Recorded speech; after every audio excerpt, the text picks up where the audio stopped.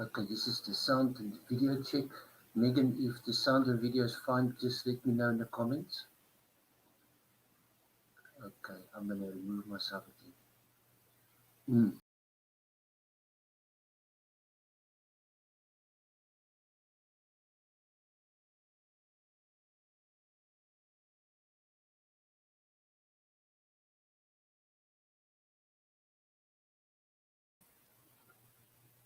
See, there's people joining. If whoever is here, can you just tell me and confirm that the sound is proper, that you can hear me? Megan, specifically, if you here, just let me know. Thank you, Megan. Okay, you can go now. 100%. Okay, the show will start in about 10 minutes' time. With this, we will be starting with the seventh round of today. Today we're playing round 7 to 11. It is crunch time. We will see who will make it and who will not make it. I'm waiting. My co-host will join us about at 9 o'clock. Thank you for watching. We'll be back in about 10 minutes.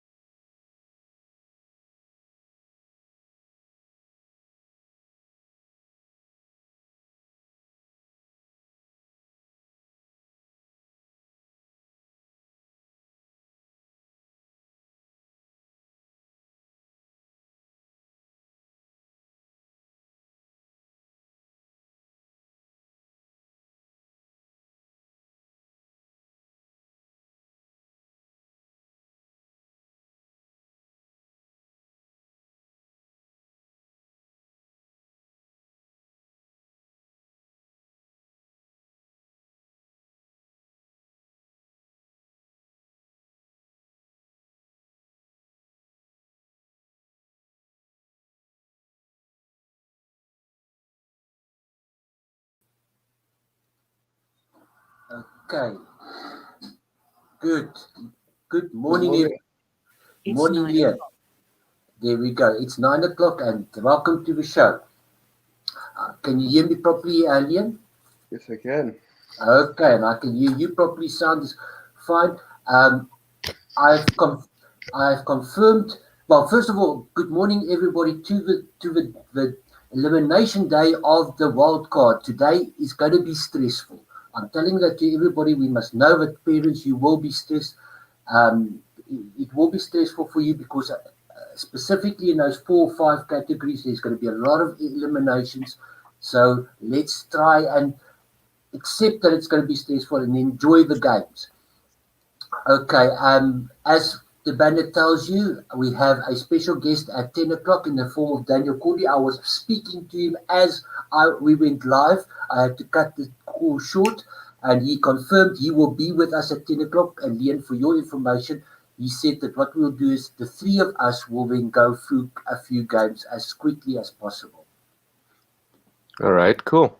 Okay, Sounds awesome. and yes, we're expecting a lot less technical issues today. My technical advisor, who's also the moderator, Tyron, looked at my stuff and helped me a lot. Okay, another announcement, parents, as you can see at the bottom, if you want us to feature your child's games, please say it in the chat. Tyron is the moderator there. He will let us know. We will then, but we need the child's name and we need the age group.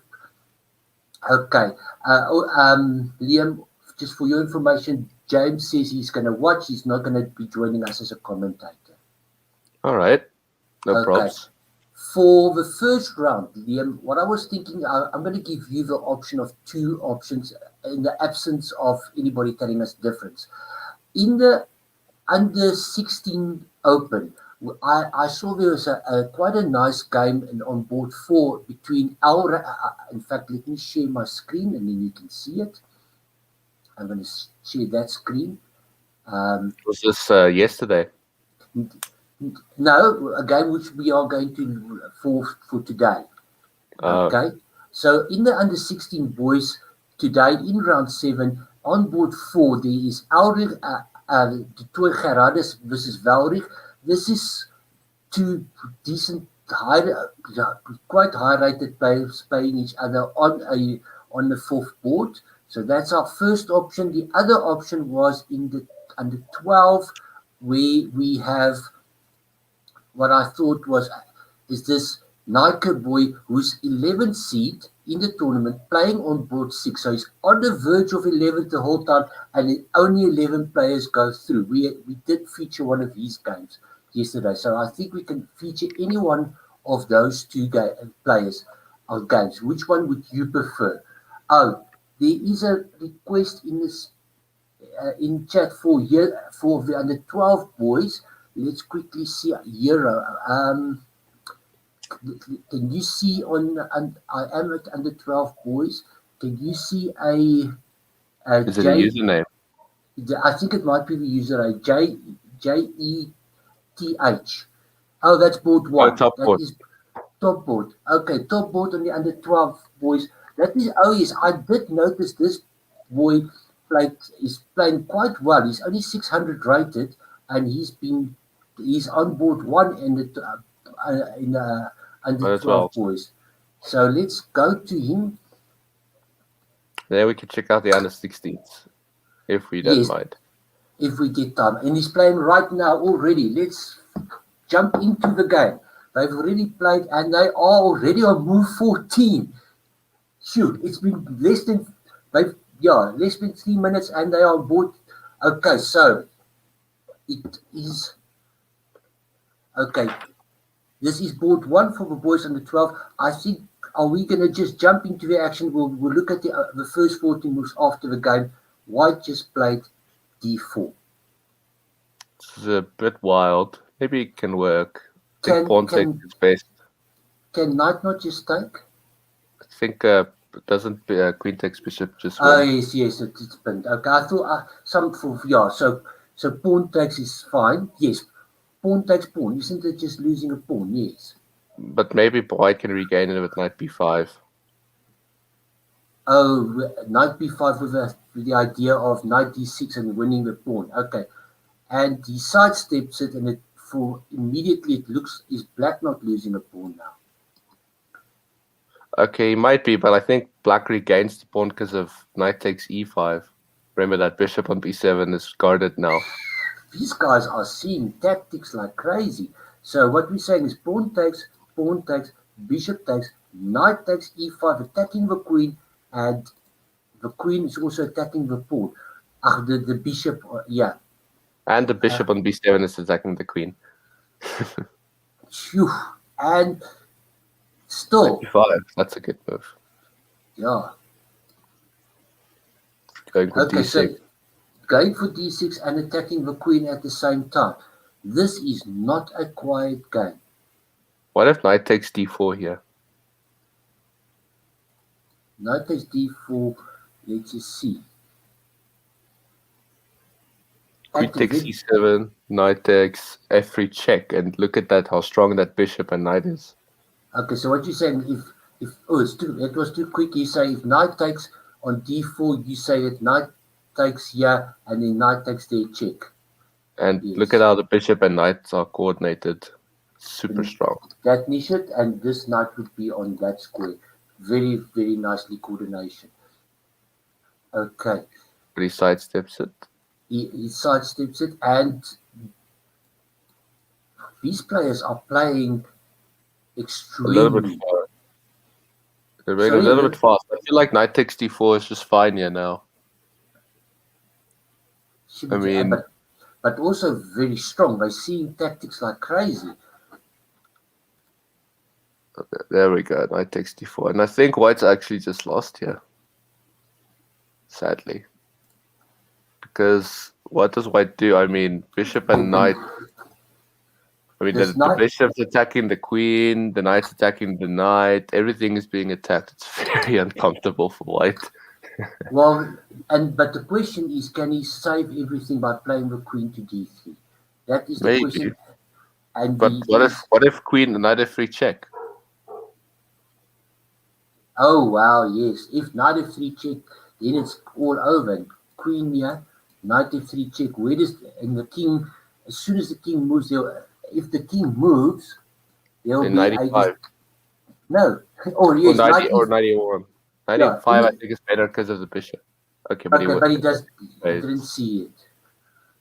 Lucky, very lucky. No, well, is it lucky? Black is a piece up, eh? Black is a piece up. Oh, okay, so it's okay. Yeah, but he could have won another piece. A queen. A queen. Yeah, the immediate threat, of course, is this. Threatening. I think rook d8 saves it. Yeah, that's the only way to save it, because otherwise, rook here attacking the queen and the bishop at the same time, winning a third piece. But rook d8, just controlling the square. All right. Although black is a piece up, we must say that this piece looks very much blocked in, but he can maybe in the long run come out. Yeah, I think that's the goal here. I think you should just trade off all these other pieces. I'm not so sure that I would have traded off with white, because I am a piece down. Okay, he wants this pawn, but is that really such a problem? Can black not just play this?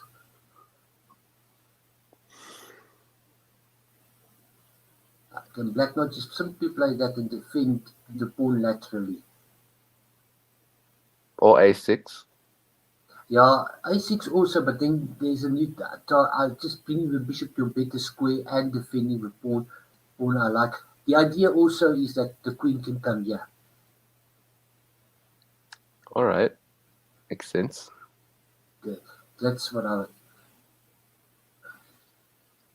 I see in the chat that a certain Tyrant Forster wants to see his friend Edwin de Swart's game. Okay, Tyrant, we will look at Edwin's game, but after this we said there's another guy. We will look at the under 14 game, the other under 16 game, and then we'll look at Edwin's game. I must say I've looked at specifically these two players' games last night when I was just looking at the quality of games. And I must say, this boy with a 600 chess rating playing now on board one has played some good chess, very good chess for 600. I'm more than impressed. Cool. So the reason I didn't like a6 so much is I thought that queen can just drop back, attacking the pawn, and with the idea of maybe pushing this pawn and just keeping a bit more control there. All right. I think black can play queen c7, queen c6. That seems dangerous. That's also that is an idea with the idea with a not so subtle threat of checkmate. Okay. If he sees it, that is. Yeah, I think. What is that? 7. That is not okay. the move I expected. That just hangs a pawn. It's still fine, but I think that was necessary. Yeah, that just hangs a pawn. And this pawn is now also in trouble. Queen d8 maybe? Oh, actually just maybe bishop f8, protecting the pawn, and in some lines this bishop at least has something to do, because right now this bishop is not doing anything, it's just a big pawn.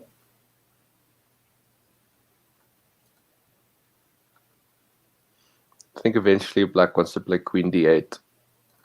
Yes, eventually. The idea is to just control this file and forever. So that's why I'm thinking bishop f8. Yeah, bishop f8 makes a lot of sense to me, but I think it's a bit of a hard move to find. Yeah, I'm not so sure about these guys. Yeah, the moving back with a bishop, like we discussed yesterday, moving back with minor pieces is really hard. Easy. Yeah. Doesn't that just drop a pawn with tempo? Yeah, so I think White's slowly getting a little bit of compensation here, because if White can get all these passed pawns, it might be a bit troublesome. Yes, I think the advantage is definitely evaporating a bit. Now, if queen d8, does White take the a6 pawn and try? Effectively, it will mean that it will trade that pawn for this pawn. That is the question. Or is White going to... Okay, I guess it's maybe first c3. I mean, that pawn's weak anyways. Maybe you should keep the pawns. c3, so b4, then take. The problem... Okay, wait. A good move. Okay. It's just a trade. Yeah, that's just a trade. But, oh yes. Queen here. There. But, yeah, we don't want to... White does not want to trade queens because he is materially behind. He's a piece down. Eventually, although at the moment they say the difference is not felt because this bishop is so dead. But now, I think White's made it much easier. Ooh, don't play bishop f8. Don't play bishop f8. Yeah, you rather play something, or can you play rook c? Yeah, maybe rook b7. The reason why is when your opponent has got a black square bishop, it's nice to keep everything on white squares. That means that this bishop has got very little work to do. Why not take the b pawns or c pawns? I'm a bit afraid of this.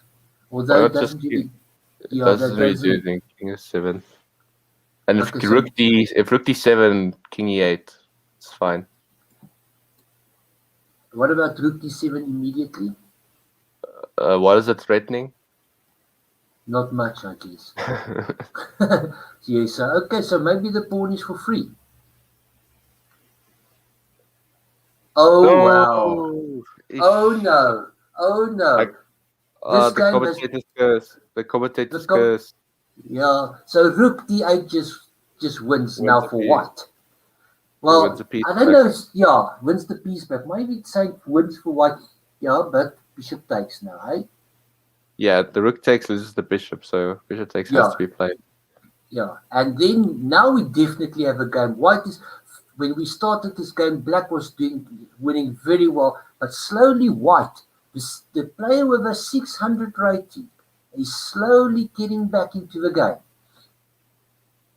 I think what at least black does, it's not over for black because it's opposite colored bishops, and I think black can start grabbing some pawns. So if I had to guess, there's really good drawing chances here for black. It's not over, but white is back in the game. Yeah, we mustn't forget the opposite colored bishops improving the drawing chances substantially. Okay. Ooh, but one thing is, black's bishop is much more aggressive, and it's the saying opposite colored bishops favor the attacking side. That's it. That's it. In the middle game, I don't like that move. Doesn't it just drop a pawn with tempo? I think it drops both pawns. Oh, but wait. Then check. King here. No, you can't check. Yeah, king here, and black is threatening to win the piece. So yeah, it drops both pawns. This is a very tough match. It is a very well matched game.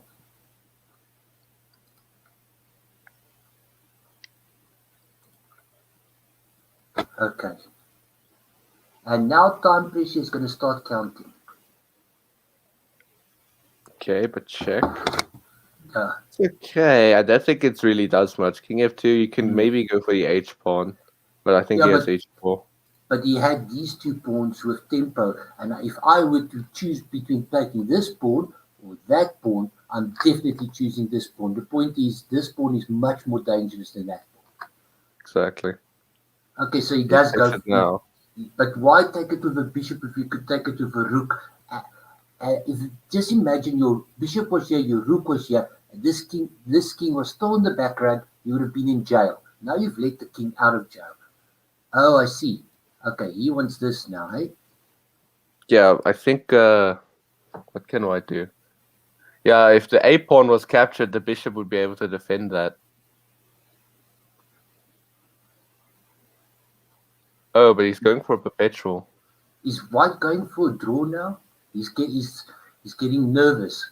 He's on board one. He's very underrated compared to his opponents. He's getting nervous and going for a draw. Oh, this is okay. King goes there. Probably bishop here is the best now, eh? Yes, just adding some defense. And then you can maybe play a3, and then your pawns are defended. And I think it's probably still drawn. I don't know why he's playing. Though. Yes, bishop I thought here was much better. I mean, it's probably okay, but I feel like bishop might be useless in a later stage. Yeah, on that side of the board. Yeah. It's not there on that side of the board. It's not as useful. Unless you want to enforce a draw. The bishop here and the rook just going here, I think you're getting your draw. Yeah, that works. Okay, well then he must put the rook here now. Or take the a pawn. Why not take the h pawn? Because he's going for a draw. If he's playing for win, he'll take the pawn. Okay, but black will get a pawn back anyway. Yeah, so. Black will get a pawn. Black can pick which pawn he wants back. Okay. That's not the greatest move, I think, because he just goes check and wins the a pawn defending the. Yeah, black can take. Yeah. Even better, you can if he goes there, you can actually grab the h pawn, and now that bishop is under attack. No, you should attack the bishop. So what you say? You should first play here, attacking this bishop, and then after the bishop moves, then take here, defending here. Move order. Okay, but here's one thing: black's king is completely stuck. So maybe we can see an example of why opposite colored bishops favor the attacking side, and maybe that king becomes a healthy attacker. That's what we were discussing just now. Black with the viewer remembers, rook b1 check allowed the white king to come out of jail, whereas the black king is in jail, and that is maybe problematic. Okay. Ooh, very tricky. Don't play there. Otherwise, okay, cool. You saw it. Well done. Yeah, black's rook is a little bit annoying because white wants to join the attack with his king, but that rook keeps him out.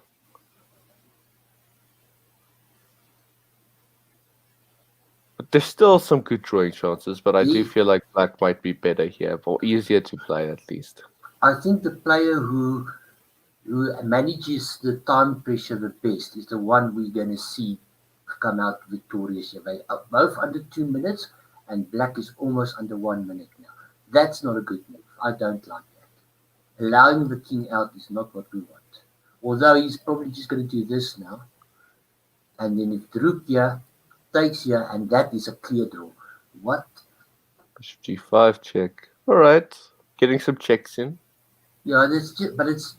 I don't see it doing anything. Yeah, I agree. So I think white can get a draw now. White can Yes. now And go check, and well, then white can now okay. check the whole time. White has. So what we're saying is this is probably a draw, and yeah, this is probably a draw, and it's white is playing for 2 results. White is either playing for a draw. Or Oh, he wants to win though. He's gonna win for the e6 pawn. All right. I dig it. And now he has a passed e pawn. Just don't take the pawn, eh? Very dangerous. Can you take the pawn? No, you can't. No, you can't. Oh, blunder in time trouble. A big blunder in time trouble. He was dodging it the whole day, but then he was a blunder in time trouble. Oh, what a turnaround. Now it is black for choice. In fact, I think still time. Okay, just bishop back here. Defend, and then this group will cut the king off forever. Just bishop there, and then the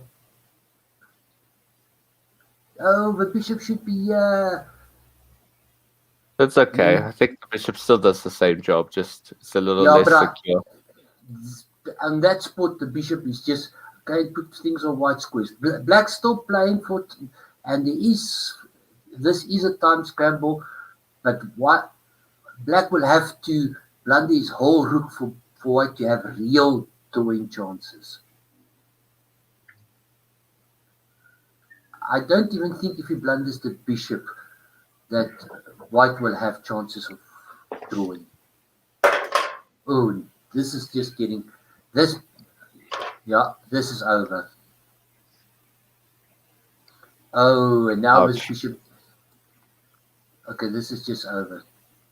Hey, but there's still hope for stalemate. That's true. That bishop's going to be very annoying when it comes to stalemating. Yeah, maybe stop the queen. Yes. Yeah, but all right, when the queens take it, all you can hope for is a stalemate. And yes, because the presence of the bishop, it actually makes stalemating possibilities so much better. Let's see how fast this guy can play, because it is now going under 30 seconds. He is pre-moving, eh? He is pre-moving. Let's see. We can it's mate in for pre-move. You go rook, you should have gone rook here, queen there, and just the staircase mate would have been good enough. Okay, just queen here, check. Yes, and just play your bishop anywhere and then go for a staircase. So, yeah. Move the bishop and mate next move. No. Okay, but it's still mate. Still mate. Okay. There we go. Nice technique. Well played there. A very up and down game. Very lucky there and unlucky for the white player there. Okay, so the next game we're going to look at, Tyrant said it too. Okay, Tyrant says that the white's winning a piece is a piece. Okay, let's look at Edwin de Swart's game because that's what Tyrant wanted us to do. If there's any other people want us to look at any other game, just let us know. Let me just get Edwin's username. But it was still a very good game if you think that the white player is only 600. Eh? Okay, I see Edwin is finished. Edwin is finished and he did win. Okay, so let's see. Edwin had white and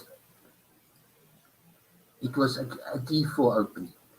Oh, he played Benoni. or Benko. Thank you. Okay, Wow, so very theoretical.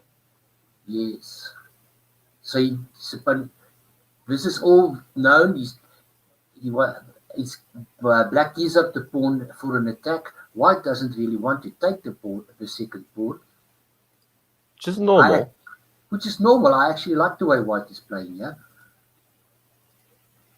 Okay, maybe I would have taken, but okay, now takes.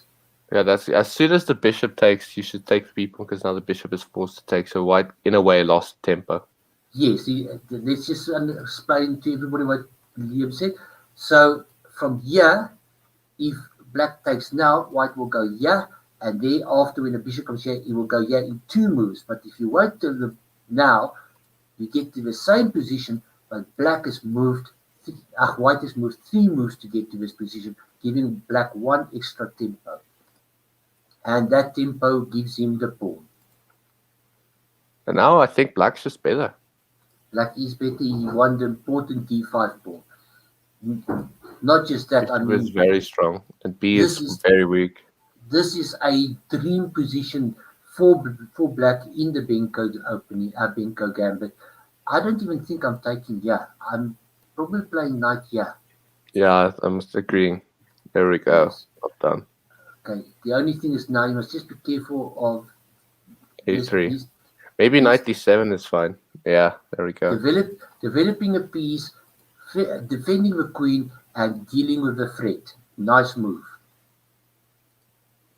And I would just maybe play knight here. Attacking B2. Makes perfect sense to me. Yeah, knight D3. Wait, does he have... Wait. If you go queen d3, knight d3, what if queen c2? Can we take? I think rook b1 wins, maybe. And if rook b8, then bishop c1.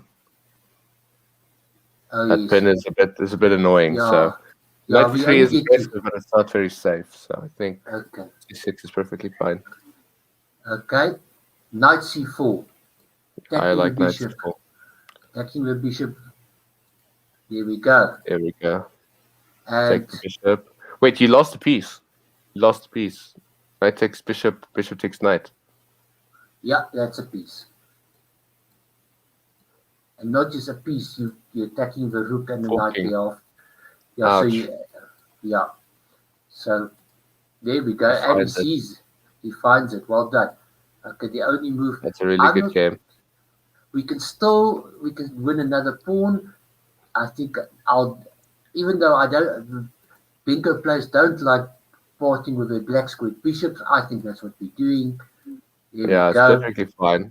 Your upper piece, it doesn't matter. Your upper piece and this pawn is going to fall because he's never going to be able to push it forward. Okay, that's nothing. So bring the rook here. Yes. And take the pawn. Yes. Okay. This should be just overs cadavers. Can these pawns not just start marching? Of course they can. He's listening to us. He listened to us. Yeah, he traveled back and forward in time, listened to us. Oh, that move I don't like. I thought I would have just go check. Yeah, then it's just completely over. Yeah, when you're winning, there's a nice saying. Do you know the saying that I make? It say less pieces, less worries. Do you know that? Have you heard? No, I don't, but it makes sense. Yeah, when you're winning, you say less pieces, less worries. Just go there with a rook and that. I have a little joke as a saying. People who know me, they know that I hate playing, or I love playing against the French. I think it's just a bad opening, French defense. So, but I would say Fischer was always known for saying I don't believe in dragons. So what I would say is I don't believe in French people. Oh, that's okay. Okay, I think that this is just over. He's a knight and a rook up and a pawn up. I think this is just over. The black is going to win. We don't have to look at everything. Rook takes c3. I think he plays d5, d4, and then queens, and then wins the game. Yeah, all the way down, all the way made. Yep, I agree with that. Okay, is there any other game that we wanted to look at? I just want The other game that I thought we were going to look at was the under. What did I say? Let me just go. You said the under 12s and the under 16s. Yes, the under 12 game. No, under 12. Let me just see. Under 12 open, and we thought that there was a quite. Oh yes, the game of this flammable guy who's flirting with elimination the whole time.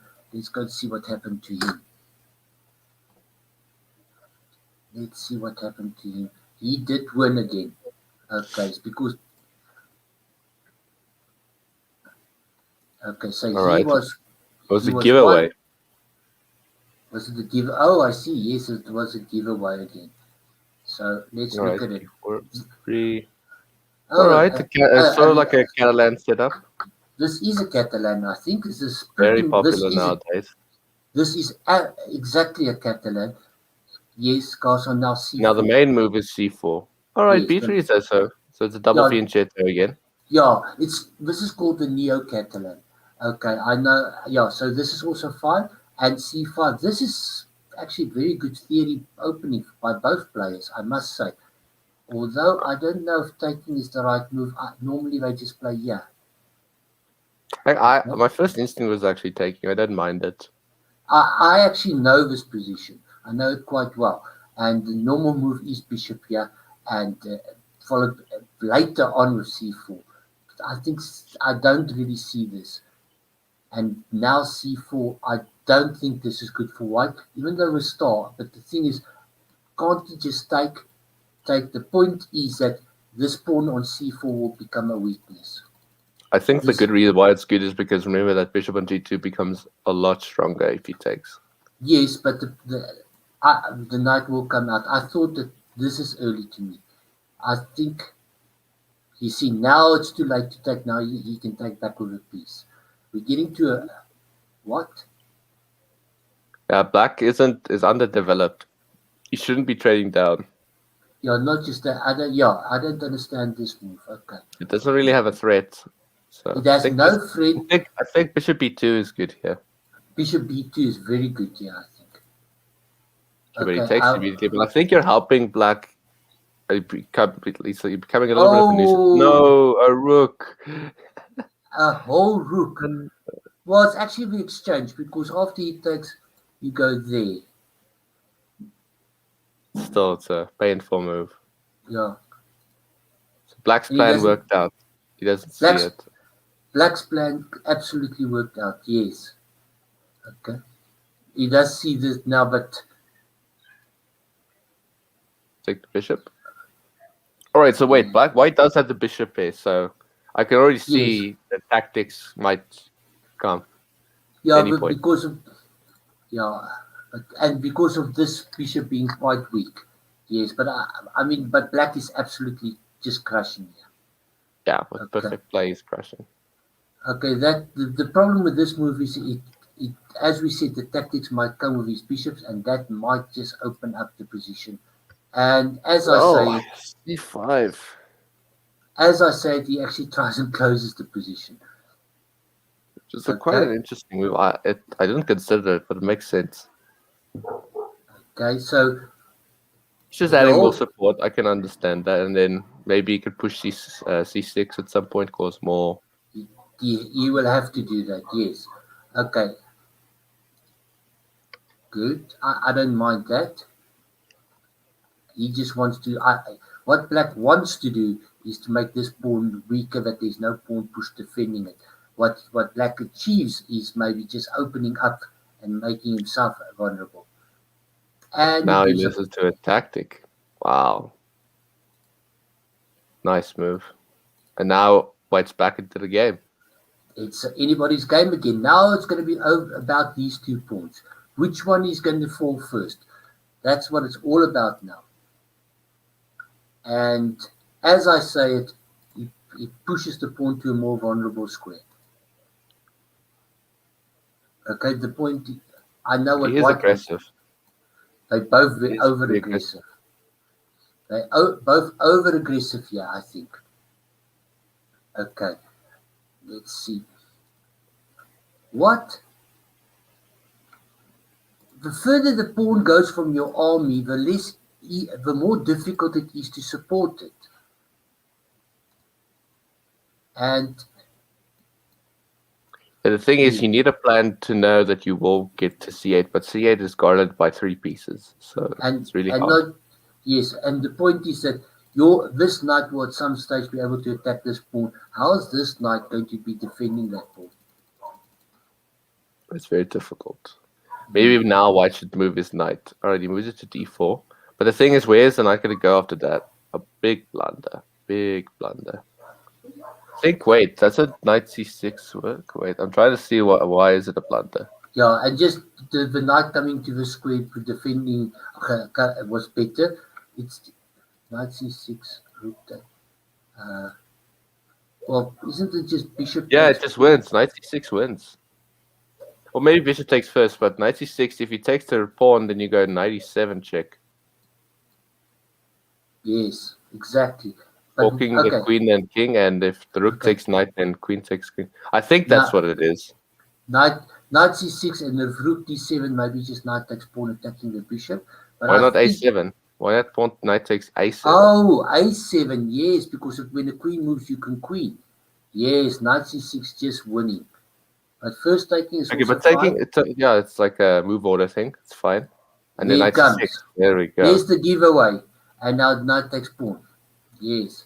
And he sees it. Well done. And now push the queen. There we go. And this is over. It's mate.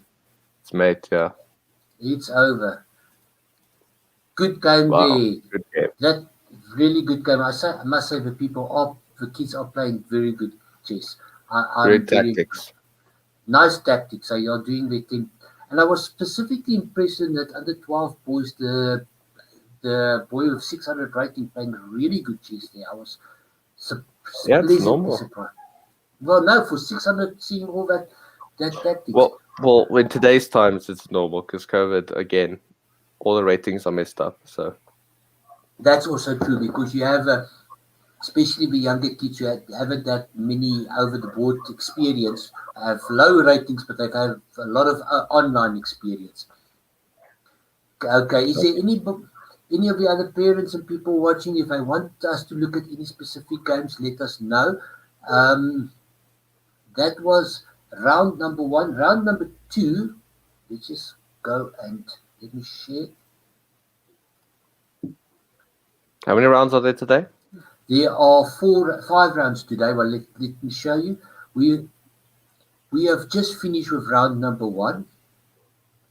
Okay, round number 2. You mean round 5? Well, isn't it round 7 today? Round 7, sorry. We just finished with round 7 today. And then round 8 will start in about an hour's time. And there are a total of 1, 2, 3, 4, 5 rounds today. So Daniel Cawdrey will be joining us in about 20 minutes. So that will be, then he can also look at some of the games of the 7th round if there's anybody. Is there anything that you want to say or think? No, I just need to message some friends. Sorry, and then I need to get to the restroom because they want to see the stream. So. Okay, I'll do that quickly. I just want to have a reminder that because I see we had a few people watching just now, but now the viewers have diminished. Taran, is there anybody that you want to watch, games that you want to look at? I assume that the people will start coming just before 10 to see Daniel Cawdrey. Maybe. All right, give me a second. I'll just get to the bathroom. You do that quickly. Let's see what happened let's go through. Okay. I see round 8 is already out. The draw for round 8 is already out. So it's going to be, in fact, we didn't look at Valrich's game, but I see Valrich did beat Edgar. We can quickly look at it, and I see that Welrich and Edwan will be playing each other in the next round. That will be quite a nice game. Let's just see what happened with Welrich. We know he did win. Let's just look at this game. Him and Echard. So Echard is white, Welrich was black. And it's a good thing that my co-commentator Ian is not here because it is a French, but it is the King's Indian attack against the French. Look at this. It was a very, very high level game. But with these close positions, it's easier to get high level games. I can tell you that all of this is now theory. Black has got two options here. He's got bishop here and here. Both of them are quite acceptable. He goes for the more conservative here. White will castle, black will castle, and then rook e1. Okay, this is a well-known plan. The King's Indian attack, he wants to play this, knight there, and then bishop probably there, and then push e5. And then just attack with a kingside attack with all his pieces. Black wants to push these pawns forward and break, often on c4, or sometimes just go all the way through with these pawns and break on this side. There were some games of Fischer with the white sides which he played. Bishop d7, I see the computer says is a right mark, but that's not the move I know. The moves I know is rook b8 and b5. That's the moves I know in this position. That's something different for me. And black immediately plays e5. He sees that this square is now occupied by the bishop. This is the square that this knight normally goes to after e5, but he can't now because of a bishop there. So he plays it immediately, forcing the knight to go to a less. Oh, I see that I am not sharing my screen. I'm sorry about that. I will go through everything again with everybody. I apologize. Let's go through. This is the game of Echard and Welrich. As we said, it is a French defense, but it is the King's Indian attack versus the French defense, and they play basically a well-known setup for both. I'll just get back to this position where I said earlier the bishop can go to e7 or d6. The e7 the more passive, d7 the more attacking but more risky. He goes for more, but both for castle and rook e1. The idea is to either take here or push. And I was saying the plan for white is to play knight f1. Hello, Liam. I'm just discussing your favorite King's Indian attack here first versus a French. It is this was Echard and that Welrich game, and this is a very well-known position. This is all theory, yeah. This is all theory. The next move is where black goes out of theory. White's plan is to play knight here, rook there, knight there, and come out with a bishop. Well, first play e5, then come out with a bishop and launch a big attack against the king. Whereas black's plan is to push these pawns, maybe break on c4 or push all these pawns all the way here. And there is some nice games where Fischer with the white pieces. And there's a move here, a3, which is attributed to Fischer. But this move, even though the computer gives a mark, is not the move I know. The move I know is rook b8 and b5. And immediately, Echard sees that this square is now occupied by the bishop, and he does play e5. The point is, the knight does not have the normal retreating square putting pressure on this. He has to go back to a more passive square. That was a very good theoretically understanding the position move. And white thereafter continues with his plan like we discussed, even though the computer likes the other way. This is the move theoretically, and black now is forced to play a move which he doesn't really want to play because it's going to open his king. And as we said, white normally attacks on the king's side here. Okay, this is the normal square for the bishop, just holding e5. If black had played something like b5, white probably would have first played this, and then bring out the bishop. Okay, this is fine. Okay, taking with a knight, I guess. Yes, just now this pawn becomes very weak. And bishop. Okay, I do like white's position a lot here.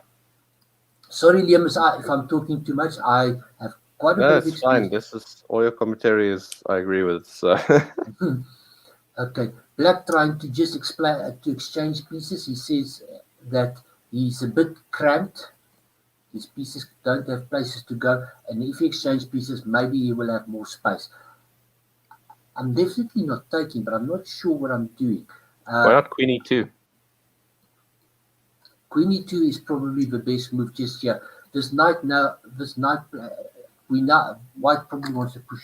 Yeah, okay, so yeah, I'm not so sure. This bishop. It's a bit of a weird move. Yeah, the bishop can stay on G2. It's not. You Yeah, can move it to H3 at a later stage, but now that's it's not necessary. exactly what I was going to say. When late, you must restrain this pawn for now, and only later when you do we do that, put more pressure on the pawn. Actually, okay. Okay, now Queen E2 is forced. E2 has to be the or Rook E2, but Rook E2 seems a bit funky. No. Queen E2 must be the move. Defending and Oh yeah, attacking. he gets E5. I'm being dumb. Sorry. Yes. No, but wait, Rook E2 is possible because E5 then the bishop drops. Yeah, but I want to hold this pawn here. I don't want to Yes. give mobility to the pawn. Okay, good. So he's now trying to use the space that he has. Okay, and I think that Alright. White has a clear advantage here. Okay, I think I'm not so sure about that move. I mean, it doesn't really do anything for the position. He must try and do something about this fire burning.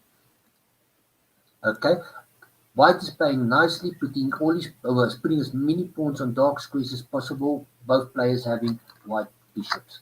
I would want to re-maneuver my knight, maybe to D2 to F3. That's exactly what I thought. That's definitely what we want to do. But we first want to. The point also of F4 is that it relieves the queen from duties of this square, and now we can start looking at that square. Yes. Okay, so now do we want the knight? Oh yes, the knight maneuver. That's a nice knight maneuver. Okay, E3. I think it's I think he wanted to get the knight into the battle quite quickly, but the thing is that knight is not really serving much purpose on E3. Yeah, go to G4, but after that it won't do much. It does nothing, I think. Yes, I like the other knight maneuver a bit more. Okay, this idea is a very common square for the black knight in the French against the King's Indian attack. So that's where that knight wants to go. C3 has to be played.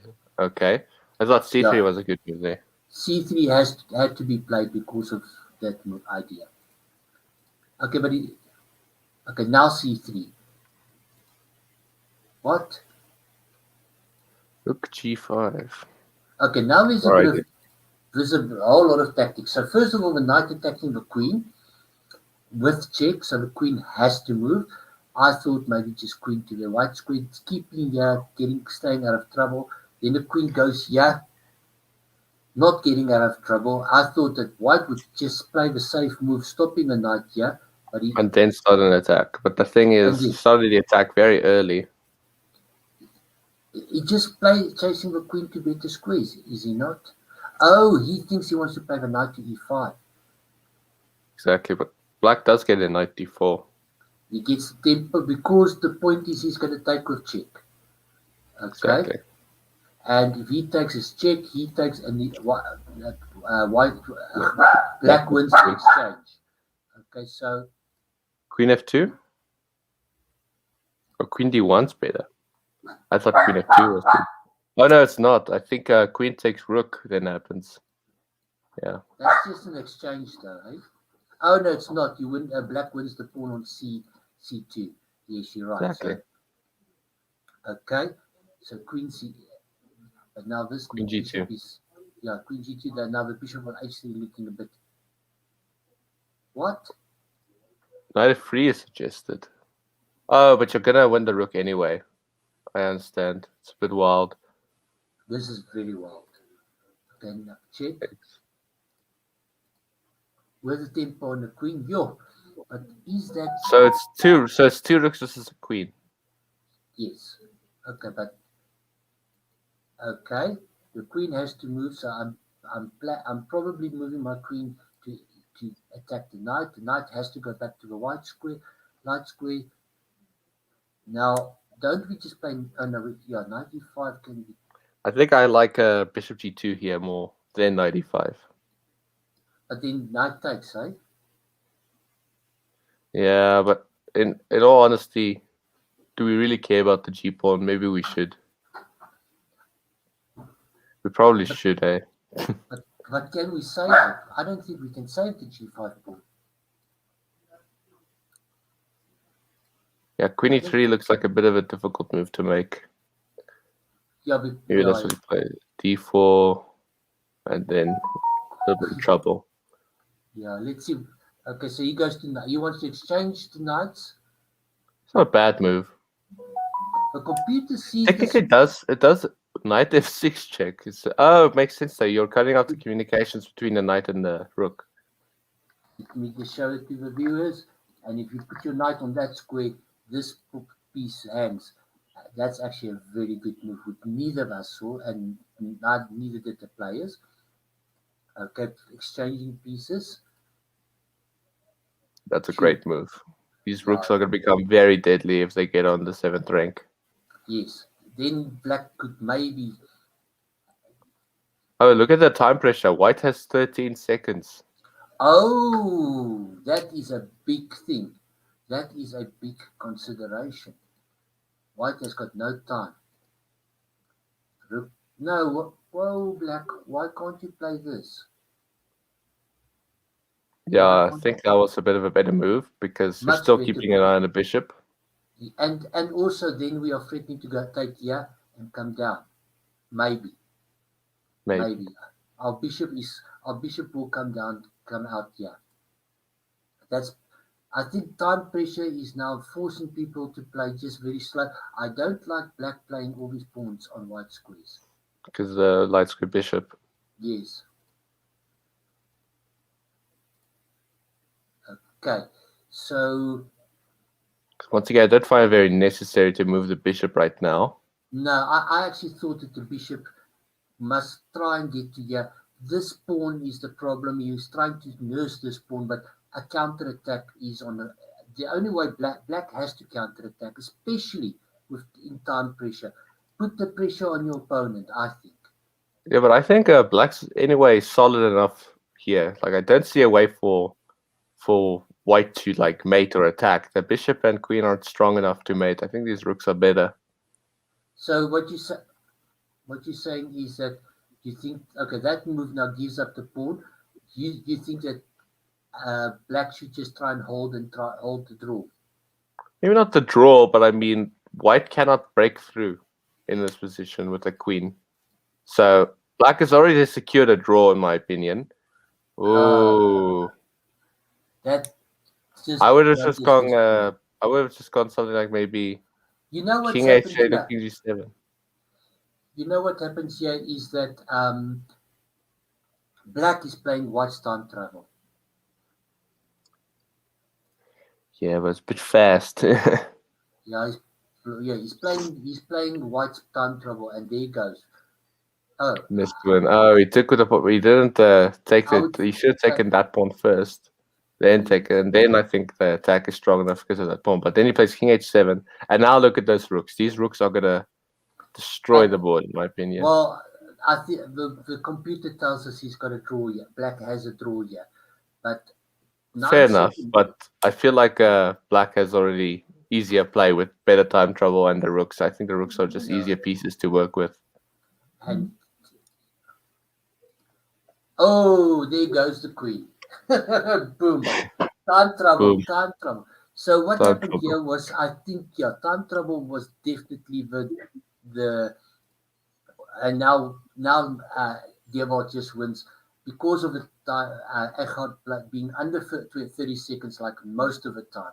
I just want to see, okay, for everybody here, we're expecting Daniel to come.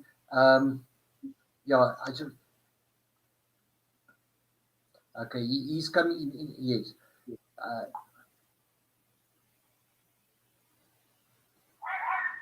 Okay, so Daniel is going to join us momentarily, and then he will come through the games. Maybe we can show him this game, and maybe he can also look at it. And everybody that's on the stream, if you want Daniel Cawdrey to look at your child's game, just give us the name and the age group, and then when he does join, he will come. He sent me a message 4 minutes ago. How many viewers do we have? At the moment, not many, but it's picking up a lot. It's picked up a lot in the last 5-10 minutes. Cool. People, I assume, will be joining us shortly. Okay.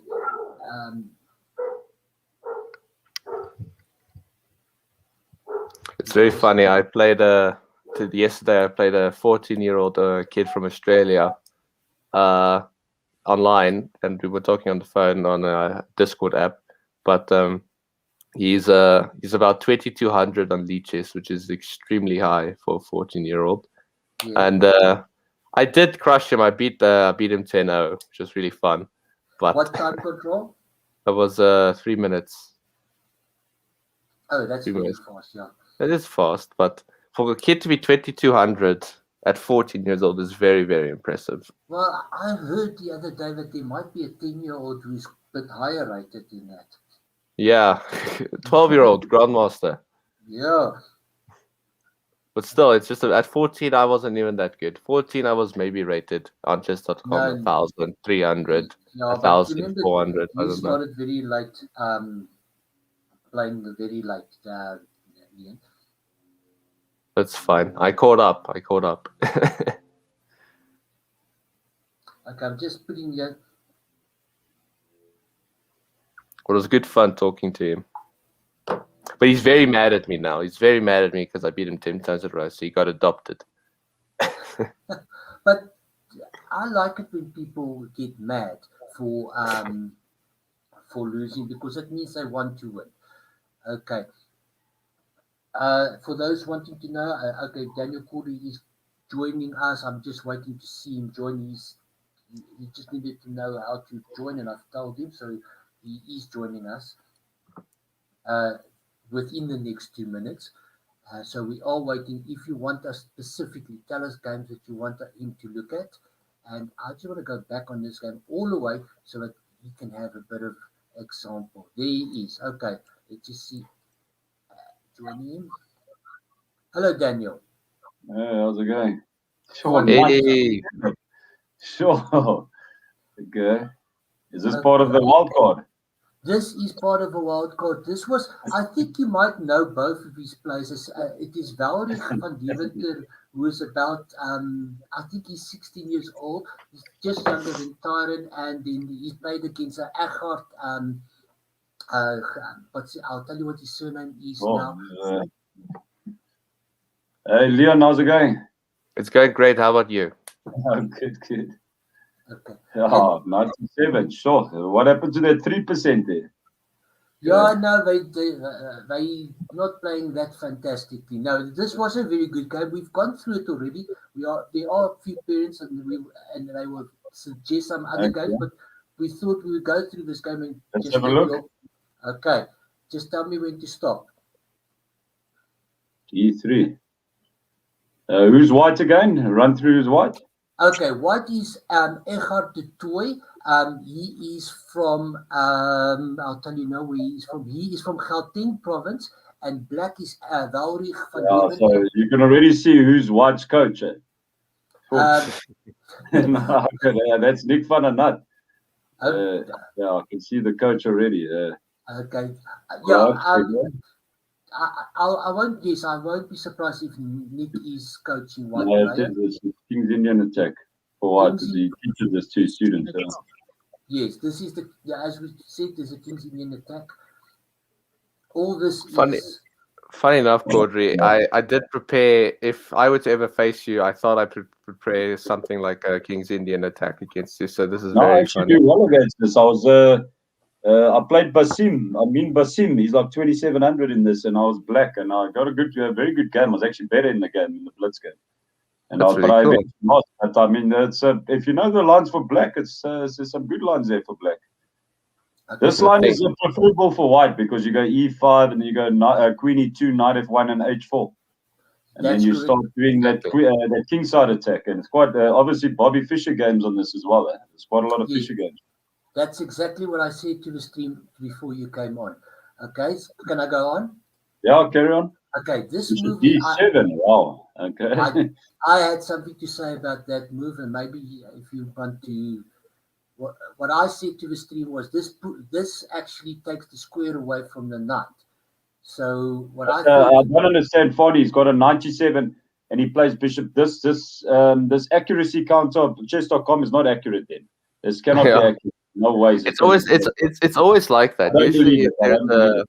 Usually, if there's a blunder or a bad move, it will go down. But after that, if you keep making good moves, it will go up. 97% makes you want to go play in the candidates, basically. Yeah, I mean, exactly. 97% is high. I mean, it's like nearly a flawless game. I mean, yeah, okay, carry on. Let's go. So you agree with me? That's not the normal move. Yeah, no, it's obviously not good because the knight needs to go there. And as I said, this is a nice way for white to. Okay. Yeah, obviously, this is good. Yeah, this is 100% new. Sure. Okay, maybe. Yeah, so he has to break the center, yeah. Before all these moves I like from white, they're quite really normal. Good play from white, yeah. But okay, this is all theory. He probably knows the theory. He knows, it's not that difficult to get these moves for white if you know the theory. Yeah. Well, I don't know if it's theory. The point I know. Yeah, about the bishop d7. Yeah, I know. But I'm saying you'll know the plans. He knows the plans. This is what I call a system opening. So if you play with white and you know the system, you know the attack. Agreed, Black should have played d5. Okay, can I go on? Yeah, carry on. Okay. Bishop h3. Okay. But I'm so keen, I don't think bishop h3 is necessary because the bishop takes and queen f6 is quite strong. Not too bad for black. Yes, what we thought was queen e2. Yeah, queen e2 is definitely better, yeah. Now queen e2. Sorry, rook f2. Yeah. Rook f2 is better prior, yeah. Because rook f2, then queen f6, yeah. Okay, even I made a mistake as well there. Okay, so knight c7. Okay, knight c7 just defending. Yeah. Q1. Rook a8, b6. I thought that what we said in the stream earlier that this is a bit of a slow move. We thought maybe. F4. I didn't notice F4 first, but it makes so much sense. Yeah. Okay, I was just dominating the e5 square. It's actually quite well played from white, actually. Is it? Because what we thought, what I thought. After also that, knight d2, knight f3. Yeah, I would agree with that, yeah. Okay. Knight d2, knight f3 makes more sense. Okay. C3. C3 had to be played here, in my opinion. Oh, did he not play it? Oh, okay. No, he never played C3, yeah. Oh, he allowed knight d4. Yeah, and a few, yes, he did allow. A few strange moves. Ooh, queen, rook g5 and knight h6. No. Okay, you can finish this game, eh? We didn't even see knight h6. Well, Leon, when we discussed it, we never saw knight h6. So, maybe queen d1, eh? I don't know. Queen d1. but he's going to go knight f3 check, queen g5, eh? Yes. You must be careful of knight f3, probably. Yeah, so you got to. So knight f3 is coming because queen takes and then queen takes rook, pawn takes and then rook takes. But then you've got knight e5. You've also got knight e5 in that situation. So maybe you can get out of it. Let me just show to the viewers what Daniel is showing. And then check. And then no. Where are you getting check from? The queen takes rook. You said queen takes rook. No. Queen to d1 or queen to g2. Knight to f3. Queen takes f3. queen takes f3, queen takes g5, queen takes rook, pawn takes rook, and then rook takes queen on f3, and then knight e5, and then knight to e5 maybe for white, because then you got the fork on the rook and the bishop. Yeah. Correct. Okay, maybe. Yeah. I don't know. Okay, let's see what happened. G2. Yeah. Okay. He has an idea though. He was going for two rooks. Yeah, I really like black here because of the rooks that become. No. The pieces don't connect, Leon. The pieces don't connect. No, it's not. The combi is so good for you. White, especially the bishop on d7. Once a knight comes, white just white's. Maybe not here yet, but later on, black got really good compensation. Yeah, I do admit the knight's strong. Yeah, but... this is okay. Knight back to f3. I guess interesting. It's not that easy. Yeah, this should be. Maybe you're right, eh? Maybe you're right now because it looks knight f3. Now it looks a bit. You're going to take on g5, eh? And the thing that we also want to just point out, which Liam saw, is that white from this point onwards plays under time pressure. I know they got a 5-second increment, but he's under a minute for the rest of the day of the game, and we think that is what went wrong and why black won. All right, so 95. Oh, no, 95, knight f6. Oh, yeah, obviously knight f6. Yeah, not so. Guys, you must forgive me. It's early morning, eh? No, well, me and Liam were sitting here. We also missed that. Everyone missed it. A lot, actually. Sure. Everybody missed knight f6 there. Yeah, I was looking at 95 myself as well. Yeah. White plays all right, eh? This is not a bad game, eh? What section is this again? This is the under 12. No. This is the boys under 16. That makes more sense. You're under 12. Jeez, sorry, I'm blonde. Please forgive me. Your early morning, I'm blonde, so. Okay. All right, carry on. Let's go. Danny, James says hello. James says hello. Okay. Where's James? Is he studying or what? Okay, I think he's just with a project today. Yes, he said that he would watch, but he's not available. Is his project on chess.com or what? I don't know. Okay. Right. So, and I thought just doubling up with a rook, give up the pawn or something is maybe the best. But he plays just back. I think from here onwards, when I go through the game, I think, Danny, we mustn't forget, look at this time. I think black was playing white's clock, which he shouldn't be doing. King G2, G6. Yeah, I didn't fully follow G6, but sure. Okay, Daniel, you can speak. Mm-hmm. You can tell me if can go on. Carry on. Yeah, I'm just looking. That's G6, This is why white is just trying to get time. I see that. He's under 10 seconds, and black is also, they're just moving a bit, and now black gives up the pawn for the counter attack. And big blunder. Okay, I got nothing to say on that, mate. Okay. G6 is hanging as well. You didn't take on G6, and sure. Yeah, but if you look at the time, Queen E6. If you look at the time, he played it very quickly. So he's. Do these kids know that there's a thing called increment? You see, that's why there's increment in place. It doesn't work to play fast, okay? Especially with increment. If there's no increment, then I understand. Yeah, exactly. That's why I hate playing increment blitz. Yeah, I can never win. But watch this guy, Leon, how he flags some of his opponents. Wow. Okay. Him and James, they're showing this old man how to play fast. Okay. Oh, Leon, I've been playing a few 1 minutes these days. And I've been landing up with 30 seconds on the clock. Quite impressed. I play quite fast myself these days. Wait, what? But on Lead Chess, on Lead Chess. On chess.com, I always lose on time for some reason. I think it lags. I don't really play that much, but there's this Australian kid that I'm playing on my Discord, and he's 14 years old, but he's 2200. Name? Very high. I don't know what his name is. He's not really titled or famous, but he's a very strong 14-year-old who's 2200. He's already much higher when I was 4. But The other day, I was watching one of my friends play. I was watching Ryan play Van Rensburg. He's playing a 2.675 from Philippines. I'm thinking this guy is probably like a grandmaster. FIDE rating 1675. Wow. yeah, normal. 1675 at 2.675. Oh, that's a nice move with F5, eh? Sure, Yeah, look at the queen. Immediately goes. And under time pressure, and after this, it was finished. Now, Yeah. It's just. Okay, there is a. Okay, we will go. Okay, we will. Yeah, but my question is now, Fani, how? Okay, sorry, 97% is not accurate. That's not 97% game. This chess.com is not accurate at all, in my opinion. Not accurate at all. I agree with you because I normally use the light chess way of checking who. Yeah, this is not right.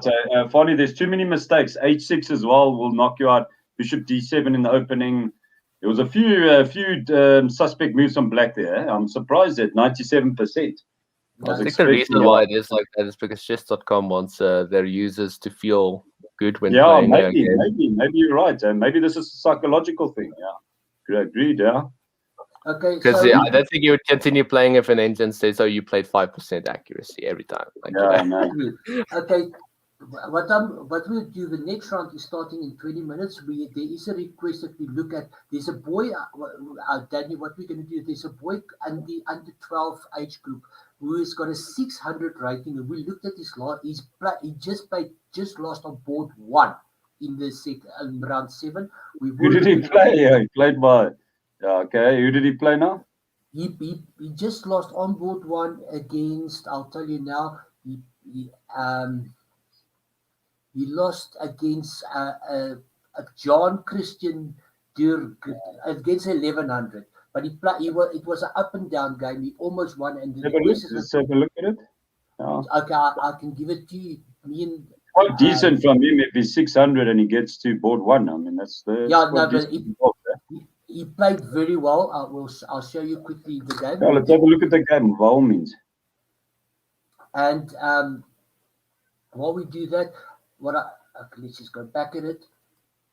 And the request is that we look at his next round, which we will do. He is the white player in the okay, all right, close to see him. Classical closed. F4, yeah, decent so far. Both a decent game, eh? It's going to F5, I'm not 100% sure of F5, eh? I don't think F5 is. You were saying F5 is not. I don't think F5 should be played there. I think D5 maybe. D5. What I normally would play in that situation is D5, E5, and then F6, and then you break with F. So D5 and then E5, and then you break with F6. You break the center. Yeah, this is the best way to play for black. F5, I'm not sure. I don't like F5. The problem is that dark squared bishop gets shot after D5. You don't have to take on. You don't have to en passant. You can just leave the dark squared bishop blocked in. That's exactly what happened in the game. Yeah. And now he blunders a piece. Oof. That doesn't help. Okay. Still not bad, eh? Not okay. Obviously, you don't trade off when you're down, eh? That's it. I see these kids like to trade off a lot.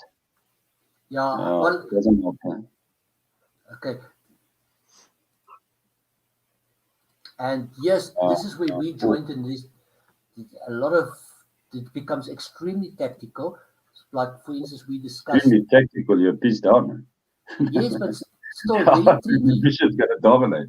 No, this is basic. No, but 95, they're funny. Yeah, you might even get mated down there. Oh, no. Yeah. Okay, but Queen C7 was inaccurate. Queen C8 was much stronger in that position earlier. Queen C8, I play Queen C8 quickly. Yeah. Because the problem is then there's no attack on the queen. Correct. And this square for the knight. Yeah. He's got a few good ideas. Here I thought it was lost. The queen is a problem. Knight D4, eh? Oh, yes. Black just knight a free check. Nice little, yeah. Okay, let's check. That's a nice trick here now, eh? Because now mating ideas, eh? Yeah, let's go knight F3. Yeah, but knight F3, king G2, knight G5. King G1, knight H3, mate. What the thing here is, black is a piece up, but white actually outplayed black. Quite no, but funny. This is what I'm saying. Knight F3 check, do it. King okay. moves, knight g5. King moves, knight h3 push. mate. You actually, you have to give up the queen on d5. Black can just play knight f3, knight to g5, and knight to h3 mate. Check it out. Yeah, and then you come there. You see, you come to h3. So you go via f3. King has to move. What you should do is put this in analysis mode. Can't you put this in analysis mode? I can, but then when I do, it opens a new tab. Okay. All right, funny. Then king h1. Then you go knight to g5. Do you see that? You put your knight there. Then the king has to slide back, and then knight to h3. Typical, yeah. Nice little mate that. Yeah. So that would have won quickly. Okay, right. So let's carry on. Okay, he took, but okay, he trades off, which is correct. Yeah, Black's decent player. Eh? Black's quite decent. They both play decently. Yeah. Okay. Now here I just wanted to go queen c7. Okay, you gotta watch these. Rook d7, strange move. Yeah, I don't understand rook d7. Yeah, you see, as we said, white actually started outplaying black a bit. Trading off. I like. The piece is big. The piece, but then. Yeah, here. I said don't say bishop f8, and then he played it. Played it. Yeah. Wow. He actually played bishop f8. Yeah. Amazing. Oh, that's a good move. Okay, but maybe he's playing. Okay, but check the time as well. Okay, 3. No, the time is still fine, but also they are only under 12. Yeah. And now, also black had the simple ideas of this kind of thing, but he actually lets the king go. I think black, after black was a piece up, black actually didn't play too well. Yeah, tell me if we're wrong, but I think white has at least a draw here. I agree remember with the him. king go to e8, eh? So rook d8, king f7, rook d7, king e8. Yeah, rook takes pawn, rook a1. Yeah, it's interesting. We thought that very difficult to win these because of opposite color bishops. Very difficult. That's exactly what we were saying in the stream. Yes. You know how to draw this, Fonny. You go bishop e7 and then bishop f6, and then you just check with the rook. That's the way to draw it. And then the rook's protected on d8 when there's a check, so you just carry on checking. That's probably the best way to draw it. I reckon. That's exactly what. Let's check, but okay, black can get into a bit of trouble here if he doesn't know what he's doing. Eh? Yeah, that's exactly what happened here. Okay, rook. Check, and then here I thought taking on h2 was better, wasn't it? Yeah, you can take on h2. Yeah, both are good. And then taking on h2. Then bishop moves and then take the pawn. Well, okay, but the thing is that the bishop going back gives him a chance. And okay, but this kid is playing without a bishop there on h6, is doing nothing. Might as well start to bring the bishops inactive. I mean, look at black's bishop on e4. It's a monster at the moment, but you're getting this. You need to just activate his bishop a bit. All right, let's see. And pawn takes pawn. The thing is that black is activating white's king. And this is here I thought there was a draw. Yeah. Here's a. Yeah, I can draw this. Yeah, just check with the rook the whole time. Exactly, but he didn't. He now what? goes for the. Wow. He goes. Yeah, that's an He wants to win. Here comes the rook. It's a dead draw, man. Oh, don't tell me he took on a. Did he take an ace? Okay. And that was all she wrote. But you must admit, Danny, for a person with 6 not bad. Not bad. Really, some talent there, actually. Some talent on both sides. Decent game. Yes, I think so too. If there's any other people that they want to look at any games, any of your children's games, please let us know. We will look at the same player in the next round, which is due to start in 10 minutes. We will look at that. Danny, is there any of your students that you want to look at, maybe? No, it's fine. We just do whatever. Yeah, you guys can analyze whatever. Whoever you want to look at, I don't mind. Okay, you don't want to give up too much. I understand that. Okay, what I suggest we do then is in the under 6 we've been focusing on the under 10s, under 12s, under 14s, under 16s because those are the groups where the most people will be eliminated today. So that's where and what I suggest we do is we go and look at the last round on board one, the game. This was rookie 06. He stole my username. Son of a gun. Barney, what I wanted to ask you just quickly, Yes. there's no players playing under 18 section. I saw girls, boys, there's nobody playing. Why not? Is it maybe exams? There were some people playing, but I think they've got enough for the next round. So is it okay? Yeah, sure. There were girls. There are some players. In the under girls under 18, there is a round robin. They played yesterday. Okay. Specifically, there Michaela Stahl, which I believe was a women FIDE master. Yeah, she's not bad, eh? Not bad at all. She played very well last game. Yeah, London. She just recently came from that African Individuals. So she's had some good practices. She played there in Malawi. She was playing for the girls with Casey. And I also looked, because I was looking at the games yesterday because I was just to see how the people played.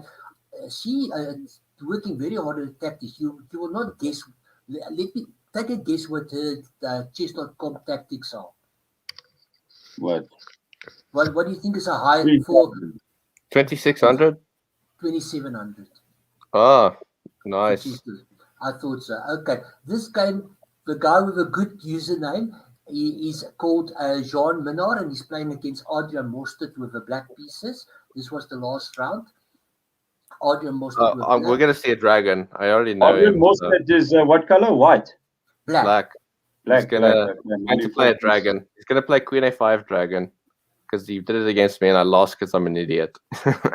So there we go. For those, this is the dragon as G6, Sicilian dragon, the beginning.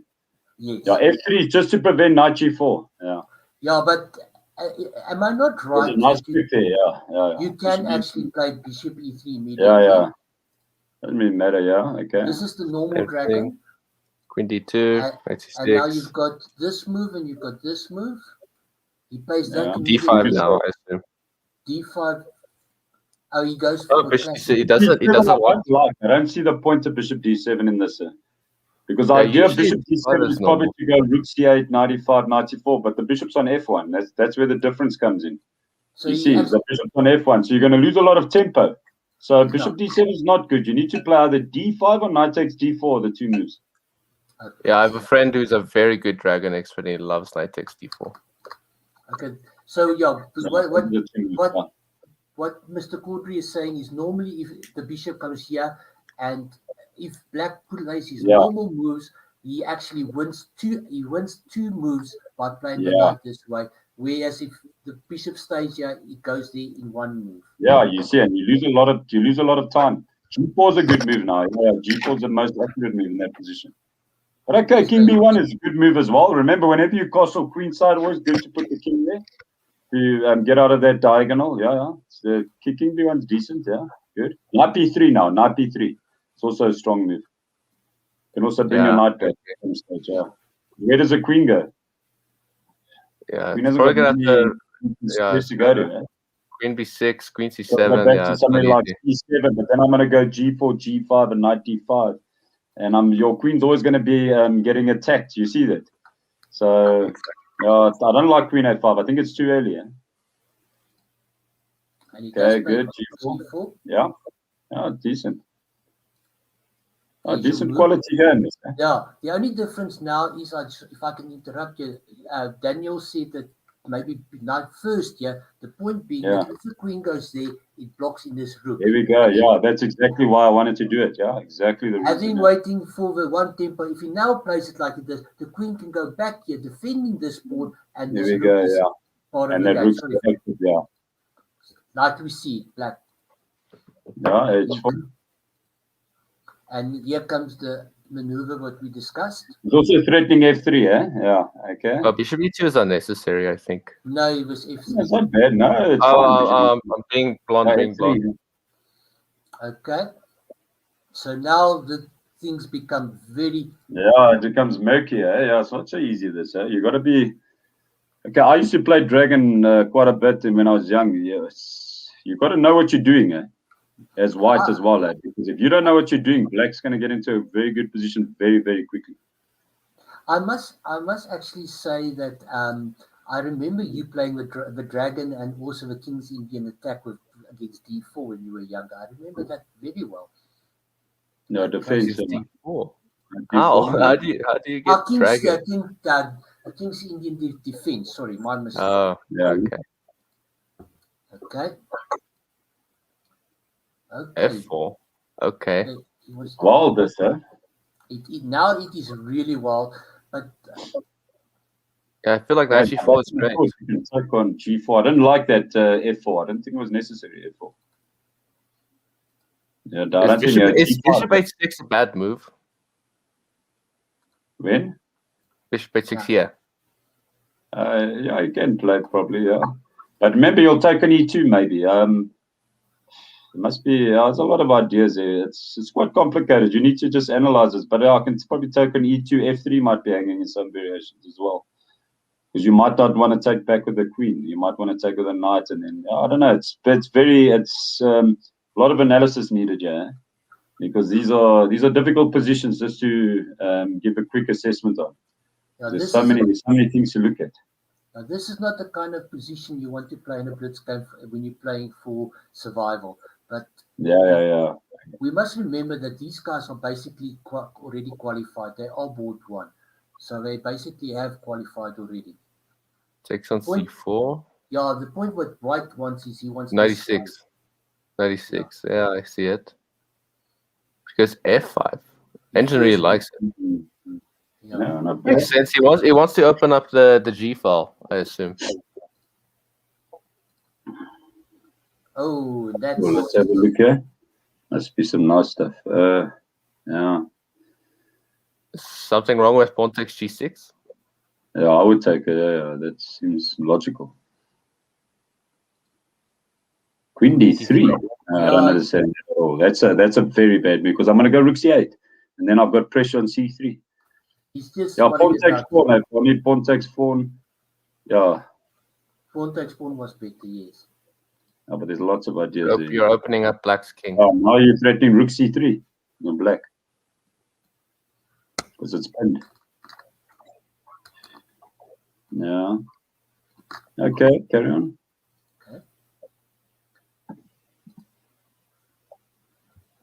Knight B5, that's weird looking. Oh, let me read some of these comments, eh? Oh, there's James. Yeah. My James got moved by 2 weeks, so I could have played. Okay, but it was late notice for James. I think he got quite late notice. Dang. Sorry, James. Ooh. Oh, no. This guy, Jaco Nelson. Okay, carry on. Okay. Give one. Your camera's a bit off, Daniel. Oh, yeah. There you go. I'm doing 2 screens. I do it on the laptop and the monitor, another monitor. Yeah. It's the only way to play chess these days. I tried in the past to play on my laptop, just on my laptop. Oof, never worked there. Oh my days, no. 95. Wow. Okay. Where's the tactic? I can't see it. What are you looking for? It's a tactic here. White's winning by far.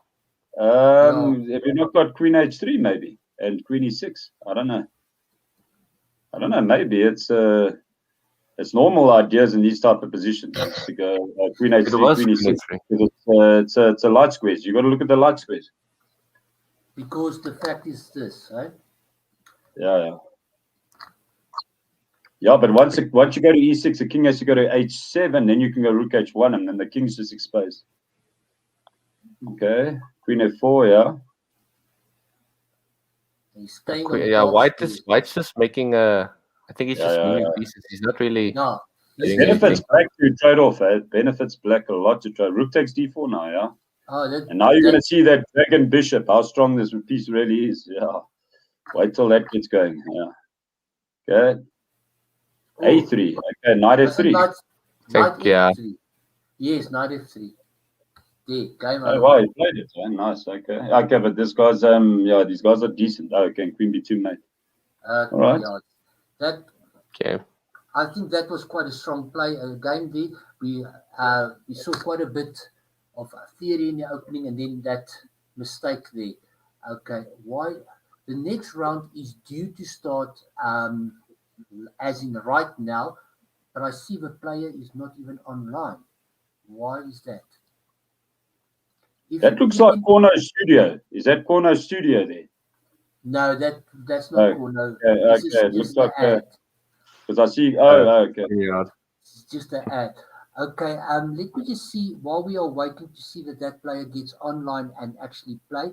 Um, let's just see if there's anybody else who is already playing because, as I say, the draw is out already. And in fact, why don't we just go back to Adrian Mostert and see if he's playing already? Yeah, you can do Uh, anything there. Yeah. Check any game. because as we say, the draw is out already. Yes, they already playing the next round. I don't know. We were going to look at that other game, but they're already playing. And does this look I wonder familiar? who Adrian Mostad's getting coaching from. I wonder. Yeah. And again, we've got the King's Indian attack in the French. It's just Yeah. a slightly different setup. So Um, weird. Knights on c6. That's not normal. C5 is you're going to go E5, C3, D4, and you're going to get a nice pawn chain at some stage. So you need to have the pawn at C5, preferably for black. So just to, yeah, we'll see B6. now. I think that we start off with probably E5, Yeah. and then Yeah, no, we at some can't. stage you can get, yeah, at some stage you can get in that D4 move, yeah. Mm. Okay, knight D7. Mm. Yeah, rook E1. Rook E1. No, wait. Can you not maybe play c3 here? No, because of your E pawn is hanging. No, No, but you then can. but then You can d4. take in D4, yeah. Yeah, you can play. Oh, okay.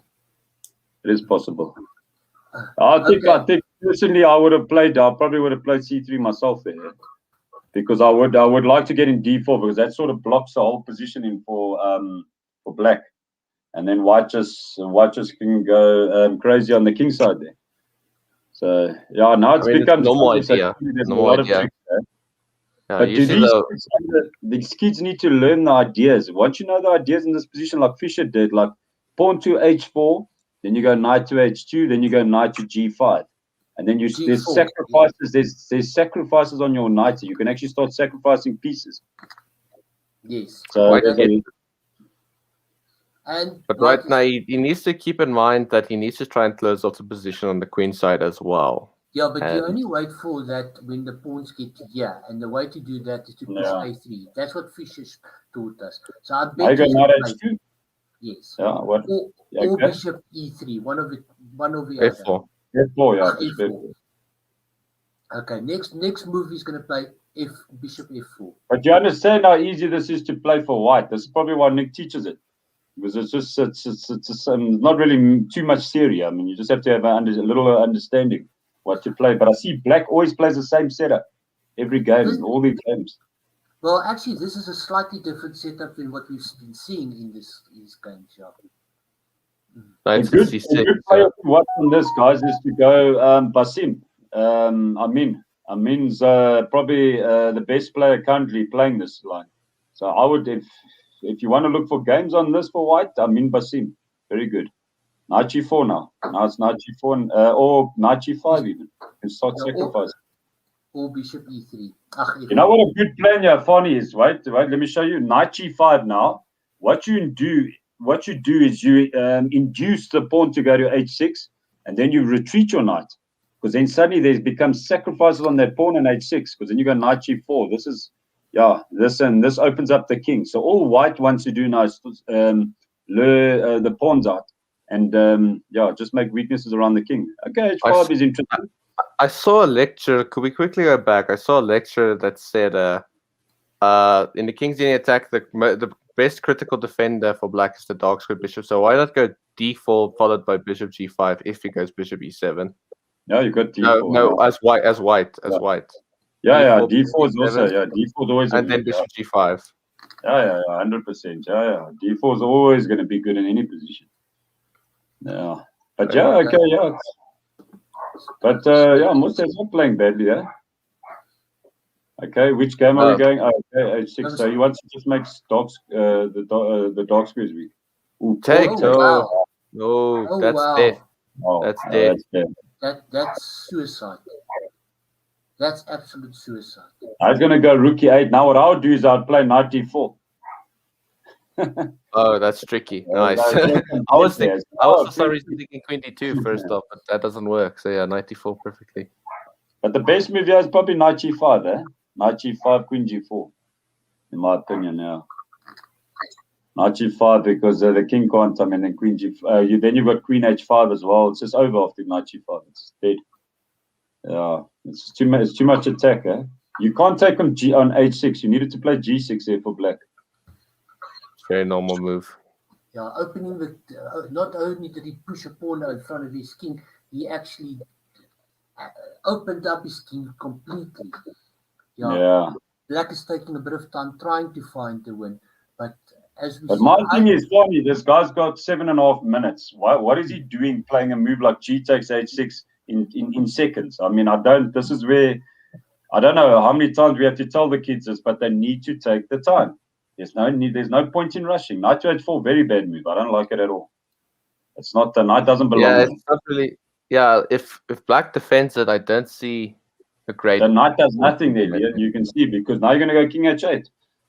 Exactly. I'm going to go king h8 and rook g8, and then suddenly I can start defending a bit. The knight on h4 does nothing. Very bad move. It's not fast enough. Yeah. But these guys must realize how much time they got. I don't think these guys realize how much time they got. Okay, knight f8, it's not too bad. It's not too bad. No, sorry, I missed. Is the idea maybe to go queen g4, bishop g5? Knight yeah, you can. Yeah, you can. There's lots of ideas. Yeah, the f6. Knight is probably bishop e7. Yeah, see that now here comes the critical defender. Hey. That's difficult, definitely. But you see, funny now, all of a sudden, black's back in, eh? No, black's not too bad anymore. This knight actually was a very good move, I must say. Yes. Nice play, yeah. Under pressure, he found some good. White had a critical moment when he played knight h4. That was a critical position. You need to think there. White just need to look at White's time, 7 minutes and 13 seconds. Wow. All you have to do is knight g5 and queen h5, and your opponent can resign. Yeah, no, black is not too bad, eh? Black can hold. Yeah, maybe queen d2. But I like black's knight on a7. Nice knight. Yes, I was. Those three pieces are extremely relevant to the position.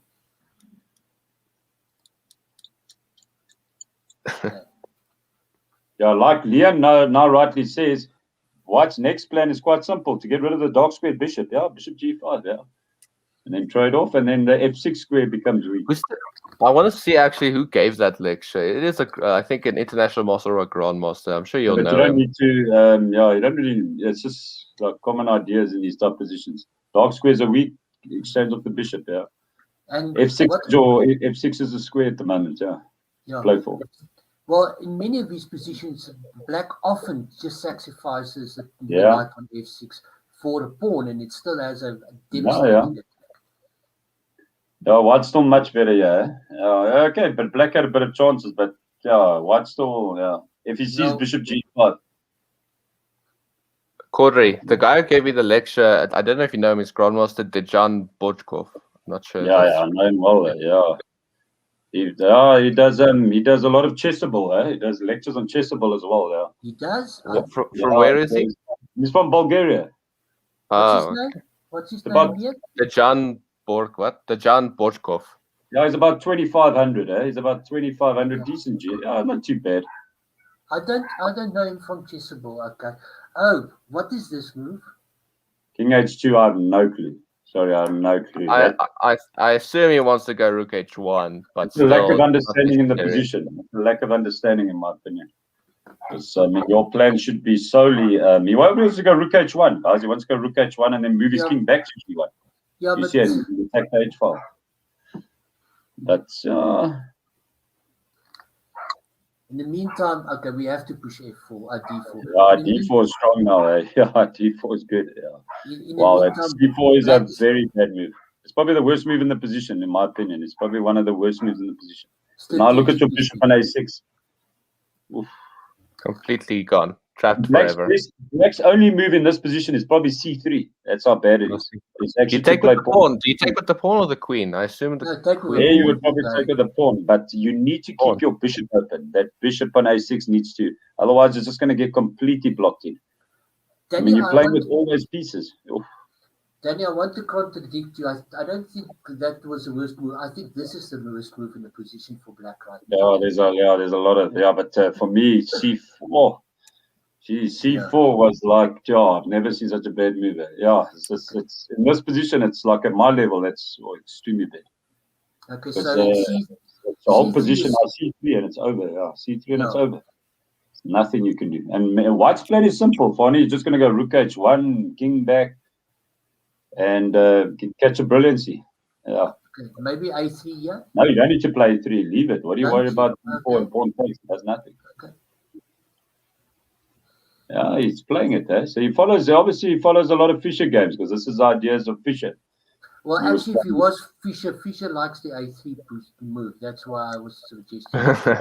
He's also right, but in this position, I mean, this is. It's not necessary. I mean, the B pawn won't break easily, so. So you go B4, B takes C3. That's another 2 moves, and I just go pawn takes pawn, and you still got nothing. So I mean, there's no point. The thing is that these pieces are completely out of action. What I find is our kids lack positional understanding. A lot of them have got no positional understanding at all. It's like this is a prime example. But okay, it comes with time. But I feel like my tactics are lacking, but maybe I'm wrong. Yeah, no, my tactics are non-existent. He's got some nice ideas. I like his ideas. It's good. Okay, now you can even go Bishop G7 there. Bishop G7 there was a good move. It's actually, funny enough, a very strong move. Bishop G7 there. You missed that. Yeah, because this is. I'm going to go one move back. Bishop G7. Bishop G7 because of king takes, then queen D. Yeah, and then queen H7 and then knight H6. And there's going to be mates here. Okay, I'm just going to refresh the page because I find if I do that we might lose moves. Okay. B6. Is knight takes H7? Anything. You can literally play anything. Yeah, there's you could sacrifice probably another rook and a knight, and you're still winning. He's got no defenders. He's got 0 defenders on the king. Knight H7 is the best move by far. Yeah, and then bishop to G5, and then bishop to F6, and then you see the idea is just to control the F6 square, because then your pieces can just float in, and then you've got mates everywhere.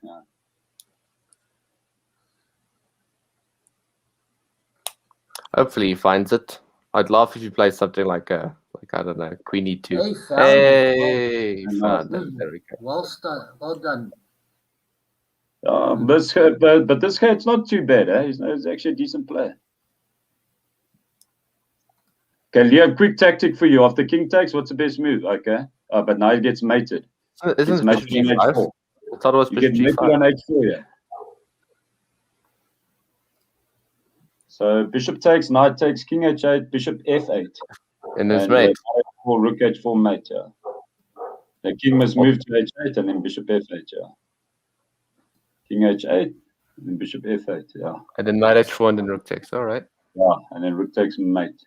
Oh, nice game from white. Nice, good ideas. I like king H2, rook H1. Nice. Knight H4 was just a bit slow though. And he sees it. Yeah, he played exactly what I said. Okay, but he might go queen H6, guys. He can go queen H6 as well. Which one will he choose? Maybe he should he takes the queen other H6. one. Oh, he went queen H6. Okay. Daniel, there was a request that we look at that same 600 player for this round, and then thereafter, if you, we will let you leave, but we will tell everybody more about you before you leave. Just give me a moment to get to that players again. By the way, this week I played my first Arena Kings. Have you ever played Arena Kings, Daniel? No. If you're I not, don't is actually it? play online much anymore. I play like now and then, but I don't play tournaments. I must actually start playing Ooh. tournaments. Daniel, Arena Kings is tough, full of title players. Okay, Daniel, I know what you're going to say. I can't see it here. Why can't I see it? But I can tell you that this is the game between the 600 and 1,000 rated player, and the light chess evaluation is 92.8 and 93.8 respectively. Gee whiz. Okay, Wow. so the 600 rated player has got the black pieces. So let's quickly look at it. I'm a bit skeptic of these assessments. Yeah. So it's a 4 knights. A3. Wow. That looks like a Colson move. Something Colson would try. Did Colson play? I think Colson played something like that. Maybe A4. I remember, but I remember a move like that. I think he played A4. Maybe nice that he knows that trick. It's nice that he knows 94. And he's who's rated 600? The guy Black. who played black. Okay, but that is not bad, That's very impressive. And Bishop D3. F5. Okay, F5 is a bit ambitious, F5. It's not bad, but why not just take the knight? That's normal, hey? Yeah, okay. But I must tell you, Daniel, I've looked through this guy's games. I've seen him play F5 in this position in one of the previous But there's no need to play F5. I think you can just take, the normal. The normal is to take just to. I remember, okay, let's just go through. You see, now it's already problems. Knight D5 is coming now. Or black needs to castle. Black hasn't castle. This is going to be the major problem in this game. Yeah, you're going to see. E4. Black's king is. Can he not just take it? He could have just played Queen D5. I mean, he has lots of ideas. Why Queen E1? Why Queen then? Why not Rook E1? Guys don't play. They just look at the Queen moves. There's a Rook sitting there. Obviously, play Rook E1.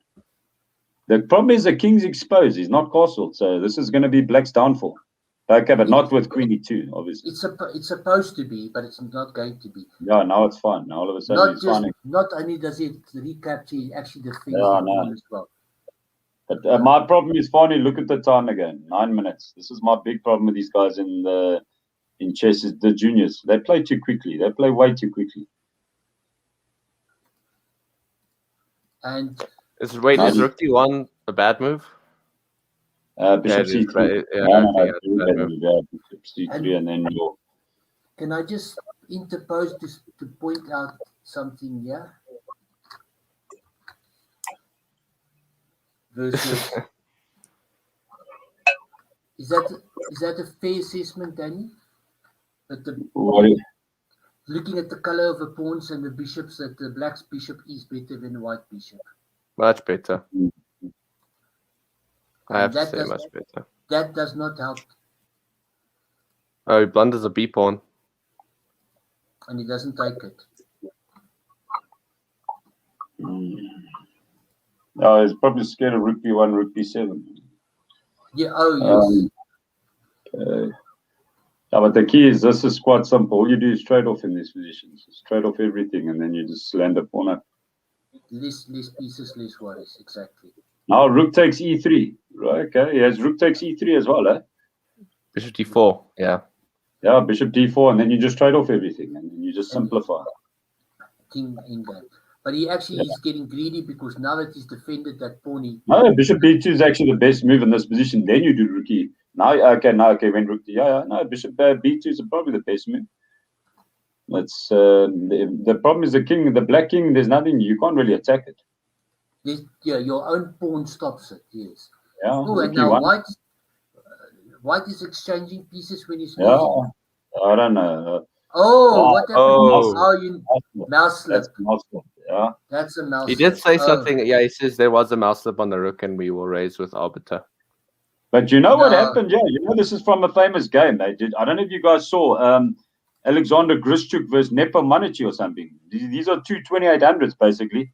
Also, Rook E2 was played in one of their. I think it was Ding Liren versus Grischuk or something, and Grischuk played Rook E2. And Was he it a did a blunder? mouse. Was it a mouse slip? Oh, okay. Online, No, but wait, online. Daniel, are you not thinking of the game of No. Dingley versus Carlson, and then where there was a mouse slip, and then Is the it next round? Ding Laren Colson? Yeah. I wasn't Yes, following and too. Okay. yes, and then in the next round, what Carlson did is he just resigned after about 3-4 moves to show to give the point back. No, That was when he it lost internet I think it was a connection. rookie 2-1. I don't think it was a rookie 2. I think Ding Liren No, lost it wasn't. internet connection that game. Oh yes, that's correct. Yes, yeah, that was a misclick, and now it's easy for White. But Black is fighting back. What? Yeah, Okay. it's very Yeah, sad because I know yeah. exactly how it feels. I remember when I was doing trials about 2 years ago. I also mouse slipped. It was horrible. Which trials were you doing with online 2 years ago? I think it was SAJCCC. Oh, I didn't know about that tournament. Yes, that was a very unfortunate mouse slip by the player with only 600 it's unlucky, rating. eh? Daniel, I think he's only 600 rating Chesa. I think he's playing well above his. Yeah, outside. not bad at all. But there's no need for F5 in that opening, eh? There's no need for F5. You can just take. You can take the piece. And pawn to G6, Fani, and pawn to G6 is also inaccurate. I don't like pawn to G6 on move. I think move 5. Yes, I'll go back. So what? Move 4. G6. Yeah. I don't like what Daniel is saying, he prefers this move here. Okay, guys, you know why this guy's playing A3? Can you guys see why he's playing A3? Go back. Let me show you why this guy's playing A3. He doesn't want bishop. What he's been taught by his coach. Okay, Fonny, just go to G. There. What he's been taught by his coach at A3 is Black's normally going to play bishop C5, and then he's going to go knight takes E5. This is probably what a lot of these guys get taught these days. And they go knight takes, and then they go D4, and they've got control of the center. So that's why he plays A3. Because if you play it with your bishop on C4, that doesn't work that line anymore, because your bishop on C4 is going to be hanging when the knight takes on E5. You see that? Then you can take on C4. That's why they play A3. So this is probably why he's playing the move A3, to lure bishop to C5. But the main move for White is bishop B5, if I'm not wrong, followed by knight D4. Main move. I don't even know A3 is a move. Oh, no, but what Liam is saying is then you go into that counter gambit. I remember that counter gambit, yes. Is it the main move? I remember it's a gambit. It's supposed to be good. Yes, it is. Yeah, but this is not with that. This is excluding A3. Yes, A3, I don't know what excluding A3, yeah. Okay. Before Daniel goes, I just want to say, first of all, thank you, Daniel, because you've been here for about an hour. I want to say thank you for your time, and then I'll actually give you a proper introduction for Daniel to the people watching. Daniel Cawdrey is the highest rated player in South Africa's international master. He does do coaching. If you want to get hold of him for coaching, he coaches Leon, and he coaches some of the other top players in South Africa. Daniel, how can people get hold of you? If you want, I don't really want to give myself, maybe the email, DannyCawdrey@gmail.com. Yeah. You can just email me if you want, if you're interested. Yeah. If anyone's interested, or they can contact you, Fonny, if they've got your details, and then via you. I don't know. Anyways. They can contact me as well. I'm very easy accessible, and then I will put you in touch with Daniel Cawdrey, who does a lot of coaching, and we really appreciate his time for coming here.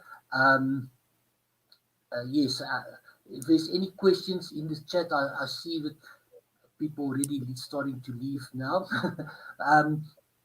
Okay, Danny, thanks a lot for your time. I will let you know. Pleasure, guys. Pleasure. Before you go, Cawdrey, can we have a lesson this week for Saturday, which is the close? Lesson Saturday. Yeah, these days there's nothing you could do on the weekends. You're locked up. So you can have it anytime. All right, cool. Thank you. Who's Bayern Munich vs Leipzig? That's a weird name, man. I see Bayern Munich vs Leipzig. Hey, Leon. It's probably someone that I'd know because I'm advertising on my WhatsApp, because people were interested in me. So Okay, it sounds like Any somebody other from- games? I don't mind checking one more game if you guys Do you want to check what? Okay, if there's somebody else that want to watch one more game, we still have time. The next round is only starting, I think, in half an hour. So let me just give people a half. I thought you were going to stay. I told everybody you're going to just stay for until 10 o'clock. So if you want to check one more game, we can do that. In chat, is there anybody else? Otherwise, I'm going to pick. And maybe what we could do is, Danny, because the under 10s are extremely Oh, it's competitive. Freddy. Oh, hey, what is I know him. Okay, what I was going to do is, because the under 10s are extremely competitive, there's only 5 that will go back through. Let's look at the game on board 3 or 4. Yeah. This is in the under 10s. I must say that the player with the black pieces is completely unrated, and he was playing on board 3 and the under 10s. And this is basically to play for survival for qualification. Yeah, so the winner of this has a much better chance of going through because they are number 5 and number 6. Okay, I don't know either of these two players. Let's look at what they get. But let me just first tell you how strong. Okay, I can't tell you what it was. Okay, so quickly the first few moves. Okay, Italian. Danny, are you there? Yeah. Okay, he's just busy. Okay, this is a normal Italian. I can do. But it's a D3 Italian. It's the quietest of the Italians. And C3 next. Yes, I don't like D3. I don't like D3. Yes, and I also don't like D6. I would have played A6 or knight F6 there for black. And D3. The point what we must just tell our people watching is, at some stage, what black might want to do this, or he might do this, and this is why C3 is the best move here for white. Okay, I think doesn't like pins. He doesn't like pins, and this is a very big it's under 10 level. Yeah, we must also remember it's under 10 level. Yes, but there's a big discussion. What is your attitude about this change in structure, Danny? What do you mean for bishop e6? Yeah. Oh, you mean bishop takes e6 and pawn takes e6? Yes.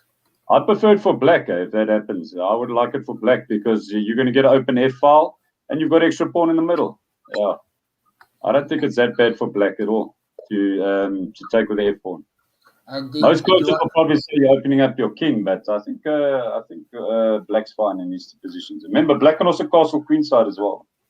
Do you have the same attitude if white now plays this? Yeah. Okay, bishop e5. Yeah. Okay, not bad. Yeah. I think that white must play c3. Yeah, c3 will come. Yeah. Okay. G5. Okay, they're playing basic moves. I mean, this is what they've. H6. Yeah. Both of them here. Okay. Now I'm saying, do I as white want to castle king side or queen side? I'm thinking now this, and going for castling queen side. Yeah, possibility. Okay, that I don't like. What does he doesn't b5 bishop takes b3. Yeah, just bad. Yeah. And he does it. Oh, but he doesn't take. Oh. Yeah, I think just taking first and then breaking these pawns is probably what we should have done. Okay. Now, if he takes, he's going to take with a knight and this f4 is Oh, and now he takes with a pawn. Oh, so, pawn's nice. I like the pawn. It opens up the f-file. Yeah. I thought the f1 was good as well. Yeah. I thought the whole point of knight d4 was to take with a knight. Yeah, now bishop takes good. Yeah, good. Black's playing well. Yeah. Okay, now you need to play. Wait, I think g5 is a strong move there.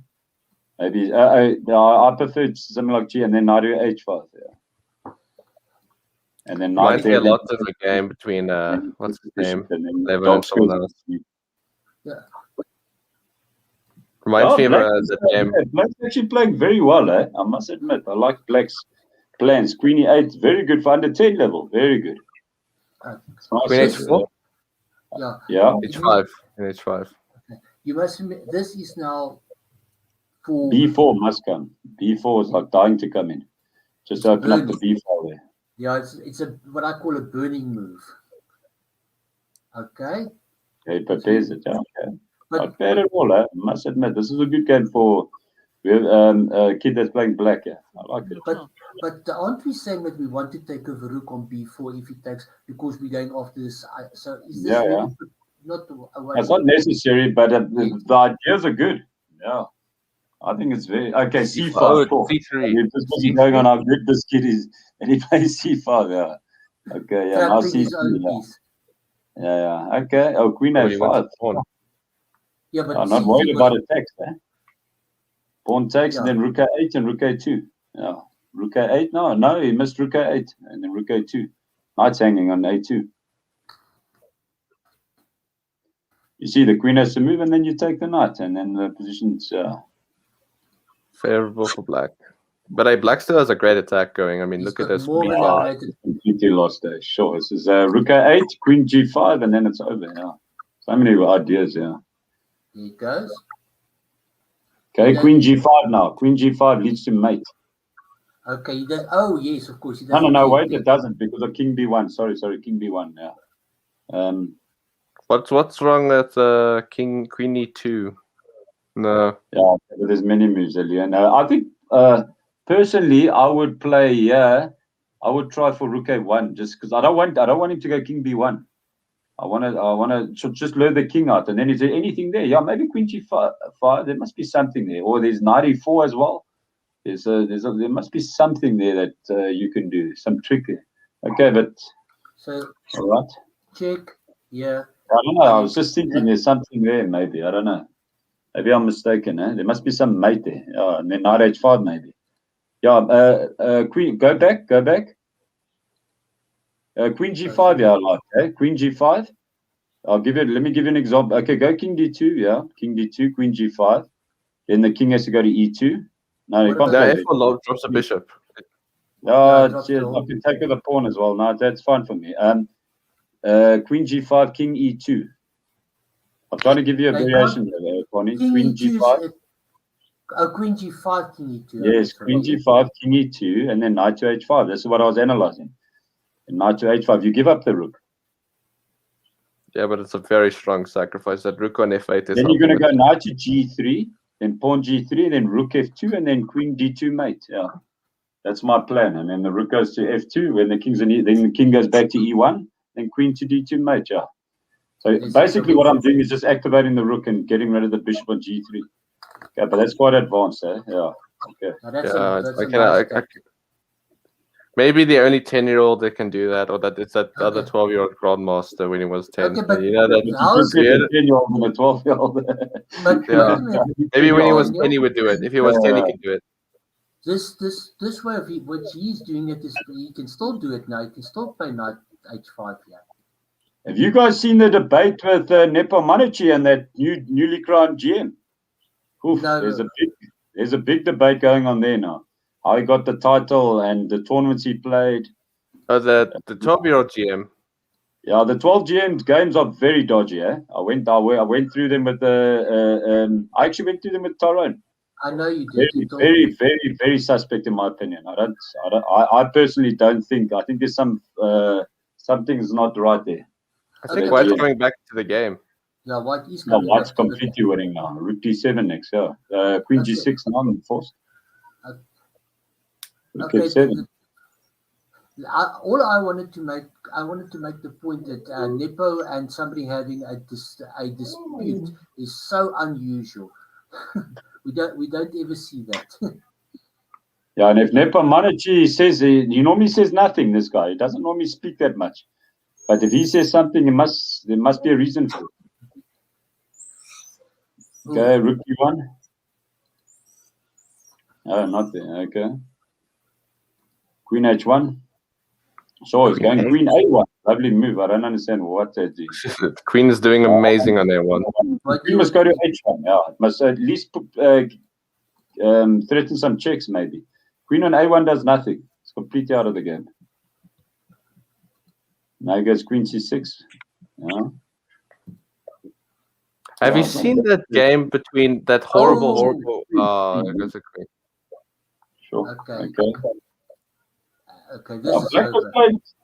Yeah, Black had a huge position there. Black could have easily converted, eh? But okay, Yeah. it's not bad. Funny, you must remember this is under 10, eh? Yeah, this is not bad. No, I think it's good. It's under 10 and this is not even board one, so it is. Yeah, I agree. You can't remember Have you- under level. I forgot to even send it to you, Cawdrey. But have you seen that horrible game between Nepo and Ferocia at this other Blitz tournament that they played? What happening? It was a. I think I'm trying to remember now. Give me a second. Why is it a horrible game? Because there's super GMs. It's Ferocia versus Nepo, and there were 6 blunders. 6 blunders. Yeah, I'll try and find it for you. What time limit are we looking at? What time limit? 5. I think 5 plus 3. I think that's what I heard. But it was a blunder. I mean, there's a lot of GMs that blunder. Yeah, it's like but bad. if you see this game, everyone I've shown has said the same thing. But if you see this game, you'll retract that statement, or hopefully. Danny, your Taran is asking that you look at his friend Edwin de Swart's game in the last round. I must say, I've looked at Edwin. He's been playing really good chess. He's been getting 90s in most of his games, and he actually played Wildcard in the last round. And it seemed. But I don't. Okay, but funny, I'm going to go against this now. This chess.com evaluation is not right. It's not right. Yeah. These are not 90% that I've been looking at. 97. I don't agree with it at all.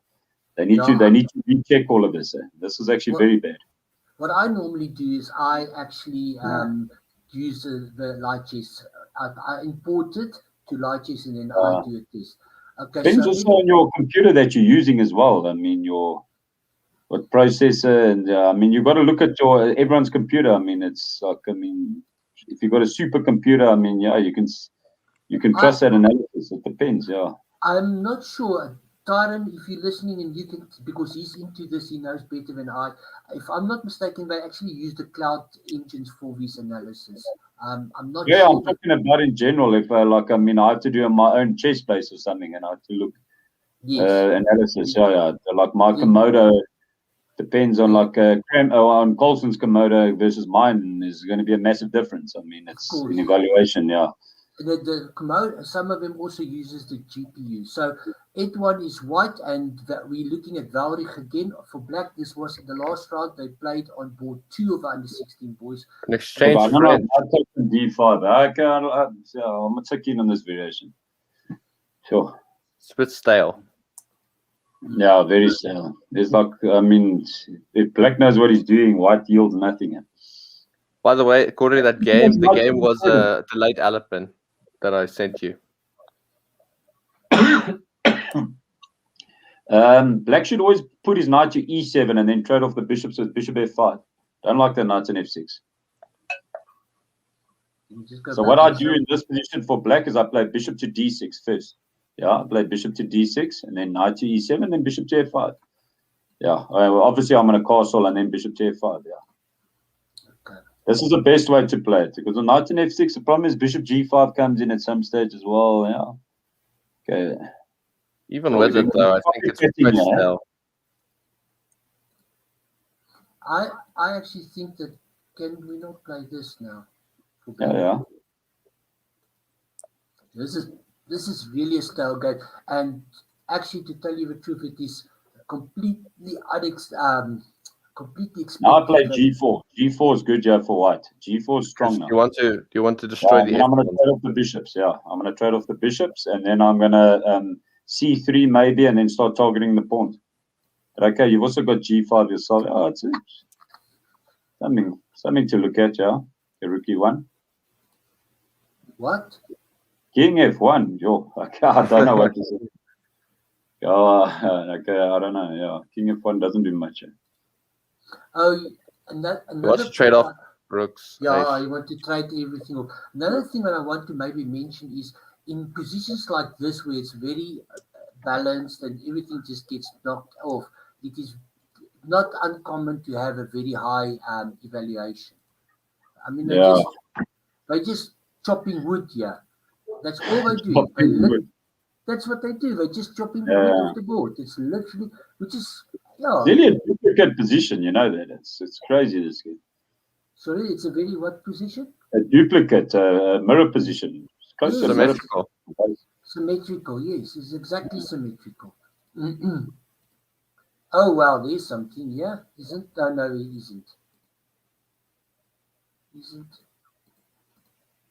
Okay, knight f3. Yeah, you must go. Okay, wait. Knight f3, knight de4. I don't know. Maybe it's something. Yeah, you probably got knight f3, knight de4 for black. You can't take because of knight g5. Yeah, so maybe it's not too bad. Yeah. Still very drawish. c5. Okay. What was the result of this game?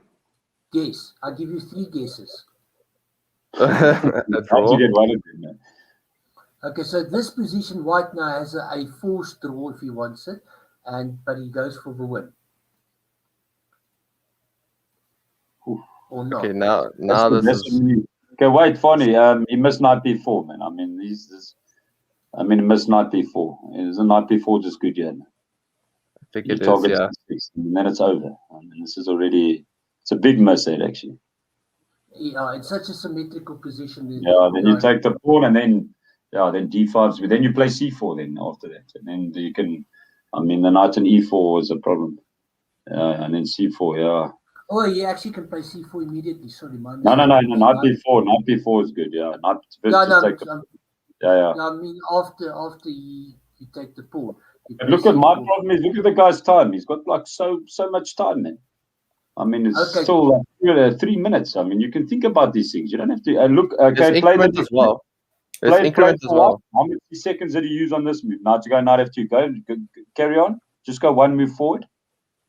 Oh, so how much time did he spend there?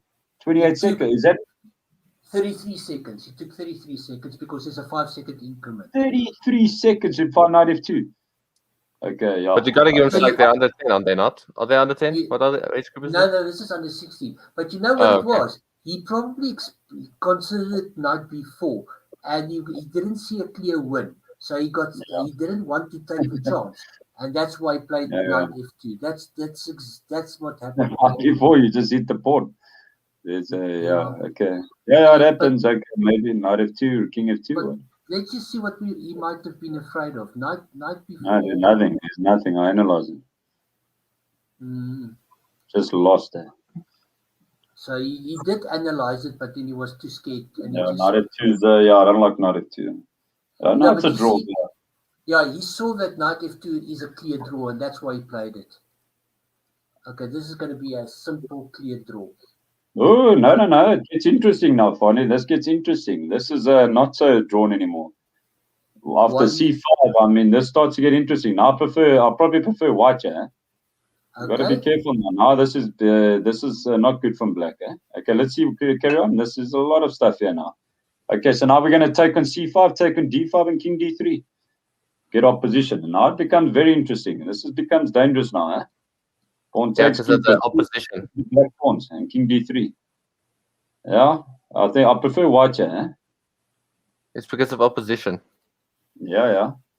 Okay, this is very badly played from white.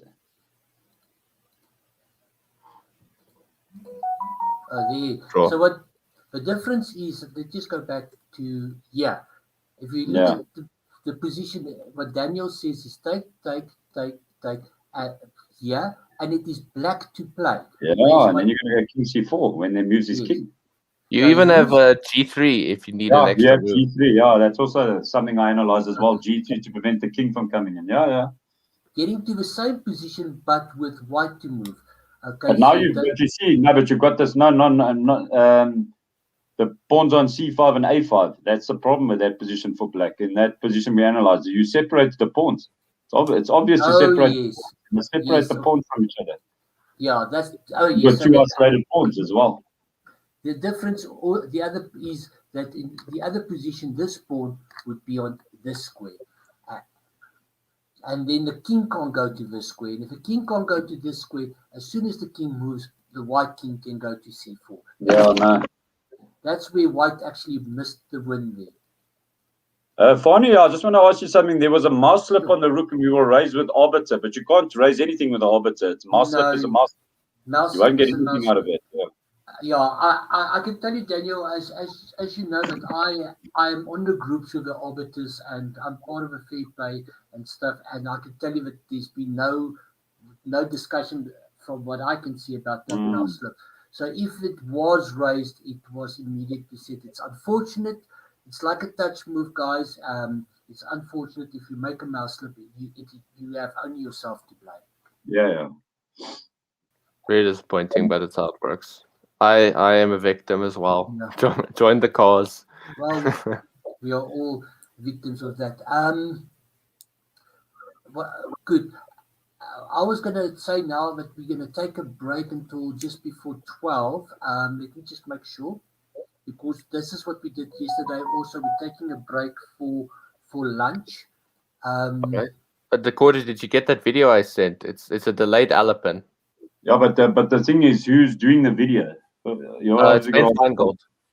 Okay, well, there's your answer. Ben Feingold, yeah. No, Ben Feingold, I mean, these guys will beat Ben Feingold with 1 minute on the clock against his 10. I mean, these guys, Ben Feingold, I've seen him play. But the really game, I swear, they missed mate in two. They missed mate in two. You should really see the game. But remember, the Monty's kids, these guys play is phenomenal, Remember, they work 10 hours a day, and they play games like this. It's online as well. There's distractions. No, it's on the board. It's on the board. Okay, but it's difficult. Remember, I don't know what year was it. This year, it was literally last week. Yeah, but remember, these guys are playing a lot now. They're playing tons of games. I mean, every weekend there's a tournament for these guys. I mean, these top players. I mean, they're getting trained, These guys are getting trained. Yeah, I think that we've seen both sides. Either people are playing absolutely nothing, or they're playing extremely a lot of chess. If I can use our moderator as an example, but that's all his coach's fault. He plays nothing at the moment. I think Daniel's. Why is he not playing? I don't understand. What does he want to? I don't understand the idea of not playing. I think it's got all to do about his coach. I think he must speak. It's his choice. I would play. I would have played this. This is you would have done well, I blame the coach. I blame the dad. The dad is got. Okay, so there's no other games you want to look at, guys. Okay, Danny, what I was going to do now is, because I want to go and eat and before the next round. So I was going to say for a break right now, and then to come back just before 12. Obviously, you're welcome if you want to come back at 12, but the tournament is on break for lunch right now. What are you going to eat? Chess pieces or what? I don't know. I'm gonna go have to see what the girls in my house have done. So I'm gonna go and see what. All right, thanks, guys. Yeah, it was nice to be on. Yeah, we can do it again. Yeah, it's nice. It's enjoyable. Yeah. I might. A friend asked me to stream. They started an online school event. Where he plays. It's a friend. You won't know him. His name is Waleza. I think he's watching. Freddie Waleza. He's in the chat. He's Bayern Munich versus Leipzig. Yeah, but okay. Which country rating? I don't know. Just give me some background. It's South African. It's a school tournament. He wants you to commentate, and I was wondering if you would want to join if you have the time. It's tournament. What's tournament? It's okay, mate. What's tournament? You just give me some background information. I mean, give me a second. Yeah, it's online, but I'm asked to commentate. Co-ord Prize Schools Elite League. Oh, that's what it's called. Where's that now? It's online, but it's a bunch of schools. Where is it based? Like, which is it just a national online event or what? Online event, yeah. But It started by my friend, and I'm part of it. Chess So. pieces. Yeah. Okay, but listen, I know a bit about this court. Isn't it going to be first a over the board tournament, and then you're going to play online, and the online portion is international, isn't it? It can't be on the board. It's COVID. Yeah, well, it was supposed to happen. Yeah. Back ago. It was supposed to happen 2 weeks ago, and it got postponed. Isn't it part of that, Daniel? Maybe. Because what was going to happen? Because me and Tyron were going to participate, but then it got postponed because of the regulations. Well, just Bonnie, you said Tyrone was going to participate. Yes, it's a. Sorry, I'm not used to that word, participate. Yes, okay. Yeah, because the thing is, it's actually what happened. Daniel, you'll be interested to know this because I know you coach with Elson students. This cohort tournament was that you had to have different people. It's not. They didn't want professional players, and what it was, there was going to be an Elson section, and Tyron was going to play as an Elson player. So they were trying to get people of different skill levels and different places of society to play. It's not a competitive tournament, if I can put it that way. Shame, you know what I was thinking, Donnie, there by Eureka. Yeah, Eureka. Yeah, what's happening there? Nothing. I haven't spoken to him in a while. Just stop playing or what? Stop playing. Well, they were going to participate in the same tournament, and that's all I know. I would have seen him there. I haven't spoken to him. Because he's done a lot for that. He's done a lot for that school, and with the chess. And now all of a sudden, this has broke out. Sure. The chess team is just all the chess has just gone out the window, basically. Yeah, you see, a lot of the schools that chess have gone out of the window. I mean, at Tyron School, I don't know if you know, but they also completely stopped playing chess. So a lot of the schools. Yeah. My school as well. So. Yeah, in fact, I must actually ask James if he's still in the chat at his school, because I mean they've got a few. They should encourage chess, Fonny. In overseas, when this type of thing happens, chess is more widely played because you can do it online. It's one of the few things you can do online. It should be the other way around. We've got to change the mentality in this country. We've got to change the mentality completely. Look, my school started a virtual rugby thing, which is really stupid, where you have to vote who thinks you win. Yeah, you have to vote who thinks you win.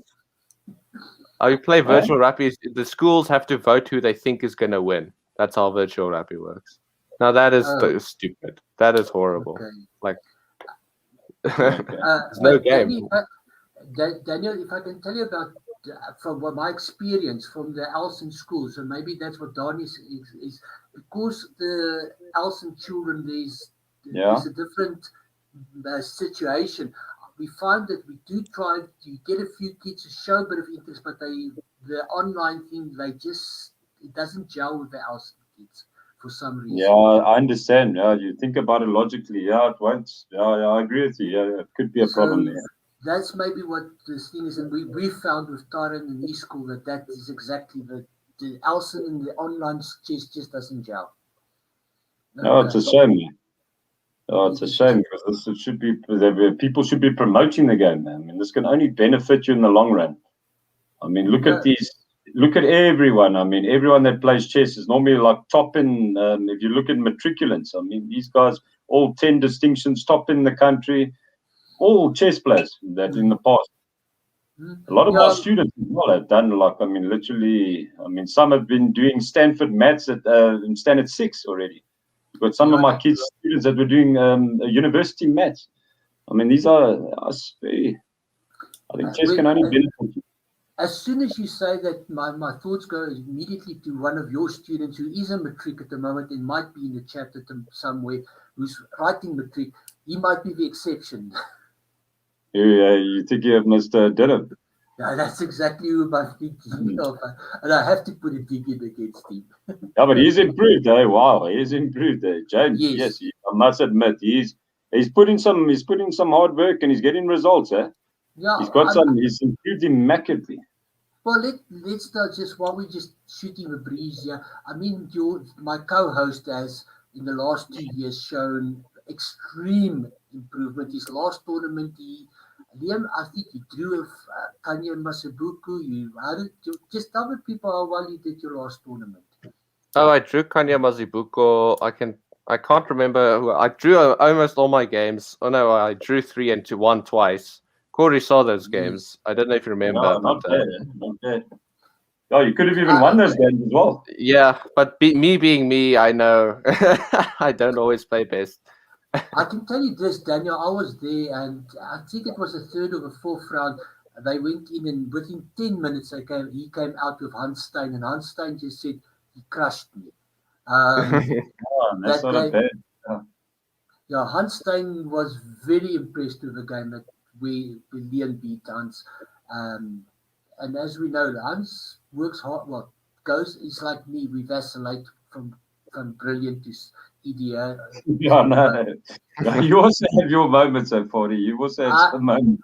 I Some have tournaments play very well, then you get that one occasional tournament job. You I don't. know. It I happens. know it happens. But it happens to everyone. It happens to everyone, even Colson. Yeah, I mean. it does. Okay, guys, All right, guys.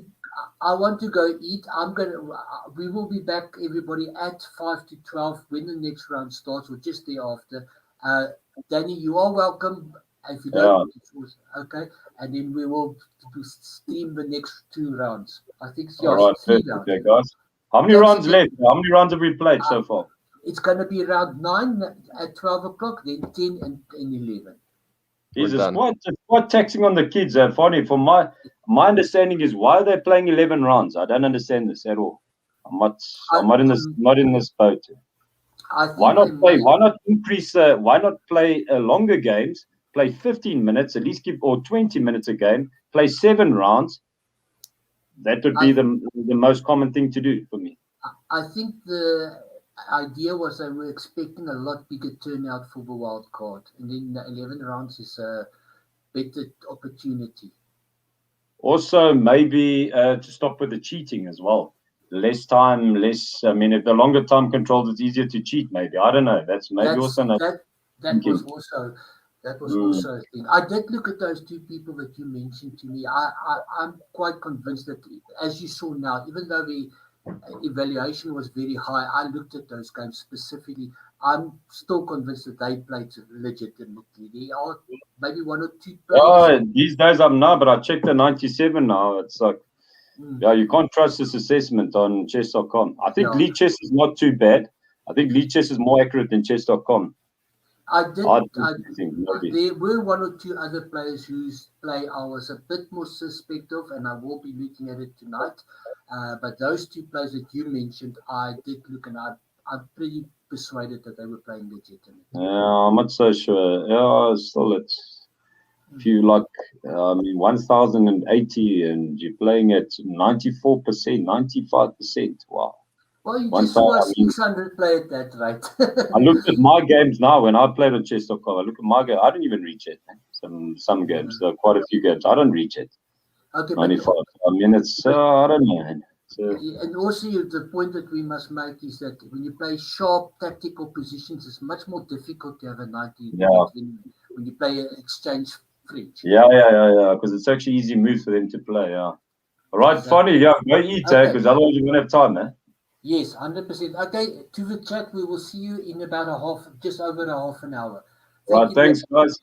Thank you, everybody. Thank you, guys. See you again. Cheers, guys. Bye. Bye. Bye-bye.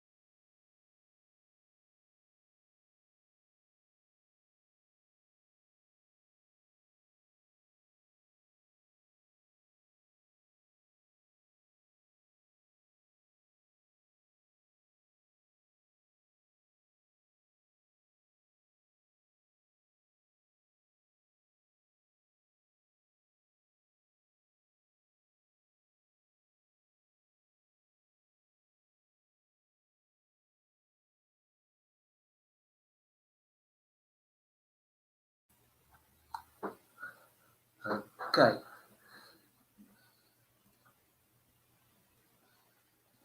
Okay, thank you. I am back. Let me start. I'm expecting, and we will see now who we're gonna be. Okay.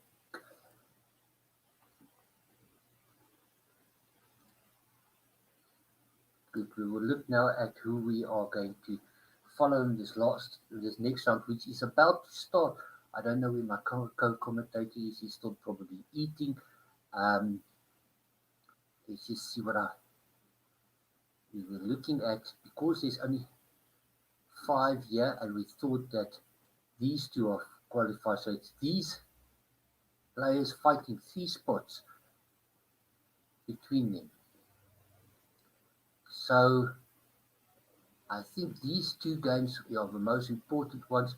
We've seen some of them. Let's take this board, which is a team of players which we have not seen.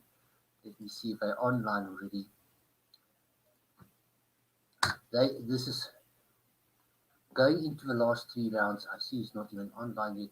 Going into the last 3 rounds, I see that under 10 section, we have these 4 players and this player fighting for the last 3 positions. Maybe Zach Pillay can also squeeze in, and then everybody else will need a bit of a comeback to get back into the game. I see. I'm looking at board 4. I see he's not here. He's not online yet, although the round is supposed to have started. Let me just share that screen.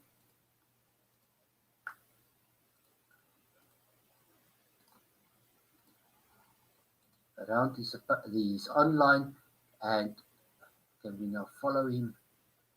Because he's going to start any moment now. How do we follow him now? Oh, I must type something. So he will start his game any moment now. There we go. They just started. This is under 10, board 4, and this is exactly, it's a D4, white trying to play a London system. Okay, so the threat he wants is to go there.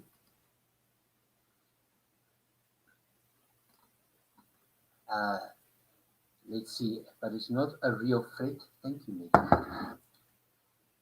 It's not a real threat at the moment. They are playing, and white knows about this. It's just stopping knight here with a threat on this, and he's hoping to get this in. And I'm pretty sure we're going to see this now. Yep. And only real move is to play bishop here, then knight takes and pawn takes. Yes, I think knight takes is the best, but he takes a bit, but isn't that bad because he gets giving him a chance to. Yeah, I thought knight takes was slightly better, and he immediately moves back. But what the students should know is that there's something called time. That there's time. There is a bit of a race against the clock, and not this clock, but against time. That you should make efficient moves, even in the opening. And maybe the white player here is maybe being a bit slow with that. I just want to ask my co-commentator.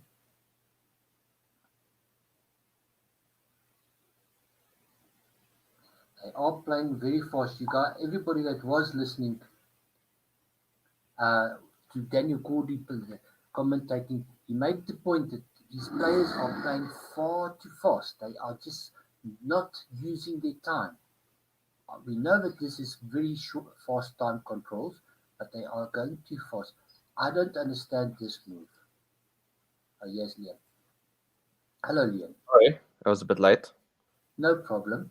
Okay, so we are following a game in the under 10 group board 3 because only 5 goes through, and these 2 guys on score are very close to either making it or breaking it. So far, not much has happened. You can just look at the structure. I don't know. I don't understand Queen F3 because the knight should be there. And this is the first pause in the game. The players have been going at breakneck speed. Okay. Okay, the reason why he paused is he wanted to make sure why is that pawn for free. And then he takes it, and I think black is much better here. Simply, boom. Yeah, it's getting crushed. Yeah. Now C1 rook and C3 right there hanging. Did he just resign? Game over. Okay, let's just say this. Something that I'm teaching my students is you play to checkmate. Doesn't matter what. You play to checkmate. You try for a stalemate. Right here, this move at least holds the position together for a bit. And you're only like 2 or 3 points down. It sounds a lot, but you're still playing. Yeah, I think, it's always up for stalemate, especially at this level. So it's a chance for someone to mess up something. I mean, like Megan, which is my daughter, she's a bit higher rated, not much, just a little bit higher rated than these two players. She always plays to checkmate, and I'll tell you, this is a kind of position for white. I see it so often when she's so much down, and she routinely wins those games still. Yeah, it's normal. Okay, let's then go to the other game, just the board above them in the under 10. And especially if you think, let me just, while I'm doing it, I mean, this is a game that might determine whether you go through or not. And he just resigned.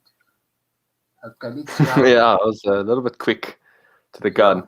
Yeah, that's a very quick to the gun. Okay, this position, they are still playing, and this is a much closer game. Isn't it? Isn't just bishop takes f6 just great here? Yeah, bishop takes f6, pawn takes, knight takes check, and maybe just even knight takes. Maybe knight takes is better. Maybe knight takes 94. What is that? Mouse slip, or no, it can't be. Can't be a mouse slip. How can you have a mouse slip? Where's it? But hey, even with it, I think it's still okay. Funny enough. Yes, but that's a big difference, I think. Yeah, it's a big difference. Yeah, but what? Maybe I think your mouse is. I think something's up again with your stream. Remember, they were making moves that make no sense. No, they're making moves. They are making moves that make no sense. What is bishop h3? My brain. My brain hurts. Oh wow! And you do, yeah. And look at what he's threatening right now. He's threatening queen and knight e7 check now. Yeah, it's a very, very bad position right now for black. This is, I don't know, the last 3 moves were incomprehensible. Literally incomprehensible. It is, in fact, like I sometimes look as white says, please, I don't want to win. Please beat me. Then white says, then black says, no, I want to lose. Please beat me. And white says, I don't know. I'll see what I can do. Okay, so he moves here. Picking making 1. But doesn't this just stop it? Yeah. Or even can f3 works there. But yeah, I think bishop is better, but maybe even f3 works. Stuff like knight takes g3. All right, g3 I think loses, does it not? I don't know if it loses. Remember, your piece down. So black must play knight takes knight, and then g5 maybe. Oh, you want to play queen f3? Oh, yes, because knight e3 you just take with a bishop. Is it not just lost now? Yeah, you take with bishop. Oh wait, no, so but then f takes. Thank goodness he has that. Very lucky. Continuing with our theme. So white's trying to lose, and black is trying also to lose. Very weird game. Yeah, but you know because there is this losers chess on live chess. I don't know if it's on chess.com. Maybe they play too much of losers chess. or what they call in Afrikaans Yes, sir. vreedskaal. They play too much vreedskaal. Dion, what we're going to do is we'll see after the round. We will look at Jethro's next game. But during the round, Jethro, my daughter doesn't have a handle, so sometimes it gets loose and the wind blows it up open and closed again. So I'm just putting a door stop. That must be very good for your privacy. Knight G4, very good move. Yeah. Yes, of course. Knight takes knight win is immediately. I think I missed something. Knight takes knight immediately is quite winning. Okay. Tough I was position. just saying, Very tough. Yeah. Okay, Dion. So what we'll do is after this game we'll look, because they want us to look at that Jethro's game, but he is a bit down in the things at the moment. He needs some wins to come back into contention. Our favorite 600 rated player. All right. I think here 97 check knight f5 might be a good defensive strategy. Knight check and then knight there, just so that the two knights are connected. And this knight specifically holds that square, holding away the mate. Yes. Worried about g6 now though. Oh. Okay, white. Okay, but it is white to move, eh? Yeah. And he's thinking about it now. This is the longest think we've seen in the game. Yeah, because I mean, who wouldn't think in this situation? Everything's hanging. There we go. Hey, did you find it? Listen, did he find it? King takes knight if they g6.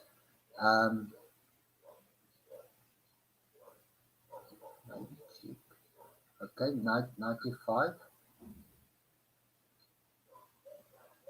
Or else rook. Yeah. So if knight takes, pawn takes, bishop takes, it is, yeah. Okay, so what you were fearful G6. of was... Yeah, it's a bit scary looking. Everything is scary looking, but you're a piece up. So maybe just move your rook. Everything is scary looking. This is another one of those games which can go anywhere.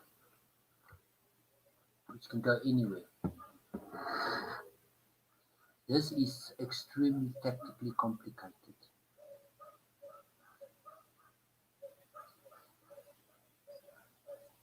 I actually think that the better was rook here. Yeah, maybe. Look, black's threat is this checking the queen and the king. Wait, I think he has I think white might actually have d4 after g6.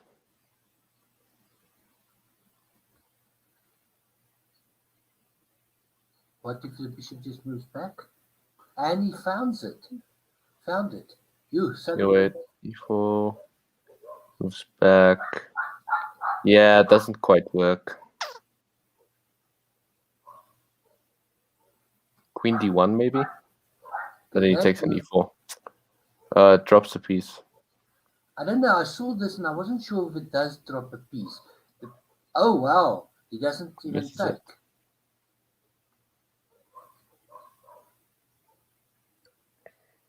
Okay, but this is sharp. This is sharp. I always want to just play the rook here defending this, because the threat, of course, is this. Bishop e3, winning the queen, yeah, but the rook's defending it. Bishop takes f7. Insane. If white has a free move here, it would be pawn takes g6 and then it's mate, but I don't think it works. Just rook takes f7. Yeah, you mean bishop takes f7? Yeah. He's threatening making one. Exactly. Good point. But I mean, rook has to take on f7. I think white is a piece and a pawn up, and I'm not so sure that he's winning. because of this, and this, all threatening. yeah, and yeah. Rook's also gonna help attack now. Yes, exactly. So this is now really scary. I think black's just better. Black is a pawn down, but I think he's got more than enough compensation. Well, the bishop is hanging. Everything is hanging. Oh, no, knight d5 is maybe not.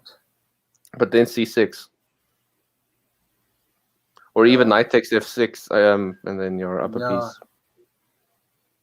Well, what other? This bishop cannot, even bishop going back is not so good because at the worst for black, he can just push the pawn. No, but actually, if the bishop moves, I'm taking the knight.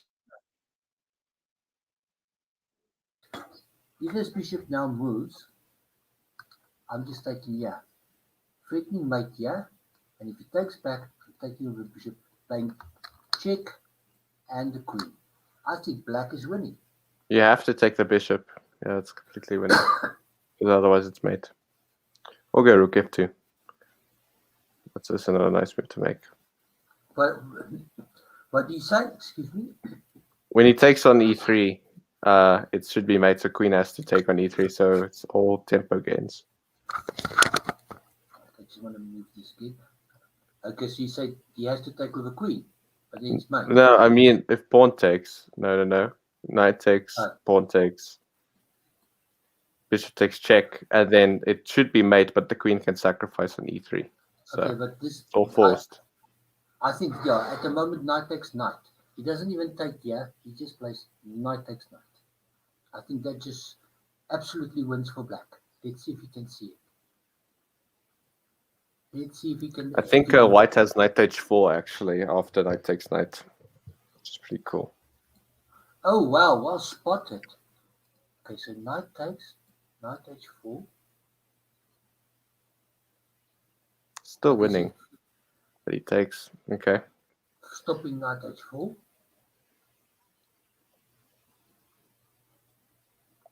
Poor white, he can't do a thing. Shoot, now black is even a pawn up and he has the attack.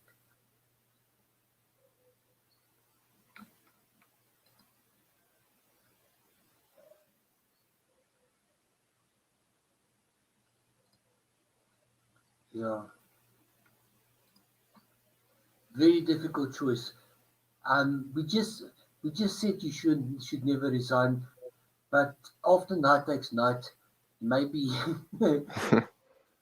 Maybe. Now, even then, I'm saying if any of the young kids listen, it is a very good rule to say play to mate.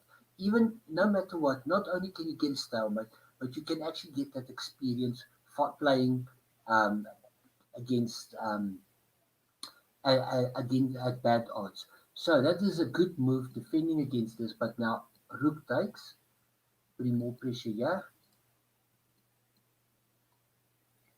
Even the knight rook on f1 is completely trapped now. Wait a minute. Takes. Yeah. You must first take and you actually threatening to take again. That's take threatening to take Jeez, poor white cannot move at all. Yes, what does he move? What does he move? And the next move is going to be knight takes knight. And maybe queen takes f1. That's what I'm saying. White has no good move. Absolutely. He's all tied down to the defense and even but actually but you're threatening mate. So this comes with tempo against mate. And if pawn takes, then bishop takes check first. No, not bishop takes check first. You just go queen takes f1. Yeah, but the problem. Oh yes, that's mate also. Yeah, so knight takes knight is a forced mate. Let's see if he sees it. Hey, but at least black's taking his time. He's not moving instantly. In fact, bishop takes is also mate. Yeah, it's also winning. Any capture on e3 is a mate. Any capture. So let's see if he does see it. He smells a tactic, but I think he probably doesn't see that he can sacrifice his queen for mate. So let's just make it clear. Let's say not any one of these two captures will work, because the moment white captures back with a pawn, you play queen takes, rook takes, and then rook takes mate. Oh, he doesn't see it. I have a feeling he would do that. He could Isn't still there play now- knight takes a3. I'm just looking at the queen takes queen first, knight takes f3. Yeah, still knight takes f3, queen takes queen, rook takes, just wins a piece. Knight takes f3, queen takes, rook takes, just wins a piece. I know it sounds bad, but it wins the rook as well because it gets trapped in the knight attack. So knight takes e3 is still winning. It's just not mating right now because white can stop the mate for a few by playing queen takes queen. Queen takes queen. Okay, finally he plays it.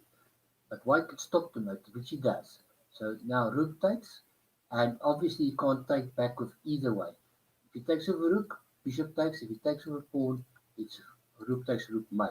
If he doesn't take the knight, then the knight will take the rook. Okay, well, let's see. Bishop takes. Let's see if he... In fact... Even rook takes. Yeah, I was about to say, even rook takes was going to be a cute mate. Okay. And... Okay, but doesn't bishop takes pawn check now just win? King h1, bishop takes, and then mate. And then mate. Rook e1, Ouch. mate. That was a painful attack. Yes, but let's just give the white player some kudos. He is playing all the way and fighting all the way up to mate. Even this move he plays, he played all the way to mate. That is how we want to see it. Very well done for both players. Okay. Now we were asked again to go to youth throws next round, this round. Let's see what he did. This is the second last round. This is round 9, I think. This is so there's 2 more. There's 2 more. Let's go look at his last game. What he actually won. He was white. I see it's right. Okay, let's go through this. Okay, so white e4 normal. He plays the 4 knights a lot. Maybe you should go look at some theory about the 4 knights. Alternatively, what I do is I play, instead of this knight, I play this bishop here. So it's quicker to castle, but 4 knights, there's nothing wrong. Is that right? Yes, it's a most theoretical move. Is it? Okay, Yeah, knight e4 is best. Yes, I know bishop c4, okay? Can we not now take on e5? No, yeah, not now. You take c6 and take e5, don't you? Oh, no, you don't. I'm being dumb. You don't, because of queen d4. No, you can take it immediately. Like well, yeah, center 4 trick. Yes, and now, I'll just take on e4. C3, yes. And I'll take on e5. Here we go. Upper piece. Perfect. Upper piece. No, not upper piece. Upper piece, yes. Oh, yes, because his opponent took on e4. I would now play my bishop here with the idea of attacking there when the king castle. So let's see. Yes, good move. Castle, good move. Queen h5. All right, castles, that's good. Queen h5, queen h5, queen h5. I like queen h5. Queen h5 is kind of impossible. Oh, h5, yes. Yes, queen h5. What a good idea. Queen h5 just threatening check and mate. Yes. Don't worry about the pawn. Okay, I don't know about... Oh, queen h5 just wins a piece now. Ah, yeah. It threatens the piece and it threatens the mate. Queen h5 just wins a piece. Let's see if he sees it.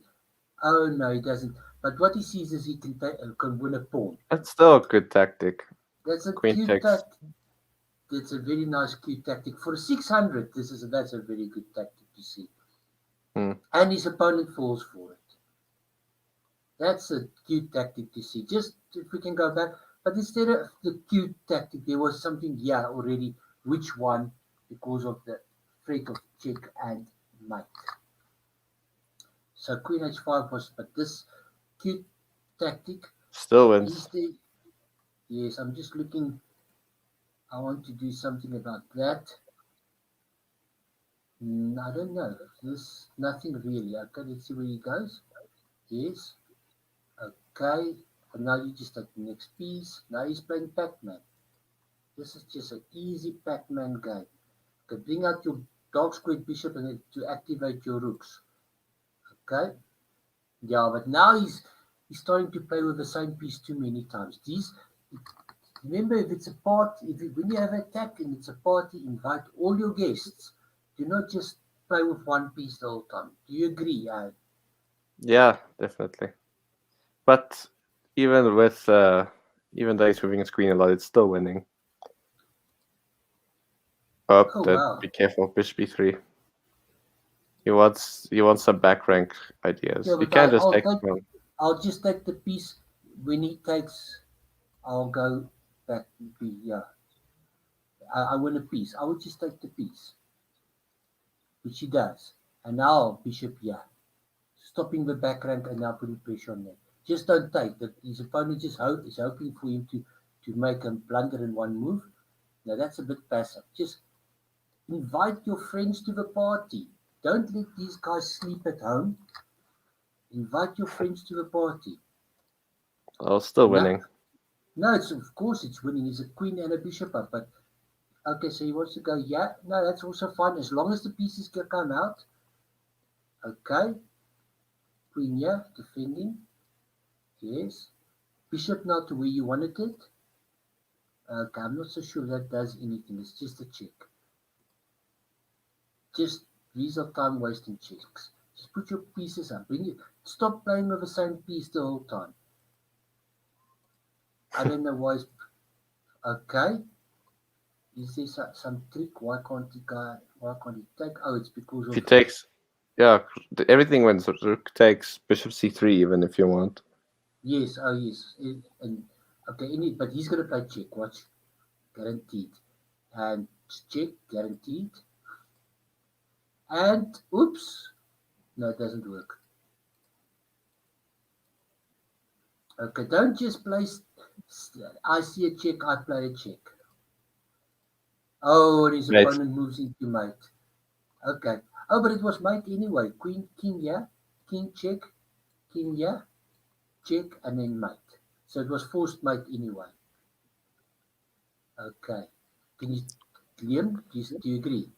Yeah, it's a great attacking game. So that was a nice attacking game.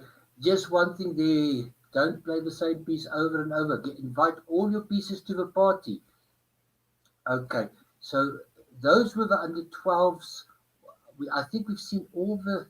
Okay, there's one more game in the under 12 I'm going to show you, which is also, these guys are also on 5 points. So the winner is getting closer to qualification. Let's see what happened here. Okay, so people we haven't seen yet in our stream, let's look at what happened here. Ooh, C4 and under 12 board 3. That's unusual. First c4 we see. Yes. c5. And the symmetrical English. Okay, yeah, you can see that black doesn't really know what's going on. Yes. Okay, so this is that one. What do I call the system? There's a system. No idea. I just know it's a system. Yeah. Okay. Just a simple system. Whenever I see this pawn structure, I call it playing checkers. Checkers. And he's going to do this, and he's going to castle and then play d4. This is what white wants. He just as I said, he changes. Okay, normally the knight goes here in this system. Okay, now d4. Ooh, okay. He's pulled up everything for d4. And yeah, but rookie one doesn't do anything. Yes, Steve. Just be careful that move opening up this line. I think you can even play. Can you play 95 there? I was looking at 95. I'm not sure. But pawn, yeah, 95 pawn. Yeah, 95 was good. Yeah. But might be risky since you're opening up light squares and he has a light square bishop. So. Yeah, but and then pawn takes bishop check. But doesn't Bishop that just d7. wins the exchange, eh? Yeah, but the thing is, the light square bishop will dominate the board. Okay. So maybe it's a Knight bit risky. takes. Okay, knight knight takes takes. just wins here. Yeah, knight takes definitely wins. Yeah. Knight takes just wins because that's the whole thing. And that poor little horsey has got nowhere to go and it's just bad. Okay, all those tactics are gone. And now rook e1 is quite favorable because we played d5 and now the rook on e1 is doing quite well. Doing something, yes. Okay, but now if he... Okay, now he has to castle. Black has to castle. Yes. There we go. Okay. Now we've got a little positional, but okay. Yes. Now we've gone to much more. Okay, but coming back here, there, something like this. Yes. Bit passive. I would have gone to the rook to the open file. I think.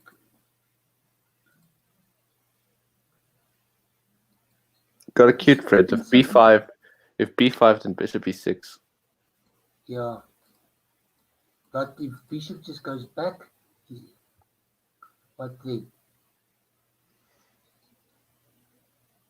Bishop just goes back. In fact, why can't he just take? Why can't black just take the d-pawn?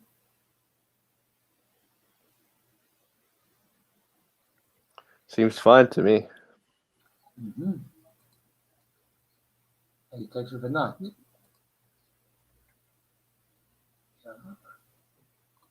But can't he now just take here? Yeah, I think white's position is crumbling now. Yeah. Could take on e3, could take on h4. Yeah, He's losing his advantage. You have to take here first because otherwise he takes here. White takes on d5. So you must take on e3. Oh, that's a sharp move. Black is making it too overcomplicated for himself. He should just play simple chess. Knight takes e3, bishop takes h4. Easy. Simple, yeah, simple. This is complicated. So the first move that comes to mind is this: winning a pawn, winning a piece, which you give back. This is very complicated. I think taking on d5 is the best move here. Okay, he moves away, but okay, now knight takes e3. Knight takes e3. Just simplifying the position. There we go. Okay, now bishop takes h4. At least, yeah. Doubling his pawns, and now bishop takes bishop on g2, and then the king's wide open for an attack. Yes. Okay, I thought that just taking one of these is better. But okay. Clearly, we can see black likes it complicated. Yeah, you just keep being it. I'll take here and then maybe play knight here, or even maybe knight e5. Okay, it's just, but that doesn't really do much except maybe.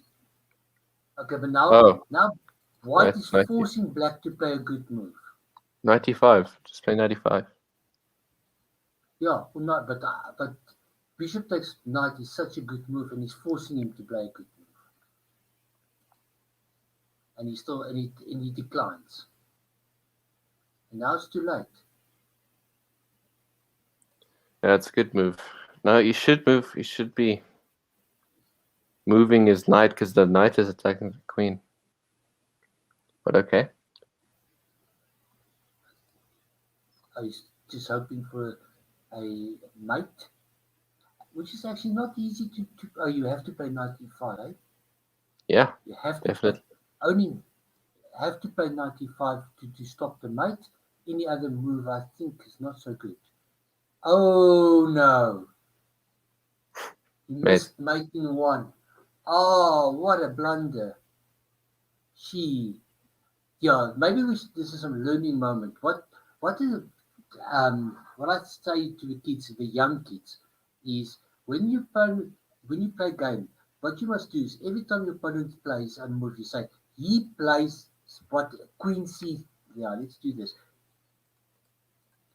He plays Queen C3. He wants to, and then any answer to yourself, just answer whatever he wants to do. Then just look at it. And then when you play, you say, I play B4. It is a safe move. Yeah, it wasn't a safe move. That's something I teach all the youngsters to say. That's like a little mantra. And it helps. It helps even for me.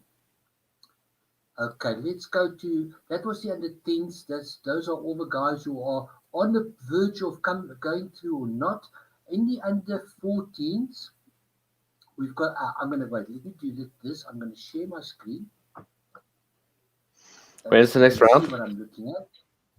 The next round, I'll tell you now, the next round starts at 1:30. We've got an hour. We will take a break after the next round and before the last round. Okay, so let's see. Okay, so in the under 14s, 7 people will come through, so it's somewhere around here. Let's look at the draw. So these are the guys who are either going to make it or not. Are we going to look at their games quickly? Yeah. Oh, they're not playing now. Right. No, they finished playing. Most of it, I think most of the round is finished. It's already 25 to 1. So let's go for board number 4.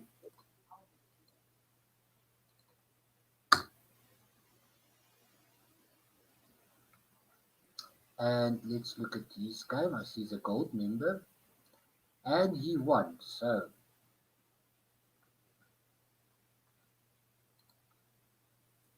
let's look what happened. White won. We saw that. D4. Oh, a stonewall or call system. Yes, stonewall or call system. Oh, I can't see screen. You're still streaming Chess 24. Okay. Chess results. Okay. Thank you very much. Let me just do that. Okay, so as you can see, this is the stonewall or a call system, and they both playing Collie. Okay. Yes, doesn't really matter, okay. But yeah. Yeah, it's definitely a stonewall. But you should play C3 at some point. Yes, he hasn't played, but he will do it. I promise you he's going to play just now. Okay, and the funny thing is that they're both playing about the same thing. The only difference is the black's got his pawn there, where white's got a pawn here. Only difference. Oh, does he know that he wants to play his knight there? Okay, let's see. There's your C3. So there we go. He knows it, eh? Because he plays it from both sides probably. They probably have the same coach even. Two students collide. Yeah, normally they play rook here, isn't it? Queen f3 is slightly different than what I'm used to. I know that rook goes here. Okay. And he goes now to challenge. I don't understand that move. The last 2 moves by white, I don't really understand. Do you understand why he wants to play this? Probably to support c4, but it's not necessary. No, they're gonna normally they want to attack on the king side with pieces. Okay, this is a weakening move. But he's chasing. But I played a lot f6 as well because you want to get an e5. Okay. But knight takes I think was better because you want to support e5. So you can play e5 now. Yes, you can. e5. Which he does. Okay, takes. Is this a move? Does it do anything? Yeah, it gives a check, which is quite nice, but it's not game over for black. Actually, check, king there, queen here with a threat of rook takes knight check. What if just So that's why we- e4? What if e4? Yes, that's about to move it. There's your Okay, answer. What about so he e4? stops e4. Okay. And now queen. Oh, he sees it, eh? And now the threat is to take there and to mate here. So, and g6, can you still maybe sack the exchange? I Yes, it's a think G6. just barely not. But it does look fun. But I don't think so. Wait, can you? Rook takes check. No, I think you have stuff like queen e7. Which is very disappointing. And you have the dark square Yeah. bishop to perfectly defend. If that bishop wasn't That's there, exact- maybe.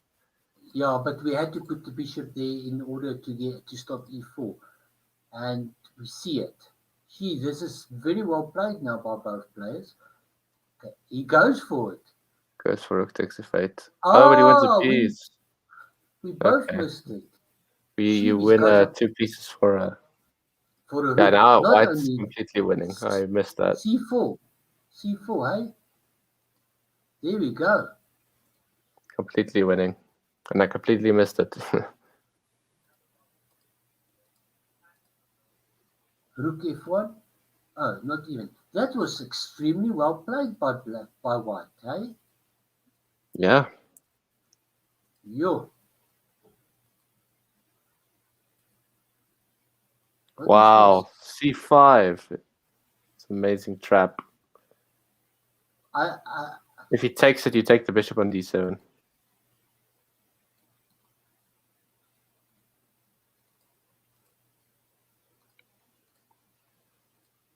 Yo, this was seriously well played. I mean, the players are 1100, both of them. This was seriously well played with some absolute stunning tactics.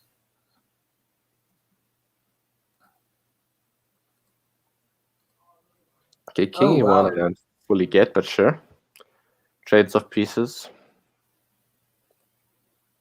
Maybe he was afraid of something. Yeah, oh, wow. White has played an amazing game here. Of course, taking the was coming with a very obvious knight fork. Going there. Okay, what happens if takes? I mean, it's not really that much. It's just doubling. It still doubles his pawns, and his pawns are weak, so... Yeah, but the problem is that white is running out of pawns to promote.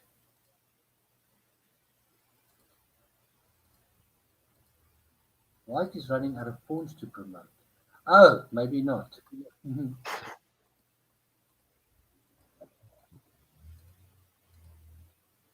Oh, he actually. Oh, that's. He gets the bishop. Yeah, but couldn't he have pushed the pawn first? I think maybe even I just expect because he can maybe sacrifice the bishop for the pawn, then you have to wait a couple more moves to get a queen. But either way, it doesn't matter. You're still winning. Oh, there goes a pawn. It's okay though. No, Imagine how bad it would be if he had to play a knight and bishop mate. Jeez, that would be difficult. For a few seconds there, I thought it was going to do. Oh, I see what also the problem is. Black is running out of time. Okay, but white's completely winning, so just push a pawn. You can ignore everything and win the b pawn, and then just win the game. And hopefully, he didn't stalemate though. No, he did win. I did win. Okay. Good. But an amazing game by white. I think we can really compliment the white player. White did very well. He did play well. Let's go to the next board. We are looking at the under 12s. Come on. We're looking at the under 12s. We're looking at everybody with 4.5 or 5 points out of 9. Sorry. We're looking at the games. Okay, let's see. Okay, he lost Brenner. Let's see. Black one. So there's a spoiler alert. Okay. Lopez. Yes, this is not. We prefer knight a6, a classical, or knight f3, knight f6, Berlin, d4. This is very logical, having with black having played so passively. Yes. Is there? You can take on e5 here. Because h3, but that loses a pawn. Yes. So these moves are maybe not the best. Okay, but he doesn't need to lose a pawn, but he must lose a pawn or break his structure. He goes for the pawn. So then black could just take the free pawn. But okay, queen f6. And then I think black is alright. Black is okay. I'm not so sure about it. I'll tell you why, because of these 2 pawns. So I think takes. No, well, yeah, takes. I don't think you take back with the e-pawn. You take the pawn on e4 with the knight. Okay, yes. But then, yeah, okay, let's see. Ooh, but that loses a... No, it doesn't. No, it doesn't. c6.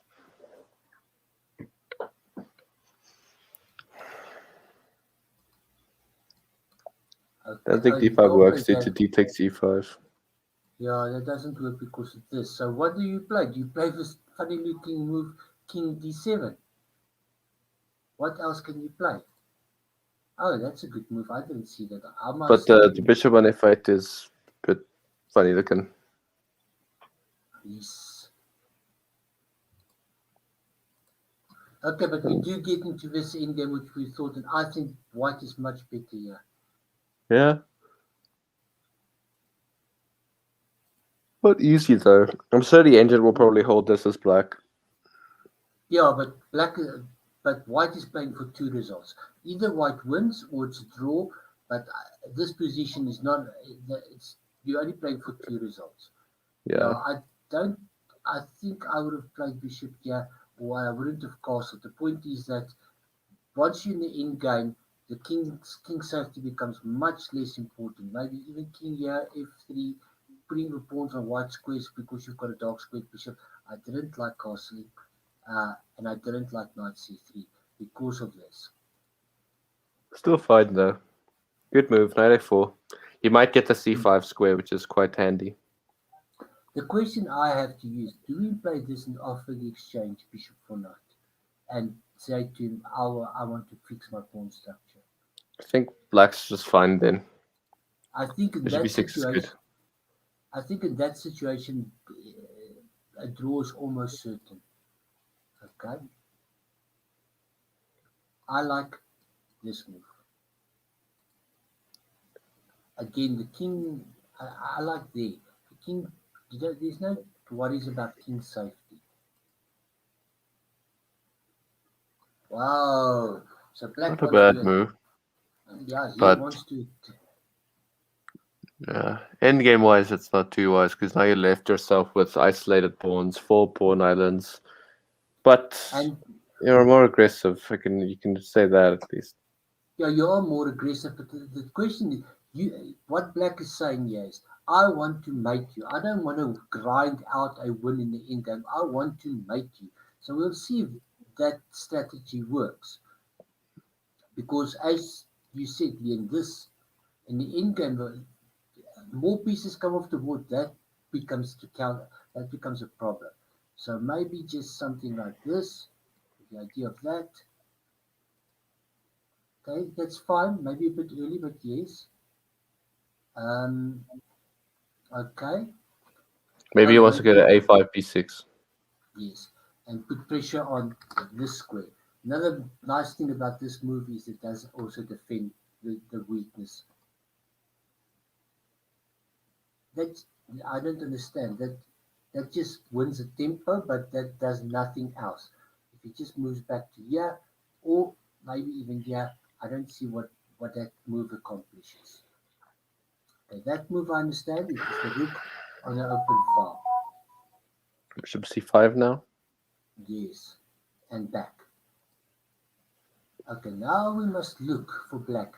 Is there something we can't come here yet?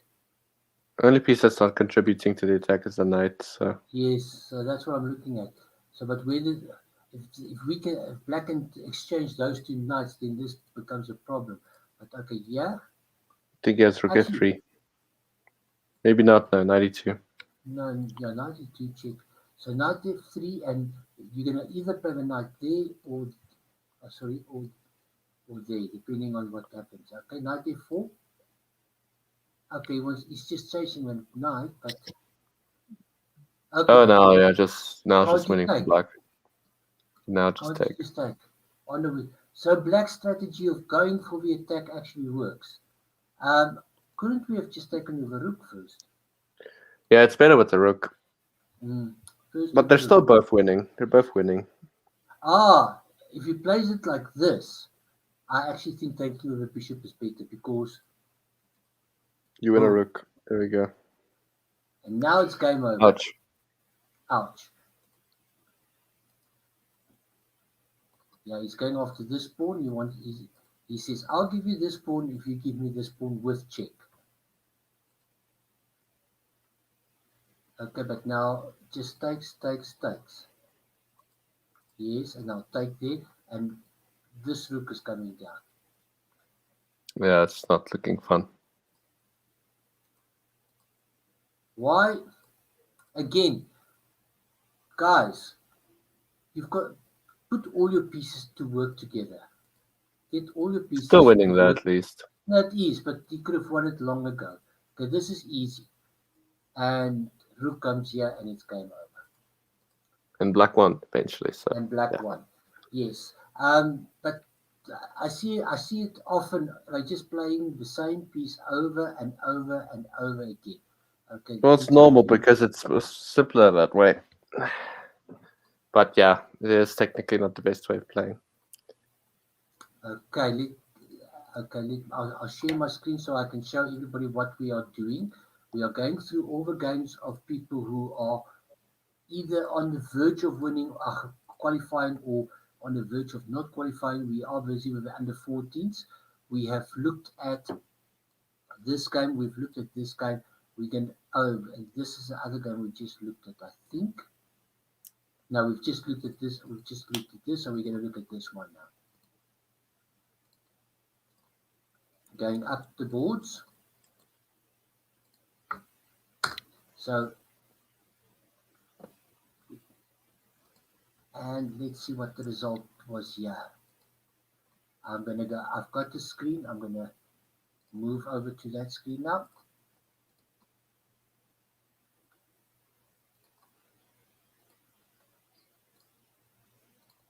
How many views did we get when Cawdrey was here?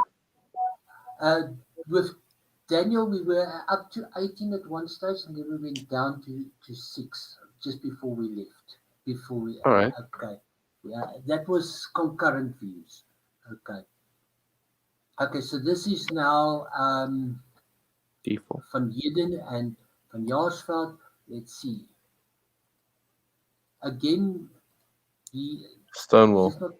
Is it not the same game? No, this is the game that we looked at.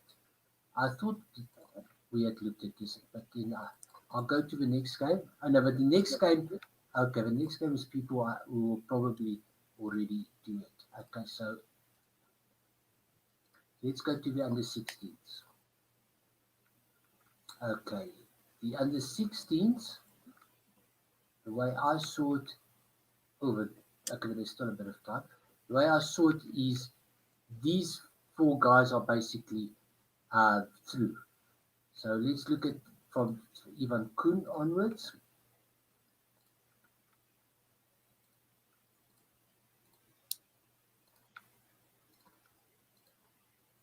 I'm getting much better at this.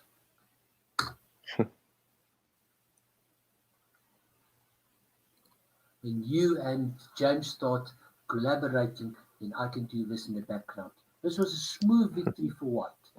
Yeah, White looks good. All right. Yeah. It is I'm already rooting for White. Yes, I must say looking at this tournament, the French has not done very good. Has not done very well. Knight f3. Yeah, I played this as a kid. A3 is what I play. Yeah. That's what I played as a kid. Oh, I don't and know. A3. you All have right, to yeah, show it's everybody.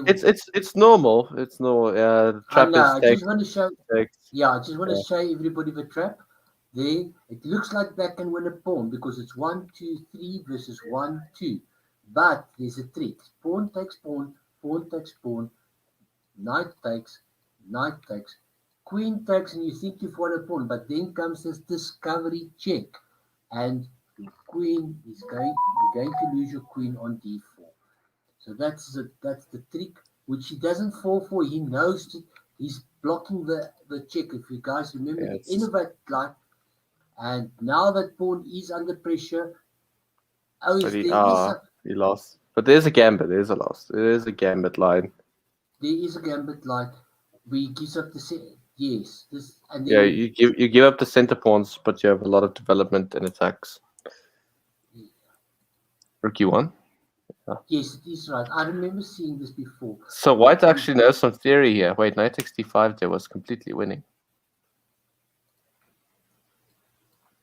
Because the pawn contact you attacking the queen.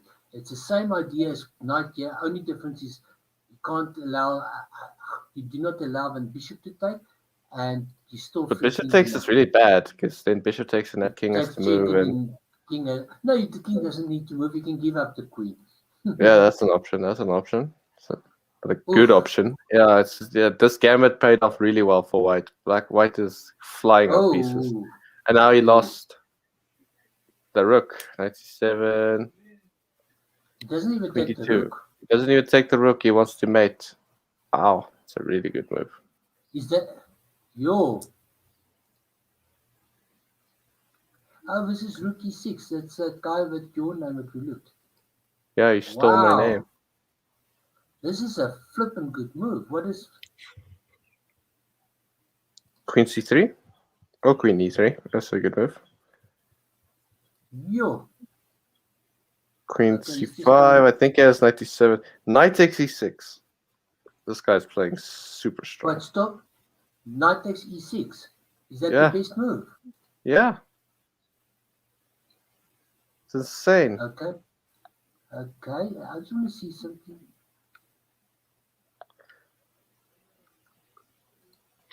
It says there, white made. It was just a perfect game. Just a perfect game. Okay, so 94. I assume bishop takes e4.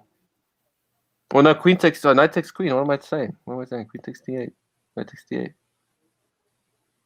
Sure.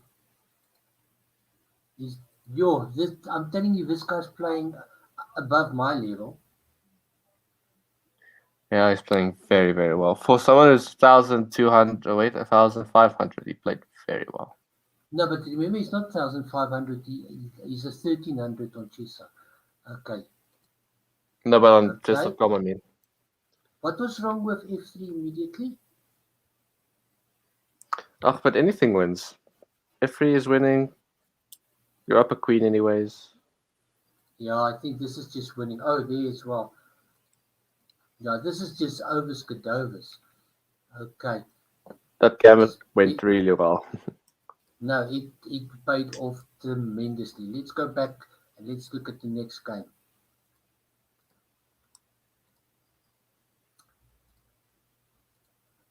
Okay, so we were here. We looked at this game. Let's look at Laurich. He seems to be the whole time here, hey?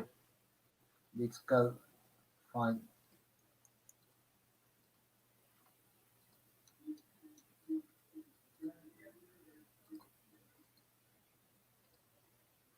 Will we have a break after this game?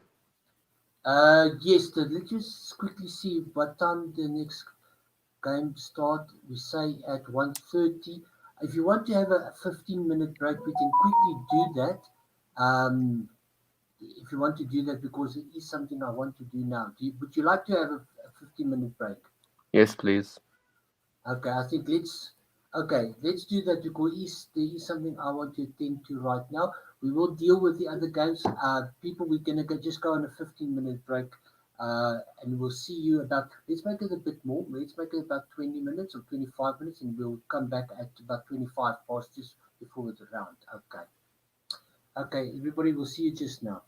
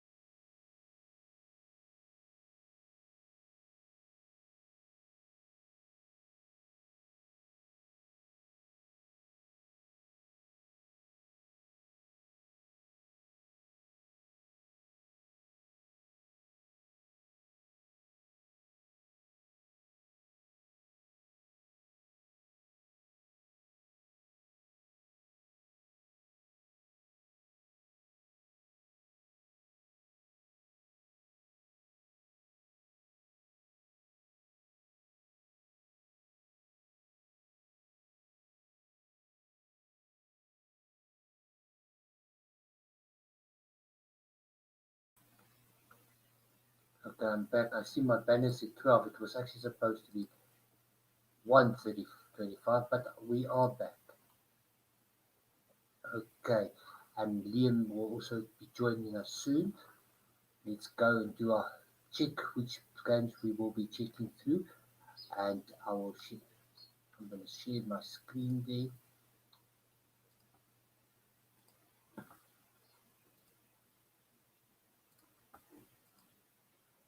Okay, so let's start off with the under 16 boys. And the under 16 boys, I assume that sound I just heard was Liam joining. Yep, it's Liam joining. Okay, hello Liam, you back? Hello, I'm back. Yes.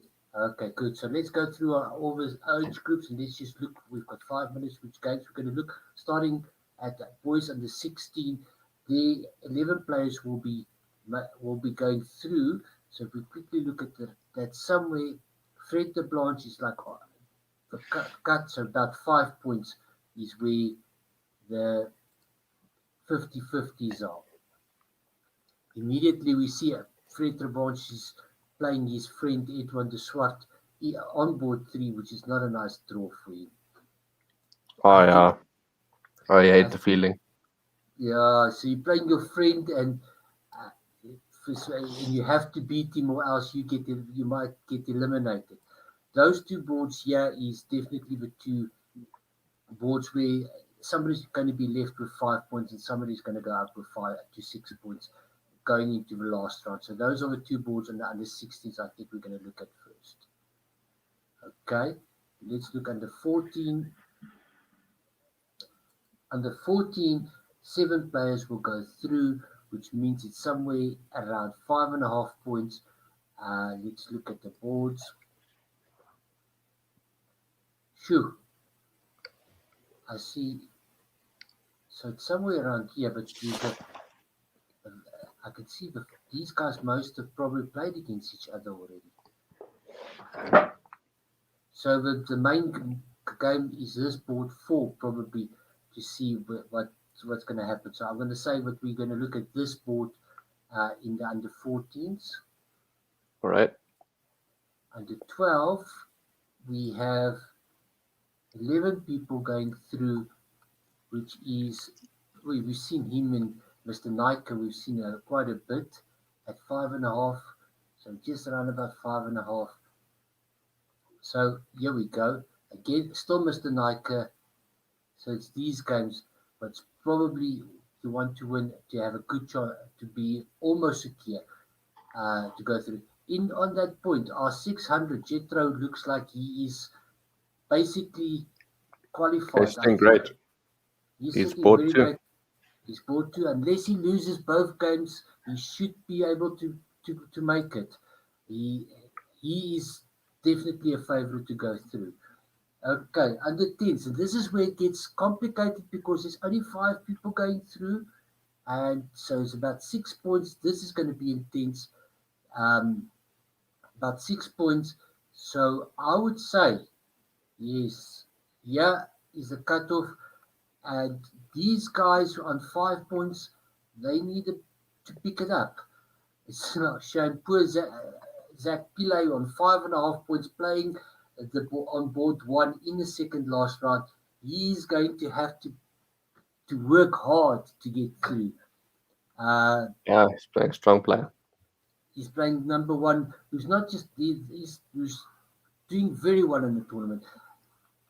Something we need to point out is this: Michael Schwartz without a rating, who's actually on 6 points, looking very strong to qualify.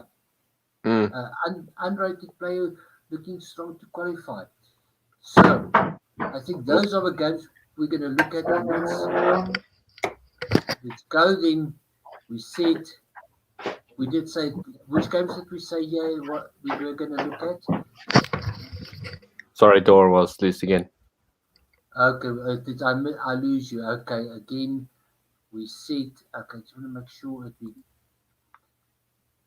so we said it's basically these games here. So let's go to Ben Delport, who is a known player. He has played the close before. We'll look at his game live.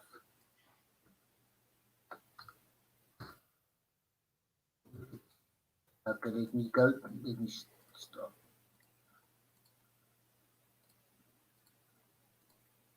Okay, so they should start any moment now.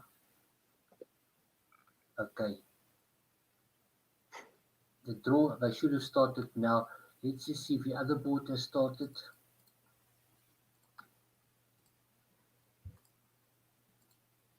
Whoever starts first of those two boards is the player we will follow. He's not even online. He is at least online, but they haven't started yet. So whoever starts, we will watch.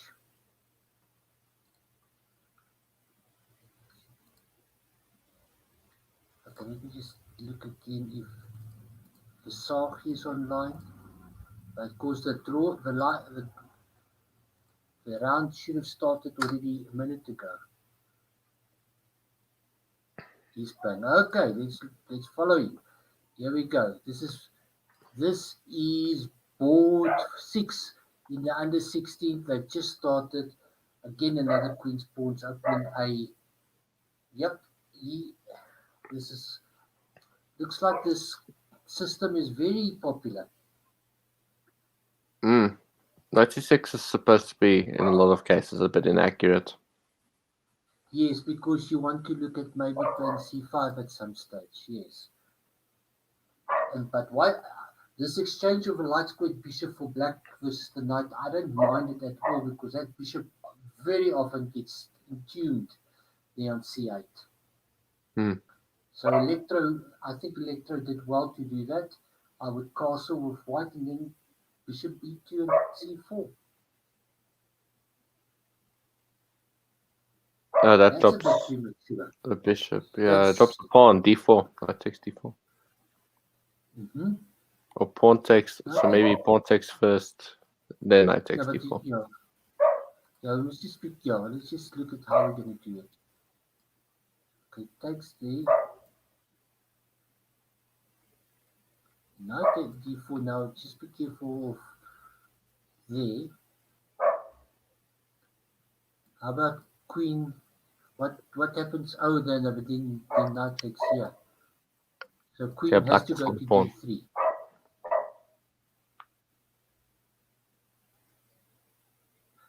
But okay, he has to play now knight c6, huh? Cannot still take the e4 bishop.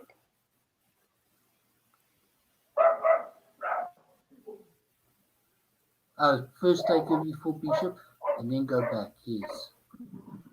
Seems better because then you get rid of white's bishop here. No, but does it? But wait a minute. What if I take on d4, threatening... Then knight f6. Okay, yes. Okay, but he takes there, so knight c6. Yeah, knight c6 is... Okay, now he gives the pawn back. Why does he give the pawn back? Oh, is bishop e5 a move? Or bishop b4 check a move? Maybe. Well, white believes in that those. But wait, bishop b4 check. Oh, knight c3. Okay. White g4 seems... Alright, he can now still take the b pawn. Yeah, white has some compensation, I think. Bishop on b2 is strong. And he can make it materially equal if he likes. Now, he can take there now, but then the whole question then is how much danger is your king? Alright, developing a piece, I like it. He doesn't want that pawn. And black says, I've offered it to you at enough. Ooh, okay. The move that immediately springs to mind is a5. This is not going to be a quiet position. They're going for the kill. Pawns on both sides.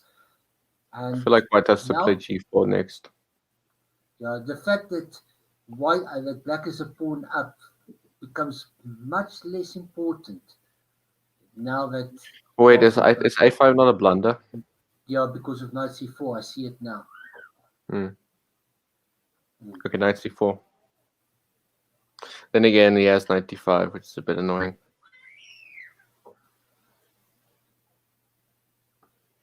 Or does he? No, he doesn't. Knight c4 wins. No, knight c4 won. No, but queen flickers mate now, and now knight can go to e4.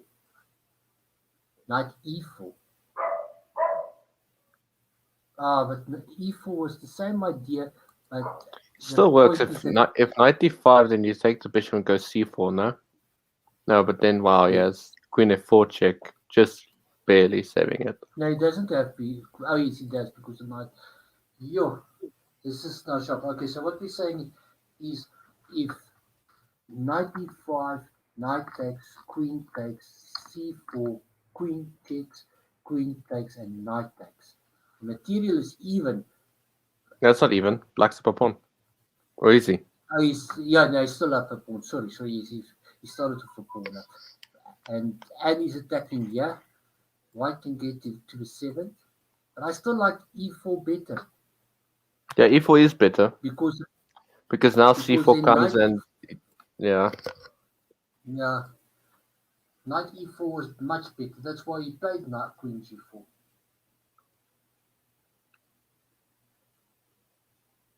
Oh, you know why he didn't? Maybe why he didn't play knight e4? f5. Is that maybe f5?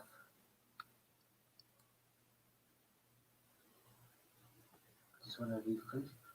Sure that I haven't lost any moves again. So knight e5 played as expected. So I hear moves, but I don't see it. I just want to make sure that I don't lose anything. Sure. Okay, so it has been played. So what we said is we're expecting knight takes, queen takes, c4 because of a pin. Black can get out of it because of check. And queen takes and knight takes. What if? Okay, but because if we move, what if just king b1? Yeah, king b1 is a better move. I agree because then you get out of trouble. But he goes for it. Goes for the kill, but sadly it just barely doesn't work unless black misses it. But yeah. Even maybe queen c5, pinning pawn. Yeah, but black wants to exchange queens as well. Yeah, of course, yeah, that's better. But I mean, maybe queen c5 is also an option to save it.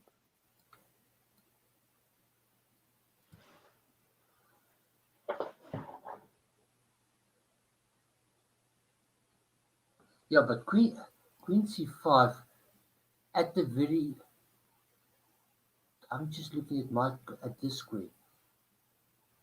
Okay, now Very what weak. about queen? Hey, see. What about queen g5? Queen g5 seems good, yeah.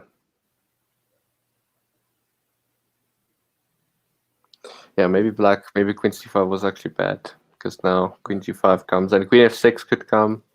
Yeah, then it's all over. Well, yeah, exactly. Well, not queen e5 maybe or something, or just king, and then they followed by king b1. Queen g5 followed by king b1. Why king b1? Why? What's the point? Just to take the knight so that you can have the f6 square. Oh, okay, fair enough. Yeah. Okay, no. I don't Not think the I move. like that. Exchanging pieces and he saves the knight. Yeah.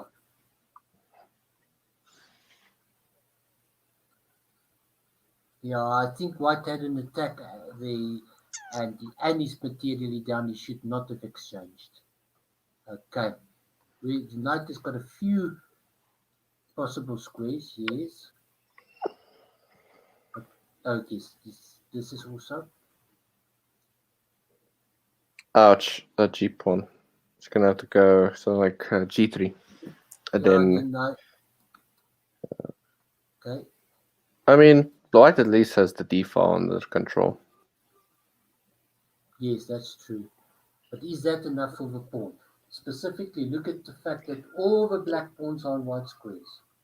Yeah, it can sometimes be good enough, but we'll see if it's enough. Oh, but wait, the bishop is going off, so going off the board, so it doesn't actually make a difference. Black is basically forced to take the bishop. King c2 takes rook d8. Yes, exactly. And rook And then doubles. rook d1 takes, Jeez, and then yes, white has the file, but black still has a pawn. but not just that, the file, but the rook is going to d7. So maybe this could be a very grinding in game. What happens if I think a draw is sort of okay for both of them. Depends, as long as they don't lose the last game. I think so. And he can't now play rook d5. Yes, okay. But now what do? Rook d7 is coming. I think white has got sufficient compensation here. Okay, but rook d7. Oh, rook d7, rook b8, and then king e8. Ah. Okay.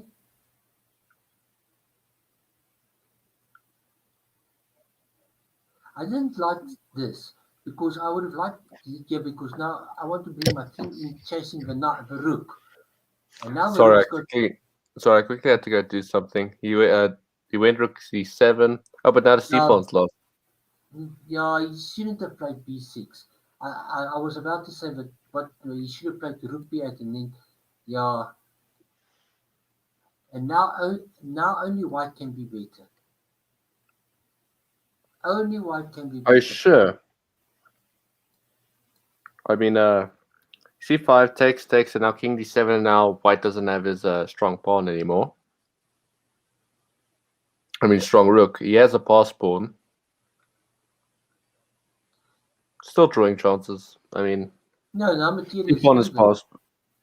C-pawn is passed, so yeah, there's still an imbalance, but it's not game over. Yeah, black needs to get his rook active, but the way he's playing with his king is quite nice. I wouldn't go rook b8 now. Rook b8, no. I think that c-pawn's a bit quick, so I would go rook d8. No, c-pawn's a bit quick. Yeah. Maybe it would be fine if the black pawns were a bit more advanced, because then they could also break. But yeah, I think f6 has to be played now. It's a very ugly move. Oh no, now I think white's just winning. Because black has to catch that c-pawn, otherwise it runs through, and by that time, white has already won all black's pawns. So yeah. What white is doing is he's distracting the black king to this square while he goes Batman on the black pawns.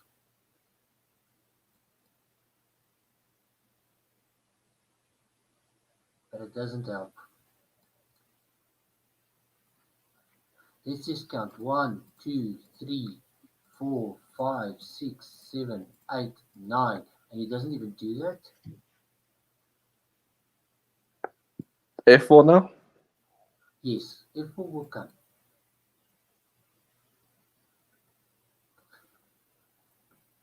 f4, king e3, king e5. No, not f4 now. I first play king f6. Oh, but what's wrong with luring the king to e2 and then... Okay. First, I want to lure the king to e2, and then I'm going to play. Or if I was going to push a pawn, I would play g4. What are these guys doing? They don't know where they're going. White has to play f4 now. Okay, that's also a good move.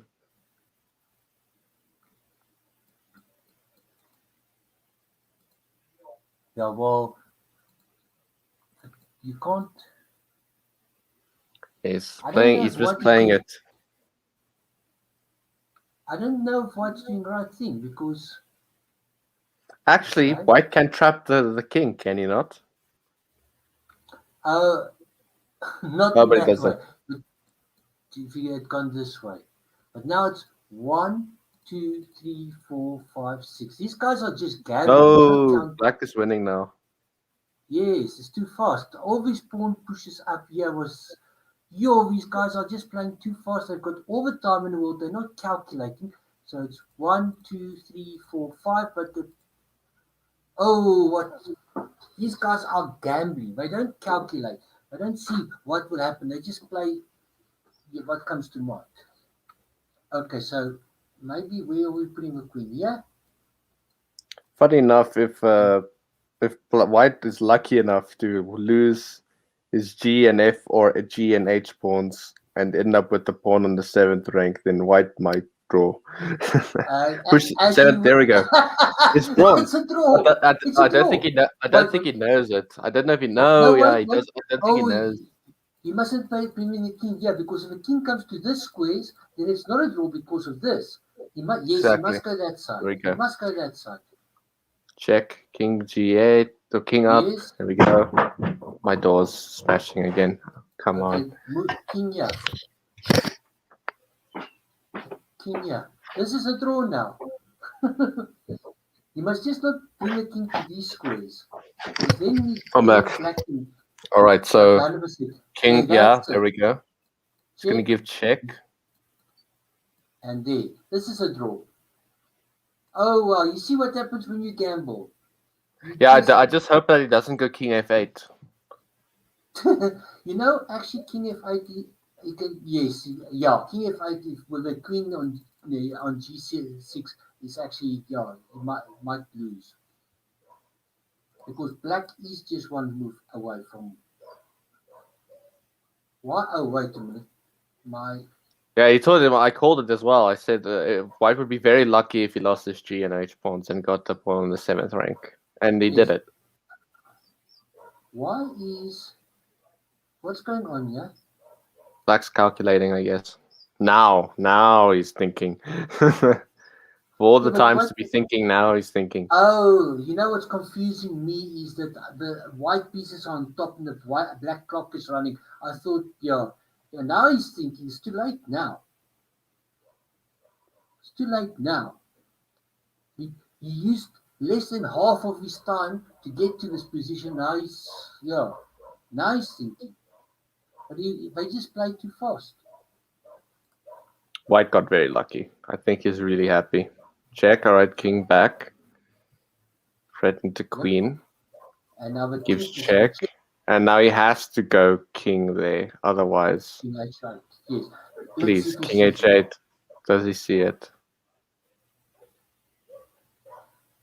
Very intense moment.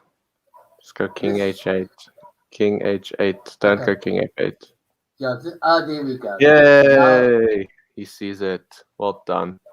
That's incredible. Fine. Here we go. If he takes it, stalemate. Very smart. Oh yes, maybe we should just say that to everybody. If he does take it, it's stalemate. Yes, that is why that is the drawing position. I think a draw is okay for both players. That keeps them both still very much in contention. A win would have been a lot better, but the draw is okay. Okay, well, Black offered a draw.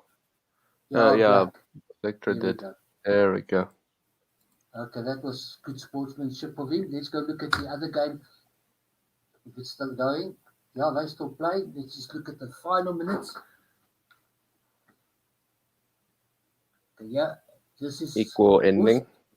Equal ending. This little pawn here is a bit of needs some babysitting. But the king can't get to it so easily. So it's a weakness, but it's not easily exploited. Yeah, the king needs to go something like this. And that can't even happen because of that. So yes. Also in the under 16, this is now board 7. They also okay. Oh, black wants to bring his king in through. Okay. But black has got a bit of time pressure.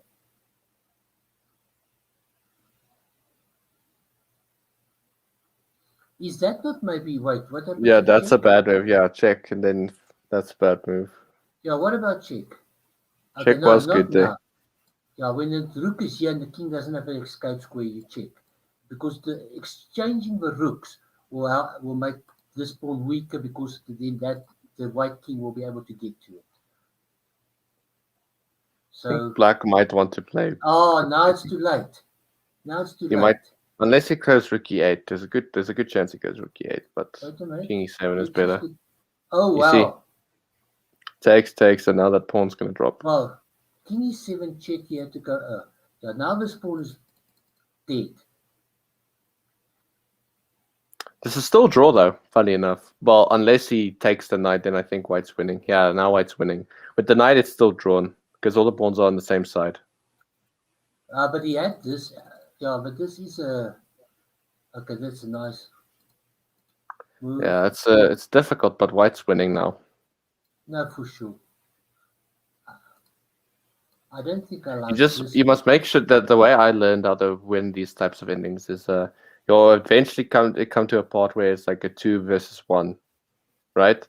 But what you shouldn't do is you shouldn't trade that one pawn for the other pawn, because sometimes black still draws. So what you do is you use opposition to win that second pawn, and then it's 2 pawns. There we go. You see? 1.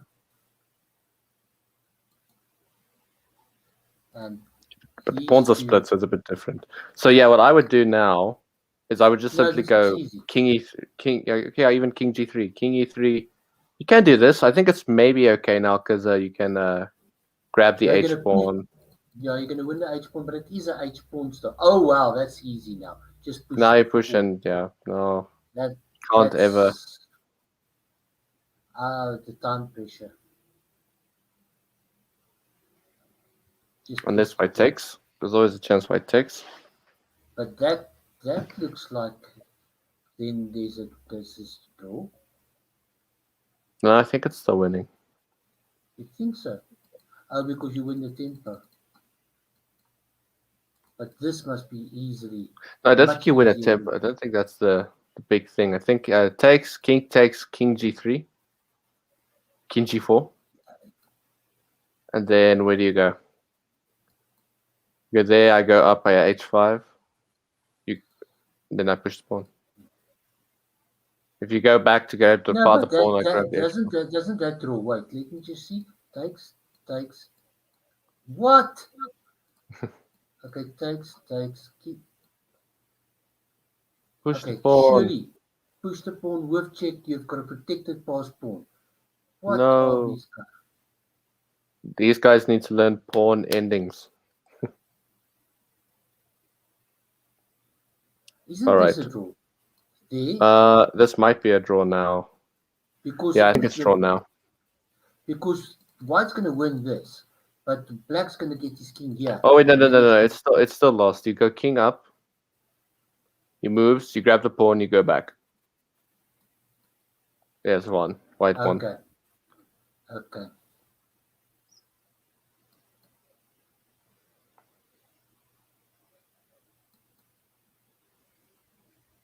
No, that blunders.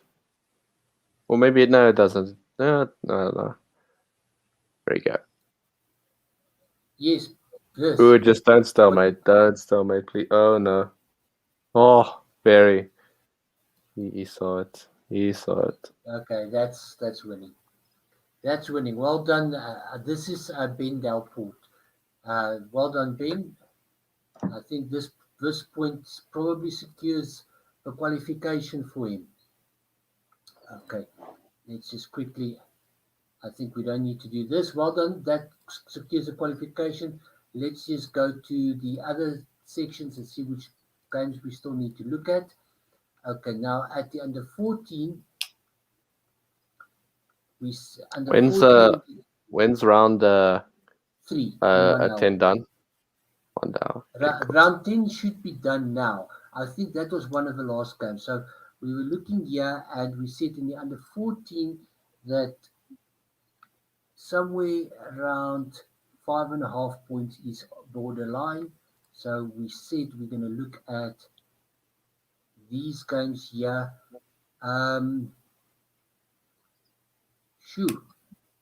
Yes, this was difficult because they're all playing up. I think the most controversial game would be the person with 6 playing against the person with 5. Let's quickly see what happened there.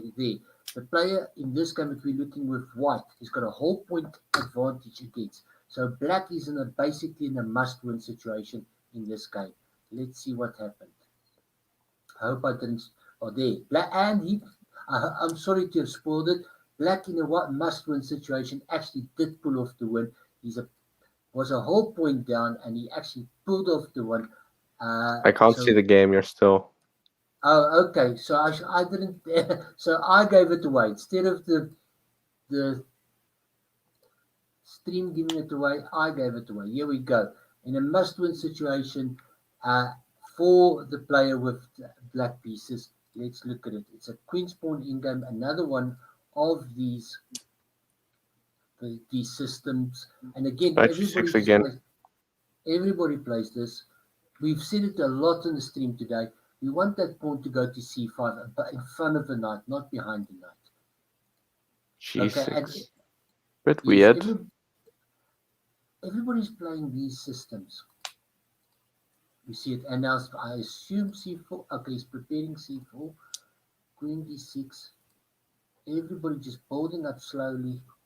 Okay, I don't understand why go from there to there. You don't do triangulation with your queen in the opening. Okay. Good move. Don't you take with the d pawn? I think they thought to take with this to open the rook. I think sure, but your bishop on b2 is horrible. So yeah, I guess it's double-edged. And now he wants to play c4. I think. Okay, gotta be careful because. Oh, there goes a pawn.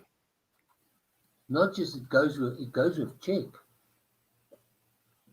It goes with check. That is a big blunder. And the only let's just see what we can do there. Now, black is a pawn up, but he just shouldn't now play with the same pieces the whole time. Maybe just come in here. I think he has rook e1. Maybe rook e1. No, just barely doesn't work. All right. Yeah, black has a big issue with his light square bishop. Yeah, but it's going to solve itself. You did see, I don't know what black was just hoping for to win the exchange there. One move threat. Yeah. Finally, he placed the knight to where I told him to. And he blunders, knight takes d3. And immediately black gets rewarded from playing that good move. It wins a whole rook. And he takes the rook of a knight. Okay, now the queen must move. Okay, that's fine. Bishop takes. The bishop. Yep. If takes is also optional. Yeah, open. Yeah. Yeah, but because maybe you can go. Yeah, that's bishop. You can go to bishop c6 though. Bishop takes part in the attack. Okay, then he must play bishop c6 now. Okay. There you go. So the bishop's going to go to d5 whenever you want. I would just take on f3 now. Like less pieces, less worries. Okay. I don't know what that move did. You know why he didn't take on f3? He was hoping for cheaper, and it came. And it came. Okay. And rook takes f3 just wins here. Black's just trading off everything. There is it. With the idea of here. Which is spirit. Check. Yeah. Oh, Checks. wow. And now it's over. And now your move is just simplified. Just simplified. Yes. Hey. And now with the rook up, yes. Too easy. Too easy. Rook here, come in with your king and just wins. Let's see how good his technique is. Here we go. Take the pawn. Okay, I don't know if I like that. It's not necessary, but it still does it. It's 2 o'clock. The problem is if you To make too many queens. Okay, this is just eating it. Okay, now just push that pawn all the way. Don't need. How many queens do you need? How many queens do you need? Oh, I think he wants Or to is he show it just in trying his to be face. funny? You Yeah, see, he the wants to thing show it. is, when you start doing things like that, your chances of giving stalemate become so much more. And there we go. Okay, so in a must-win situation, he does pull off the 4 point, going into the last round with good chances of actually qualifying. So that was, but the white player with the white pieces is still in it as well. Let's look at the under 12s, and here we said because all these players are at risk. I would think these 4 games specifically, and it is on Mr. Niker, who is still just pure. It's going to be interesting. So shall we take bets whether Mr. Niker is going to make it or not? He's been on the cusp every round, and he did win this round. Okay, you didn't hear me say that, eh? Did you hear me say that? I heard you say that. Oh no, you shouldn't have heard me say that. Okay, so here we go, Mr. Niker's game. He is on both these players on the cusp of either making it or not. We're going into the second last round, and oh yes, this is the player we saw playing he plays the Scatterland all the time. So it's a good. Oh, there's double Fischetta Catalan. It's a good opening. He likes doing it, and he prepares C4. I actually like it here. It really builds up nice and slow. It's a nice, slow defensive way of playing it. C5 is a move. I don't always like it. I just know it's a move. Yeah, but I like it if you're going to work and then continue with the other queenside pawns. I'm not so sure that I like it with this. Doesn't Yeah. it just drop a pawn? Yeah. No, it doesn't. Not quite, because the pawn takes knight, knight e4. The pawn's attacking the knight on f6. Oh, shit, I'm sleeping. And So not quite. I'm playing a league game in 3 hours time, and after this stream, I'm going to be so tired. But he goes for it. Oh, the queen. Oh, I know. Mr. Niker, did you see it? Yes, he saw it. Nice game, nice winning maneuver there. So just going back here, actually, there's no good move here. No, knight g4. Knight g4. Oh, okay, knight g4, h3, knight h. Okay, good. Okay, so he gets the b. Go back, yes. Go back, yes. But white is clearly winning here. Do we play? Is it Rook any b8. good to? What did you say? Yeah, it's a good move. Why he played rook b8? What does rook b8 do? Black played rook b8. Yes, he just wants to protect the pawn.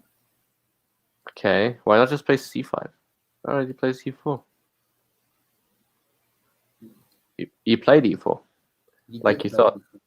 Yep. And Takes. Definitely takes. Yeah, take it.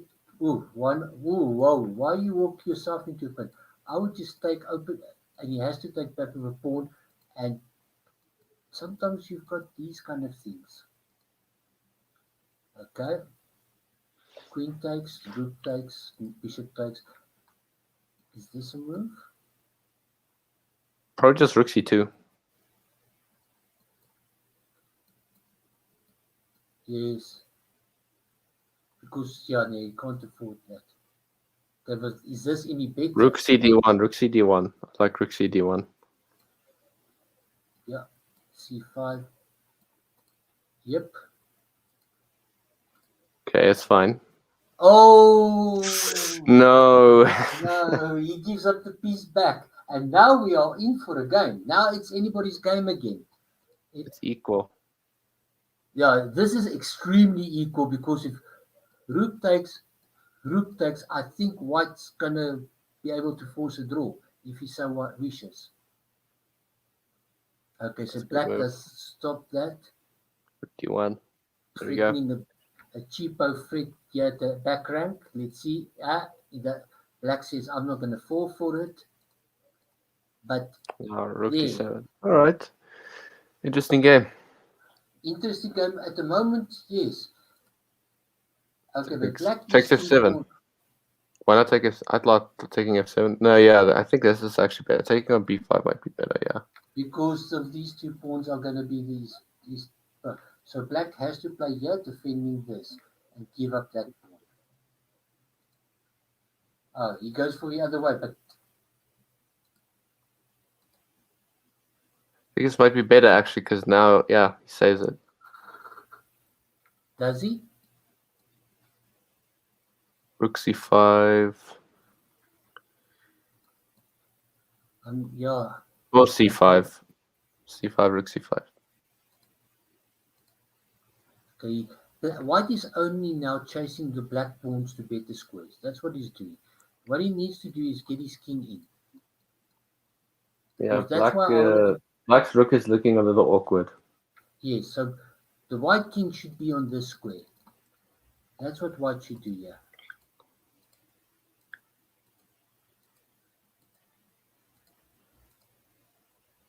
Okay. Good move. It's pinned. What about king attacks? Oh, you go here. But then you can take. No, but it's still fine because even if king A to king up. Oh yeah, I think that they had to, yeah. Because F5 is a threat. F5. Yeah, so that, but now. But look at the pawn islands.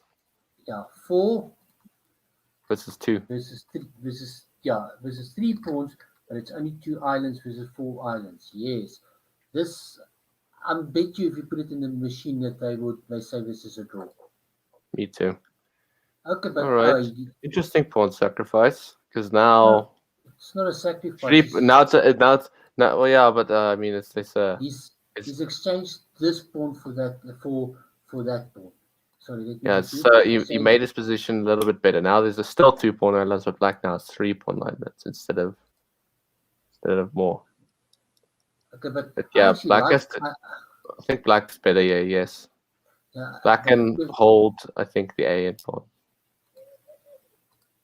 You should only worry is a C pawn. Yep. You see, he can't take because that pawn is too far. Is it no? Is it though? Takes. Wait. Is it the calculate? Takes king F7.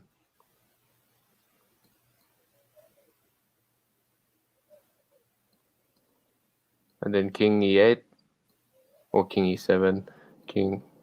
No, but king E8 is better, is it not? King E8 rather than. Okay, let's just look again. Takes, king F7, king D5, king E8. Kings, no, I think no, it's not that square. It's supposed to be that one. No, you're supposed to go to that square immediately. Oh, we must just be. Yeah, this is not easy because black has got these 2 pawns. This is not easy. I would love. Let's see how fast he played it. He played it within 5 plus 6 seconds. He played it in 11 seconds. I think he could have spent a bit of time on this move. Yeah, I don't think it works. I think actually white wins there. So. Okay. What? It's still fine. It's still fine. But, oh yeah. Now I think about it, it's clearly right. But if he takes the pawn, then yeah, it's trouble. He doesn't have to. Okay. Almost, yeah. Now I like white. It's still not easy because it's still not quite easy because a lot of games end where white loses that pawn, then black has that pass pawn. But that pawn is keeping the king out of the game, so yeah, it's lost. Okay, I would have push that pass pawn. Push the pass pawn now.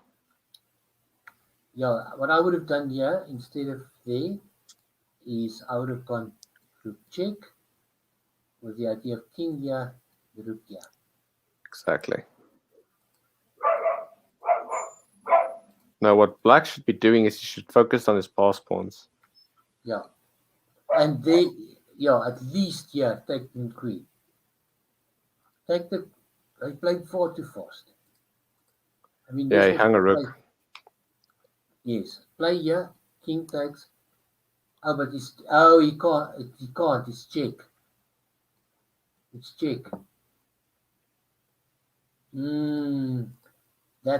This is game over, yes. Oh. What's wrong Mate with in this? one. Yeah, so we're playing so fast and missing mate in one. We're going through it fast and we're not missing it. Okay, there's mate now. Okay, so again, playing very fast. I think at one stage the position was very close, but white was what happens in positions like this is who wants it more. And I think white wanted it much more than black here. And I think that's what happened here. I just think white wanted it more and was finding the moves. And that's why white won. Very I think lucky that's when though. Yes, it is a very lucky win, but I think it is simply because white wanted it more. Okay. Mm. Let's see. Let's go back to the draw.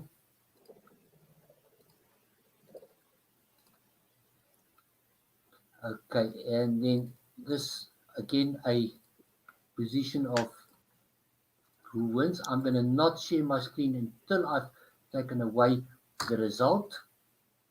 So that we don't- This is last round is at 3. last round is at 3. Okay, okay, now I'll share my screen, and I will not tell you what the result was. So there is a bit of suspense. So this is another must-win situation for both players, and let's see what happened. It is a normal Italian with a knight f6 line. Let's see what he plays.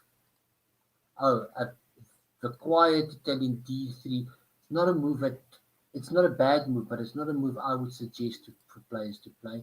Bishop c5 is the normal closed position, and now c3. The point of this move is just to block that knight out of the game. Okay, bishop g5. Okay, if I'm not mistaken, h6 is a move here. Yes, and now I remember there are games now with bishop e7. Really, I've never seen bishop e7. I remember I think there's an Anish Giri game specifically, which I remember with bishop e7. I'm not so sure about d6. I thought it was bishop e7 or a6. That's what I thought. d6 might, but I might be wrong. Okay. Please note, white is delaying castling. That's very clever. h3 is just delaying castling. Okay. Bishop, and we had a discussion about this take and whether we take with a pawn, yeah? But obviously white doesn't need to take because he can even take with a knight. I think what I would do here as well is I'd go bishop e5. Bishop? b5. I want to keep my bishop. B. Oh, b5, but I see. In a6, bishop a4, bishop c2. Okay. I think it's only an option. It is an option, but I think I'm playing queen e2 here. Castle. Okay, that's what I thought he delayed specifically with the option of castling queen side. Taking of a knight. Point is that this knight could maybe go there. Okay. Queen e2, rook e1. Rook e1. All right, yeah, makes sense. Okay. I'm very tempted to eventually go d4. At some stage, but knight d5 is where it wants to go. Yes, white is playing extremely well. Okay. Now d4 wins. d4 wins. I'm looking d4. Oh no, it doesn't. It doesn't win. Yeah, b4. No, b4 doesn't win, but it's a good move. Because I thought for a second d4, then d5 comes, but he has bishop b4. But if we play b4, isn't our bishop going? He takes a knight. Ah, yes. It's still probably good for white, but I mean, it's not winning. I would, if I was tricky, I would go a3. Because he just moves the knight first. Now b4 can work. Okay, but he saves it. Rook.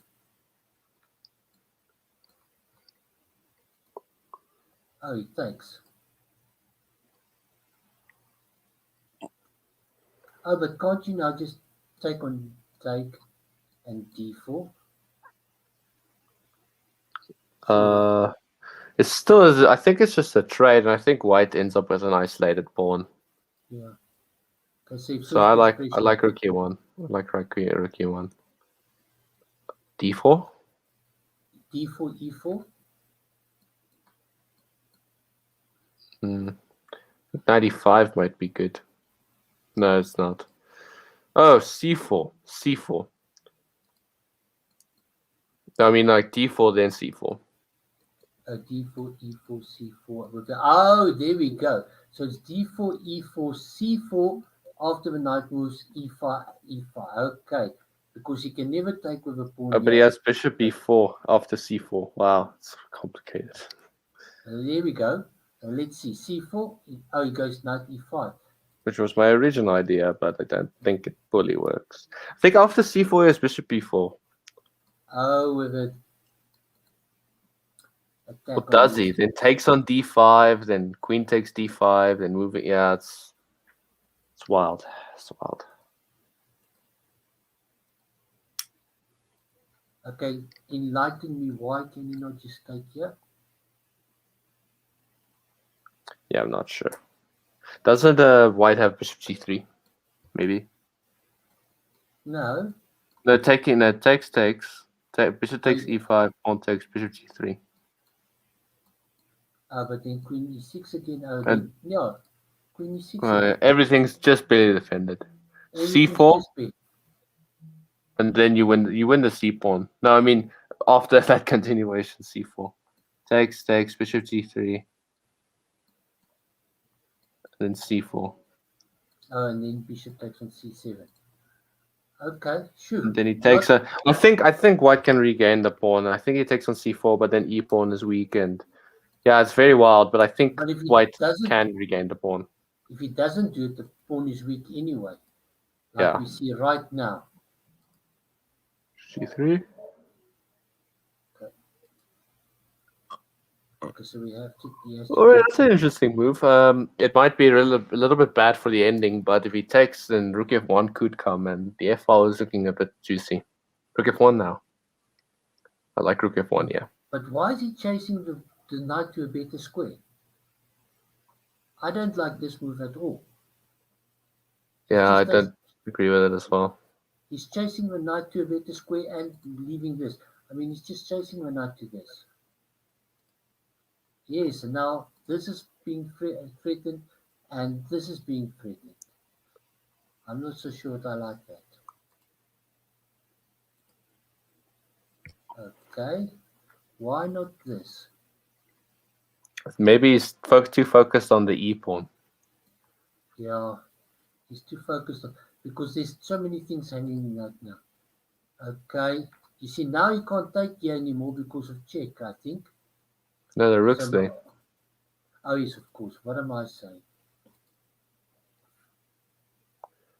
Queen g3.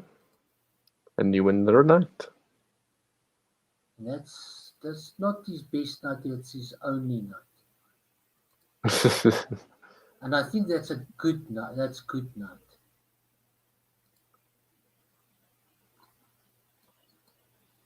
And rook back.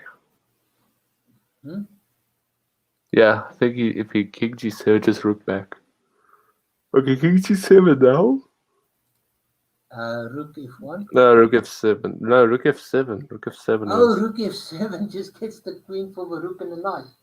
Yes. Yes. Okay. But now it should be all about technique.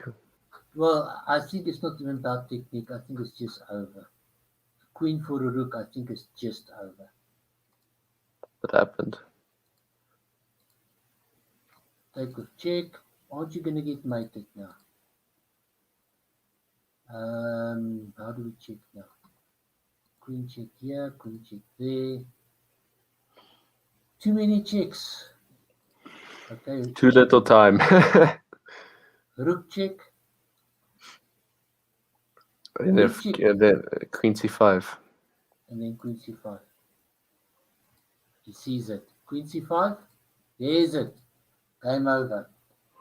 Okay. That was a decent game. Well done. Looks like you're going for qualification there. What's it? Aiden is his name.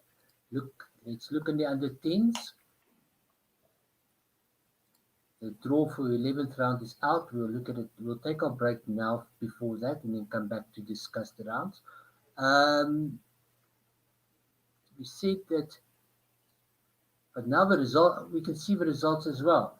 Okay. Let's just look at this game quickly and then we'll take our break. Cool. One game in the under 10s. And unfortunately, everybody will be able to see the results. So it will be a bit of a... Oh, there we go. We don't see it. Okay. Let's see. Sicilian. There's your delayed elephant that you were talking about earlier. I don't like... I'm not a delayed element player. I just know it is one. Okay. Is there not... He didn't play... No... He has knight 65. He played d4 too early. You're supposed to play bishop e2 or queen c2 even. Because if he takes, then you go queen a4 check. Good, yeah. Okay, so this is a bit early. But now black is just a clear pawn up. Yeah, he's not really testing him. No, you should just take. You should just take. Not going back. Take Knight takes? Take less pieces, less worries. I don't like that. I mean, it's not necessarily... It's not. I think if you take the b3 knight, you get a takes, and then he has a rook file. So I'd rather not give him compensation. Rather keep the knight says. Yeah, but... Okay. Okay, so... See, it's just an ending. And instead, if he took the rook on a3 might be problematic. But now... The only thing that I want to say here to the kids is, when you are materially down, like black is not materially up, white player who's materially, do not exchange when you're losing. I know we say less pieces, less worries, but that's when you're winning, or when it's equal. Don't exchange when you're losing. There are three... Exchanges are good except in three situations. 1, don't exchange when you're losing. 2, do not exchange when you're attacking. It dilutes your attack. Or 3, do not exchange down. In other words, do not give a rook for a bishop or something like that. Those are my rules which I teach my students. I think, what do you say about that? Yeah, how does that sound to you? Yeah, it sounds perfectly fine. Sometimes those rules are broken. But yes, they're rare. But that's what makes exceptions. Yes, but at a rating of 800 players, those rather stick with the basics. Yeah. Yeah, stick with those rules. Like for instance, now I bet you he's going to play rook here, which I don't like. Oh, he doesn't. Okay. Both castles. I would go rook e1 now. Yeah. Yes. I don't think that castling is so important once the queens are off. Yes, he's going. But remember, you're pawn down, eh? Oh. Looks fancy, but I think it's still fine for black. Yes. Rook d8. What? No, other rook. Gives away bishop. That bishop is very strong. Not just that, yes. If he places it now black can control the file as well. White is exchanging pieces. completely unnecessarily. In fact, if I'm black, I'm just taking here twice Yeah, White is wasting time moving his pieces around, but for no apparent reason. good move. Rook Oh, that's a game-losing blunder. Oh, Is it? What now? What can we what do? the heck? Well, Everything's hanging.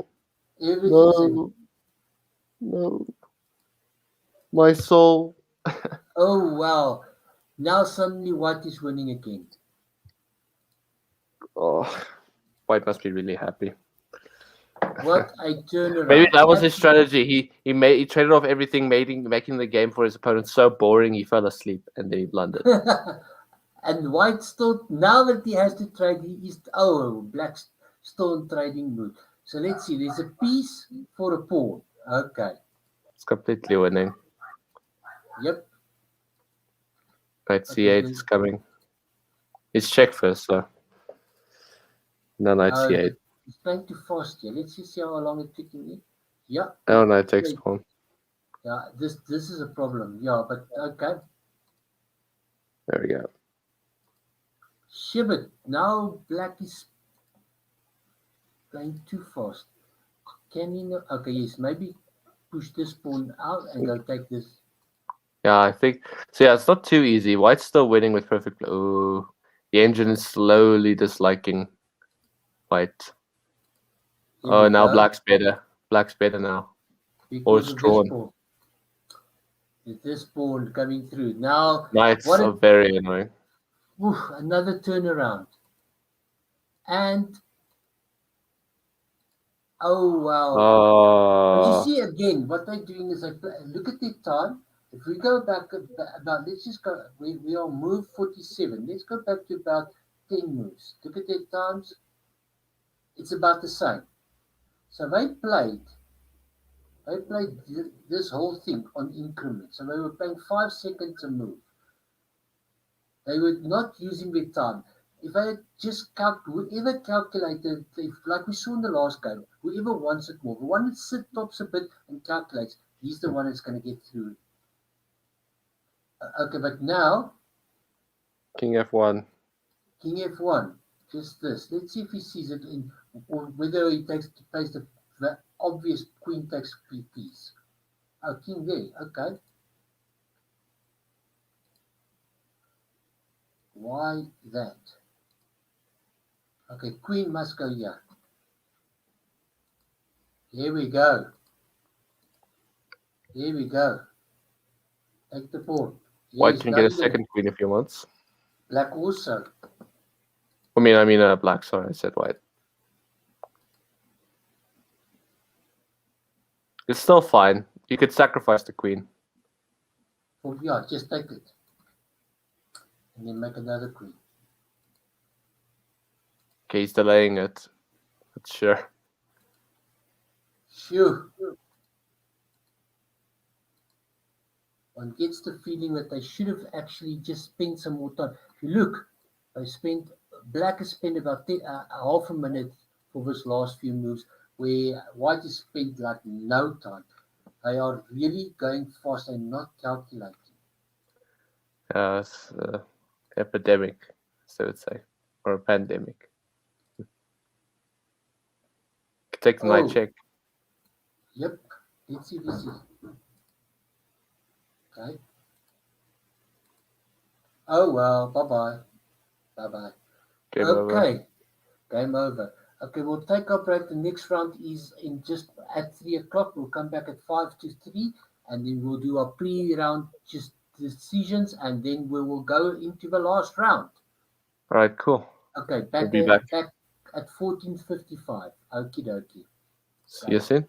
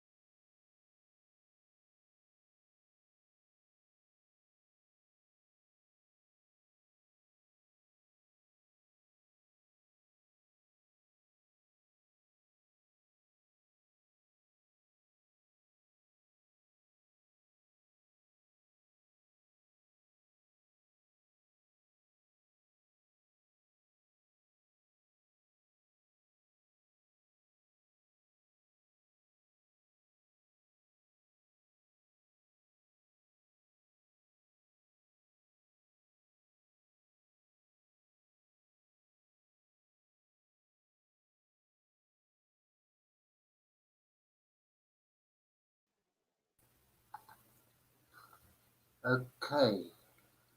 Sorry, I'm late. No props. I'm in a Okay, TS game now, so I'll be there right there. no problem. Good.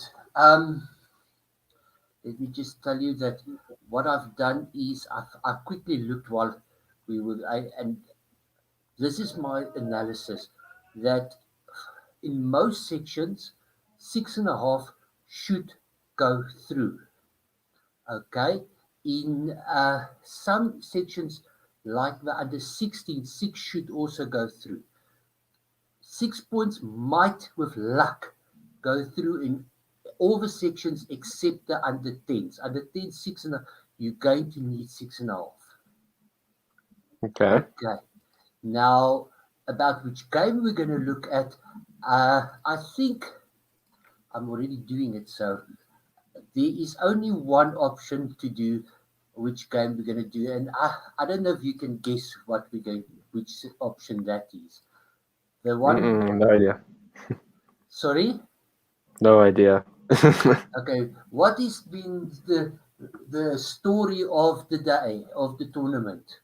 And if you also take the people in chat, if you look at them, who do you think we're going to follow?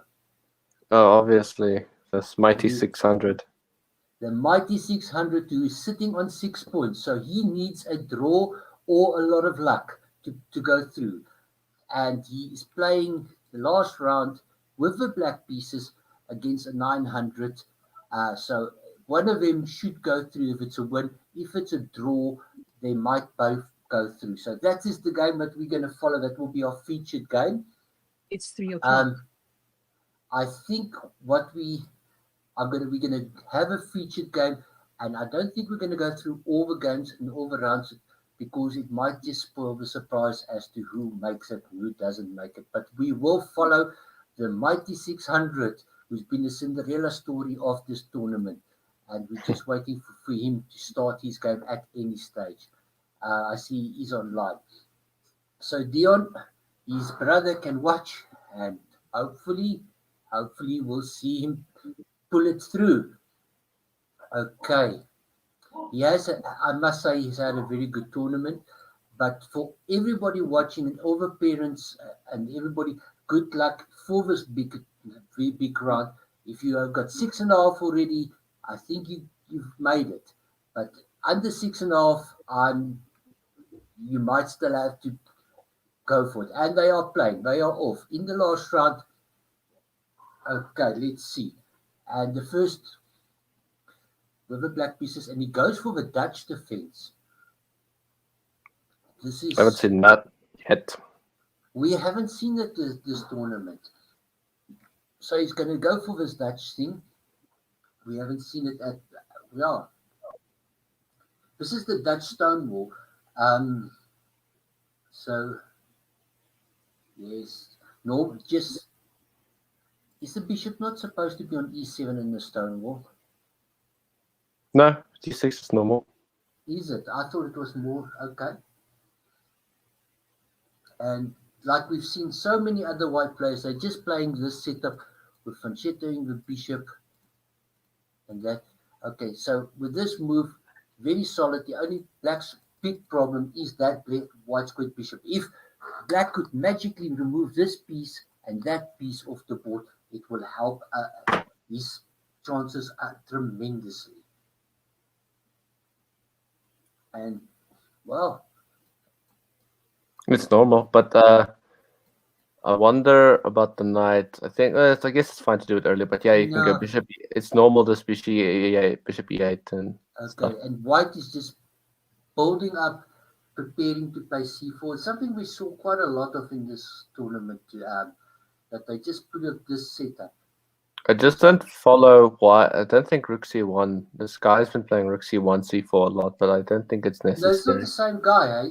I think a lot of players got the same coach teaching them. It's not this. We have actually not seen this player. I think the player with the white pieces is somebody new. Okay. I don't get why we need to play rook c1, c4. I think you can just play c4 immediately and maybe Yes, rook no, c1 after. But sure. I think they're getting taught that you just build, and then put it in. Okay. And this idea of bringing the bishop here, and where is this bishop going? I don't know where it's going, but yes, bring it up. And then they always just play c5. Okay, bishop has to come. But now your point of a rook being on c1 is very well made, because what I now would want to do as white is push these pawns up and open up some lines here. And then this rook would have been better placed here, and that rook can come here. I think black's a little bit. I would prefer black here though. And now white still has a slight advantage because I think it's got an easy plan and it's got space. So I think black has still got some work to do. Black still has some work to do in getting equalized because of that spatial advantage. But of course, the break black is working towards is e5. Maybe not even necessary. Maybe just 94, going for a normal stonewall attack. Okay, there we go. White did play b4, surely. But as we said, the rook is not best suited on that square. Okay, normal developing move. I like it.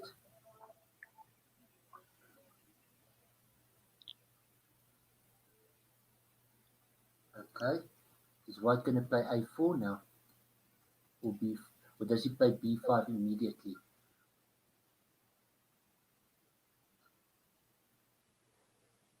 Or, yeah. b5 is an option. I like, for white, I like b5.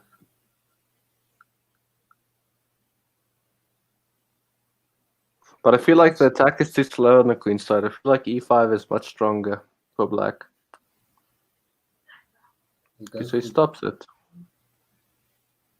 All right, I would just take it with the, maybe not with the knight, but maybe now, not so sure. Do we play knight? Oh, that's not right, because now I was thinking knight here or knight there. Yeah, some tricks. If f4 comes, queen h4 could come. f4, queen h4, h3. Knight f3. White is got of course. Of course. If f1 knight takes e3, I missed it. Knight f3. Is there any other move for white? I think after knight f3, you know what would be interesting? Bishop h4, h5. Light square bishop to h5. Yes, I see that. I don't think you can play the dark square bishop to h5. Oh. All right, he just regained a pawn if he sees it. Well, not regain. He actually wins a pawn. Yes, okay. I'm taking with a bishop. I'm just taking with a bishop. I'm taking with a bishop. He wins the pawn, offers the exchange of dark square bishop, and threatens check. Okay, so he's hoping that his opponent doesn't see. Oh, wow. Yeah, I think black's much better now. His bishop pair is very strong. Definitely. And he's now going to be able to play e5. Yes, black is looking good. There we go. The fairy tale continues. Black is looking good. Okay. Finally, b5. I don't know. I would have played it long ago. So let's see now. Okay. Obviously, this move is not so strong because of knight f3. Okay. But wait a minute. What is wrong with pawn takes pawn? Yeah, that's what I was thinking. Pawn takes pawn is an option. It's not. I think it's quite strong.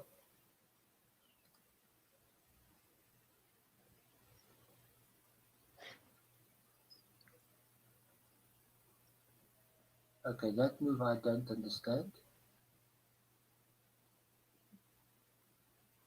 Or does he Maybe he wants to go to h6. Yes, just for cheaper. But the thing is that knight e5 always comes. I would have just taken the pawn for free. Okay. That doesn't really do. Queen a4 doesn't really do anything, does it? I don't think so. Comes knight. Knight f3 as we suspected. So he has to play bishop c7. That's the only good move. Don't play And then bishop and b8 e block. Yes. yeah, and then e5 could come. E5 is Yes. and now that knight's in big trouble.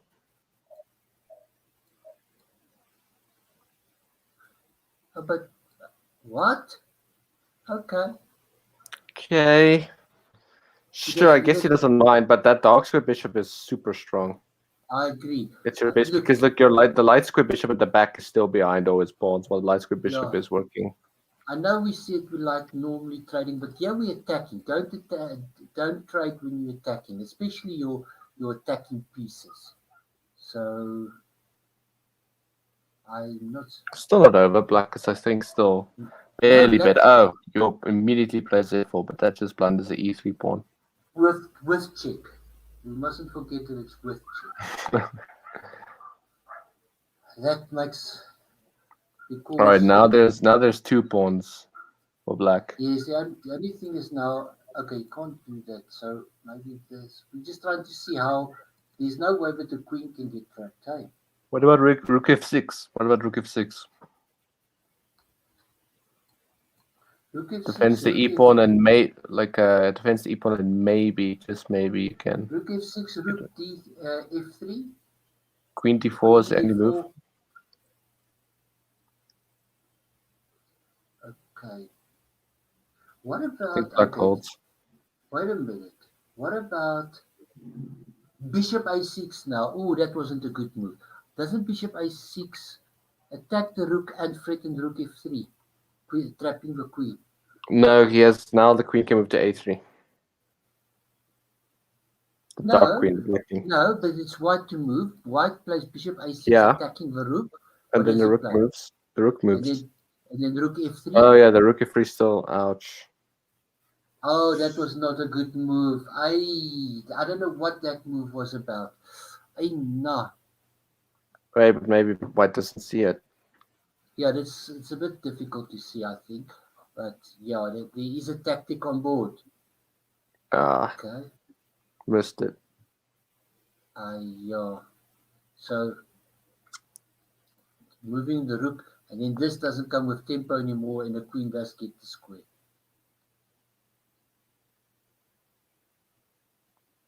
Okay. Just as long as he moves this rook or the queen, but preferably the rook, because I think that's the. But yeah. Oh, it's still now it's there again. Tactics back. Tactic is back. Bishop attacks rook. But now wait, black queen has a queen e4. Oh no. Oh yes, he does have queen e4. Okay, then and if rook here. Now bishop a4. Queen a4, I mean. I think black escapes it. I think white. I would go bishop h4 here. Oh no, what am I saying? That thanks to bishop. I think black is escaping because white is not seeing the tactic. Yeah. It's a good move. Threatening rook b1. No, not if I play rook e2. Then the bishop holds the square. And you're attacking on e6. This queen is very vulnerable here, and I think this move. Oh, but you take here, hey. Yeah. Rook b7, b2, I mean. B2 is, B2, I think black, white is, I think, panicking a bit. He's moving his pieces up and down, not knowing what to do. I think that white feels intimidated. He's 2 points down, and possibly what the players look at each other's chess.com ratings, and then they get a little bit intimidated by players with higher ratings. So white is definitely playing scared chess, and black is going for it.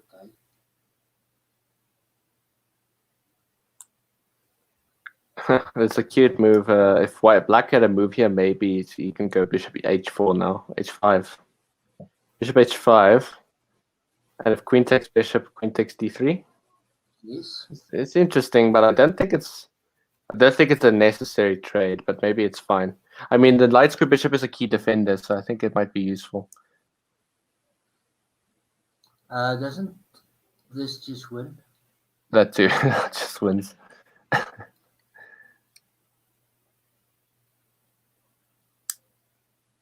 we go. He sees it. Oh, we poor white. So wait, if he wins this, if black wins this round, he's made it through. Or I think he already made it through. No, I think he needs luck or he needs a draw to go through. He's gonna win. Yes, he's gonna win. So he's going through. So our fairy tale continues. Unless he blunders, so let's fingers crossed. Unless he blunders, a different thing can happen. Okay. But fingers crossed it doesn't happen. So tell me, Dion, are you starting to get stressed out there? Just tell us in the chat on a scale of 0 to 10, how stressed out are you right now? I know the feeling. I really can tell you I know the feeling. Maybe instead of winning the bishop, if allowed, maybe black could go rook b2. Yeah, that would be such a cruel move. Threatening to check and knight. Actually, yeah. That is If allowed, obviously there are moves that doesn't always work, like queen f3 I think stops it. No, it doesn't even. Wow, queen f3, rook b2. Ooh, he sacrifices the queen. Wait a minute, what's happening here? Okay, let's Black just see sacrificed the queen. Wait a minute, what's happening here? Oh, he didn't sacrifice. He's winning. So it's 2 rooks for a queen. No, you could have just won a piece. I think that's better. But I think he saw the queen and just thought I should take it. Yeah. Yeah, no, and now queen check, of course. Hey, but still, yeah. Well, black's winning though. Yes, but he could have done it better. He could have actually just. Ooh. That's fine. It's still threatening mate. Okay. So, Yes. Okay. King f6 and then bishop f3 mate. Yes, how does he stop? If he goes rook f1, then you can just give check and then you sacrifice, then you win the bishop. Exactly. Just take the bishop. I don't know. You could why not go bishop f3 check first, and then if he takes it, you take with check, and then you win the bishop. Trade off more pieces. Okay. You actually trade, but you actually win the rook then, because your bishop goes off, his bishop goes off. Yes. Okay, so that threat. Huge threat. Is there a way to stop it? Actually, I don't see a way to stop it because bishop f1. No, but then just bishop takes. Oh yeah. The rook. In fact, you might even go first check, bishop there, and then take with a threat of queen check. Now this is over. I don't think Dion is stressing that much, but he's not talking, saying anything. What did you just do? I'm hearing the echo again. I don't know. That might be my family in the background. G4. Okay. Yes, G4 just delays it for one move. He's weaseling. Okay, but now bishop f3. Now it's mate. Yeah, bishop f3, queen e1 mate. Or queen e1, bishop f1 mate. So check, only move, check, only move, and checkmate. But that's there we see the first one. Well, I hope he doesn't take the rook, otherwise the game might drag on a bit longer. Yes, let's see if he sees it. Oh wow! He sees it immediately. Bishop f1. Hey, he did it though. There we go. You won. There we go. Congratulations. The fairy tale does continue, and the 600 rated player does secure his place into the next round. That was the really surprisingly impressive performance by the player. I want to say thank you for the last 2 days stream. It was fun, yeah. We'll do it again. Just invite me. Yeah, well, how about next week? Remember, next week I'm going to closed, so I you can know, stream it, but then I won't be able to join since I'm actually playing. I'm one of the players.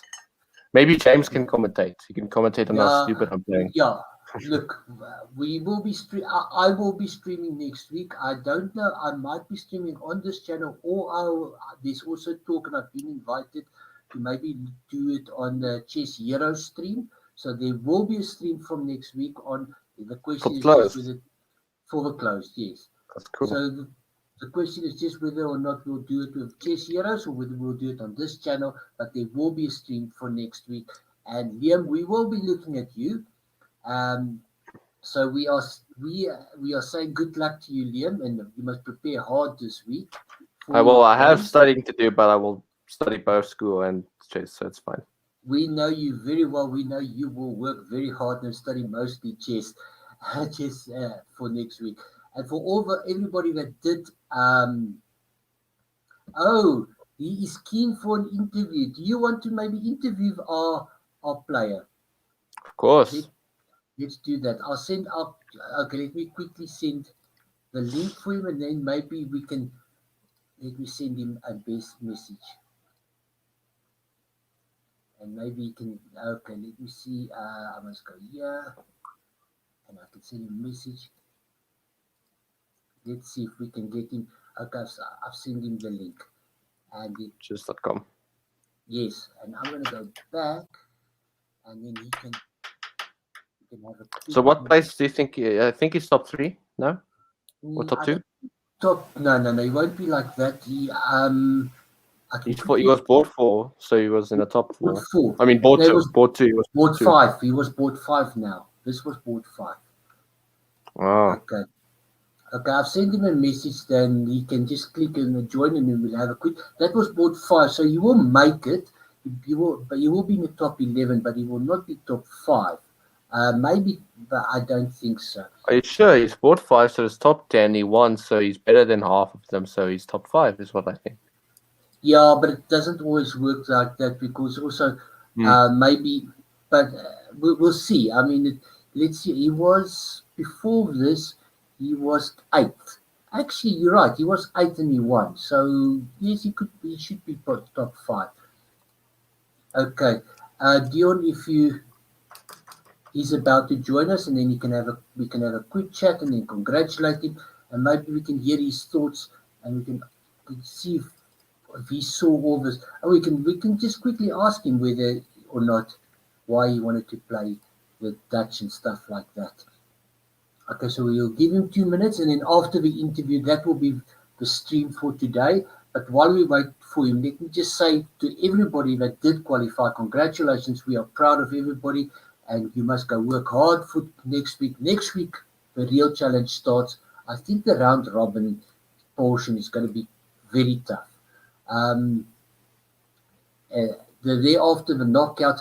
Tell me, Liam, I know I'm supposed to know. Can you tell us what is the time controls next week?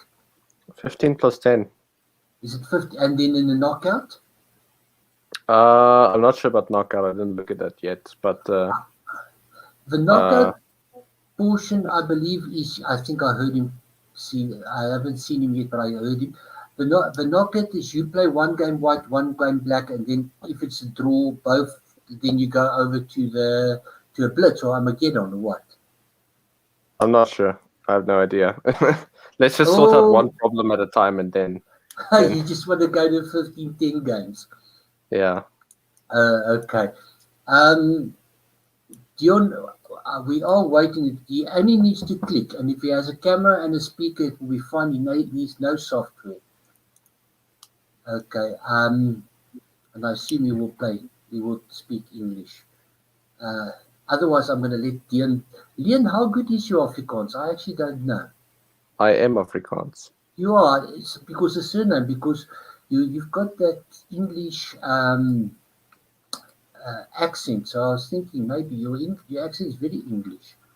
Yeah, I was in the English. What do you call it again? A preschool English preschool.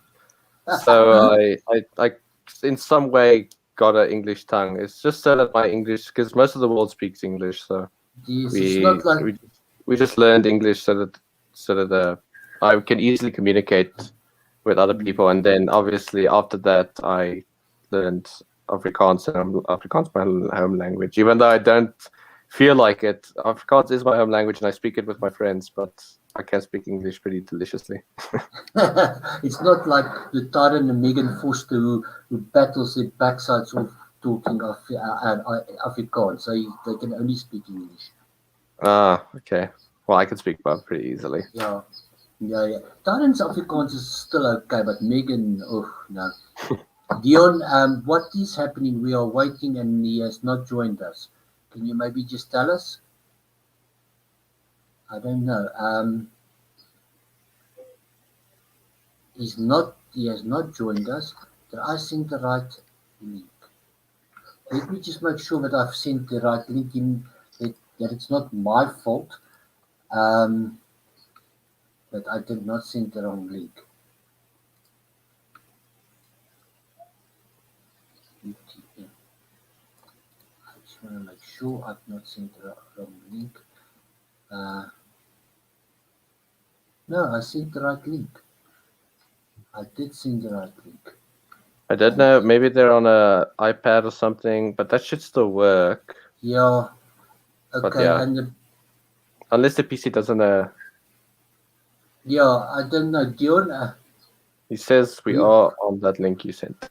No, but okay. Let me just make sure that because we are backstage. No, but you're not backstage. It says I don't see you backstage. Let me see. Let me make sure that the link that I sent you, Leon. Let me just make sure it's the same link that I sent them. Give me a moment. No props. Okay. Where's the link I sent you this morning?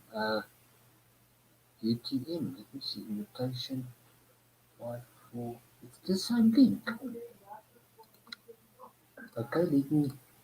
Okay. What I'm going to do, I'm going to put this link in the chat. Please, everybody, do not join. I'm only going to let him in. Let me just see. 5-4. Yeah, this is the same link I sent you. I'm going to put it there. Just see if you can click on that, Dion. It is the same link I sent to you, Liam, this morning. Because you are not backstage. I cannot see you here. I think it's the same link I sent you.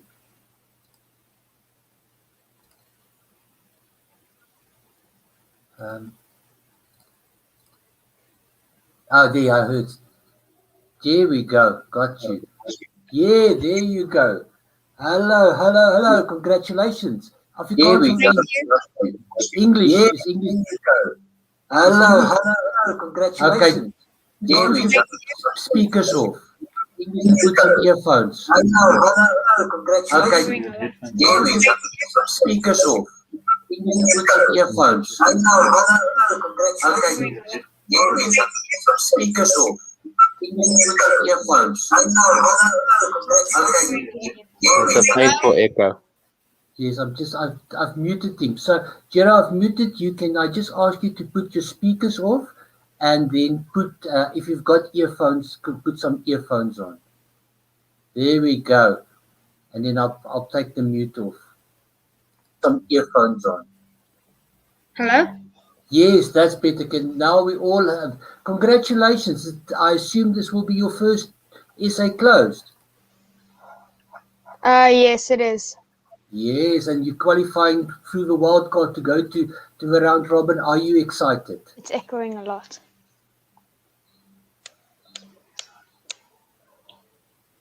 Okay. Could be that we're in both. Yeah, you are. You mustn't be in both.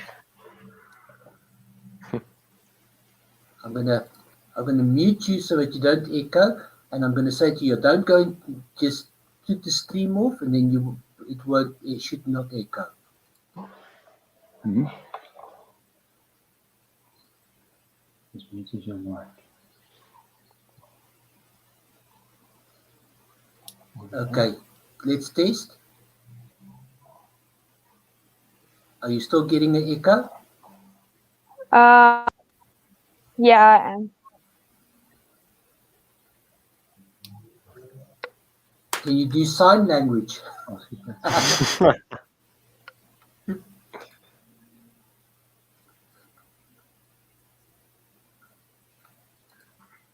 Okay, are we trying again?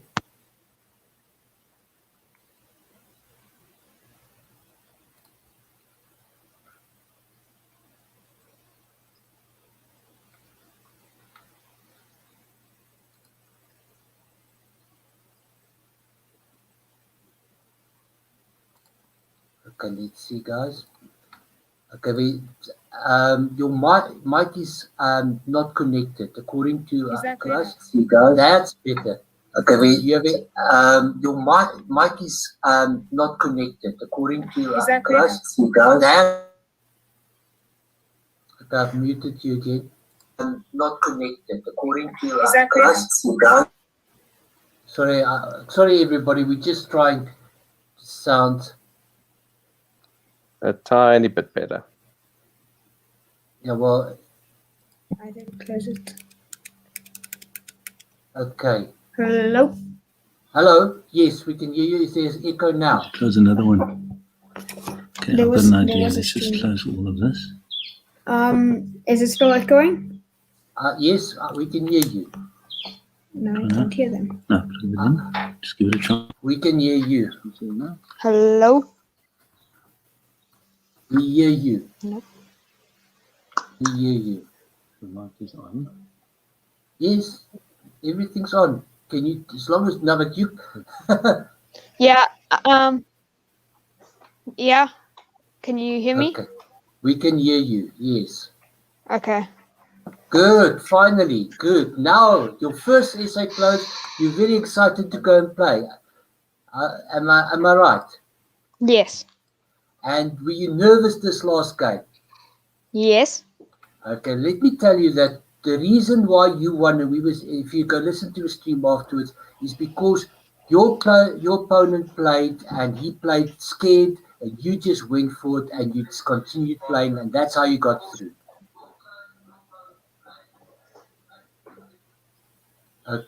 Okay, can you hear me? Yeah, I can hear you. Okay, good. Let's quickly go through the game and ask you a few questions. First of all, do you know what this opening's name is? It's the French. My coach, Henko Duplessis, taught me. Yes. Okay, this is actually not the French. This is called the Dutch. The Oh French, yeah. the French is when they play E4 and you play E6. Okay, this is actually the Dutch. But so going through. Okay, he plays this. That's fine. Now you're going to go into what is called the Stonewall Dutch, which is a very solid, well, debatable whether it's solid, but it is a system approach. It's a great beginner's opening, in my opinion. Very aggressive. Yes, it is very aggressive. All this was very standard. Of course, he's playing. How did you get the idea of rerouting the bishop like this? Where did you get that from? Also my coach. Is that something? So this is actually like something which you have been home preparation. Yes. Where are you? Okay, Henko is from. Where's Henko from? I know him, but where are you from? I'm from Pretoria, Brooklyn. You are Brooklyn. Oh, you Gauteng North. Okay, yes, Henko. Okay, good. You knew that he was just building up, although we were not so sure about this move for him. We thought the Brook was better here because of this. He must play C4 immediately. Okay, this is all what you expected, and you make a square immediately. This is fine. Yeah, I thought he could immediately do this. Did you expect that? I kind of anticipated it, but I guessed he wouldn't play it because it would take too long. Oh, you thought it was too slow. Yes. Okay. Yeah. Yeah, I thought it was a bit slow. Sorry to hit on your idea, Fanny. Yes. Okay, and yes, we were a bit surprised. I thought knight 94. back or 94. I was a bit surprised about this because he can come knight f3 defending the pawn, and he's going to chase you back. Did you see that? No. Okay, so we thought that knight g4 was maybe a bit aggressive because of knight f3, but luckily he didn't see it. He just gives it to you. And yeah, But I was you also take- thinking of playing queen h4 as well, threatening mate. yes, but the thing again, knight f3 defends Yeah. the pawn and defends the mate and attacks the queen. So that was his saving grace. Okay, why did you take with a knight and not the bishop? Because I wanted to keep the bishop on a nice long diagonal. Yeah, the bishop is very strong, but I just thought the taking of the bishop, basically forcing the exchange of bishops because of this threat was quite nice, and then your e-pawn will run. But okay, there's nothing wrong with taking, of course. Yeah, and then I you think I like the dark square bishop is a bit stronger anyways than the knight. So Yeah, I also yeah. think knight takes e4. Fine. I But did yeah. also think about it because if I took with the bishop, then with my knight I would also be attacking his bishop. Yes, but if he moves it away and not take your knight, that is what I was thinking. Is if he just moves the bishop away and then Yeah. keeps pieces on the board. It takes it. No, that bishop is awesome. You could actually take this b5 pawn. That's what Yes. me and thought. Why did you consider just taking the pawn? Not really, because if I were to take it, it would like ruin my structure. But I would have doubled pawns. Yeah, Sure. sure, but I'd rather have extra double pawn. If I'm gonna have a double pawns, I don't mind if it's an extra pawn. If you follow what I'm saying. Yeah. Because Okay, the so c pawn is a little weak. yes, yeah, I didn't understand this move. I thought it was to move to h6 and attack. But Yeah, okay, but back with ideas of that. Okay, now and here, now you, here I wanted the bishop to move back. yeah, because you told us you took with a knight because you want to keep the bishop. Now he's offering Yeah. the exchange, and now you agree with to the exchange. So do you understand that taking of a knight just now and not moving the bishop, one or the other? Do you understand that? Yeah. Okay, good. Oh, this was just GG. GG. Okay, this move I did not like. Oh yeah, that was a big blunder that I was Well, panicking about. We were panicking a bit with bishop here and rook h3. I think that you might get F3. into a bit of trouble here. Did you see that? Yeah. Okay, that we thought that this might get you into a bit of trouble, but he just plays this, and this is where he started playing scared.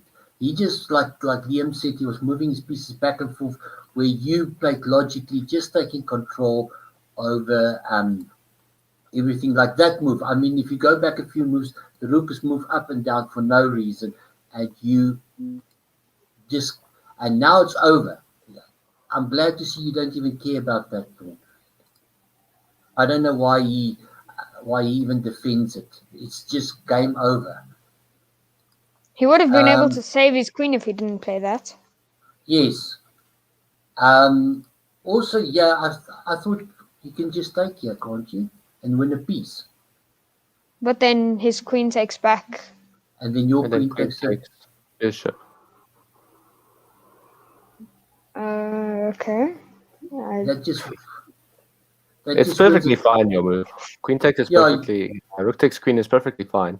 Yes, but this is just so simple. You're making a big I also thought that because then if he does take my rook after that, his bishop's hanging and his rook is as well.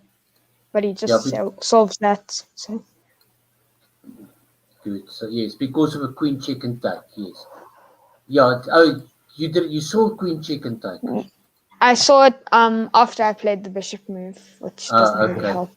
That's normal. No, but yeah, that is normal. But still, this is fine. I mean, it comes through, and yeah, that just wastes the move.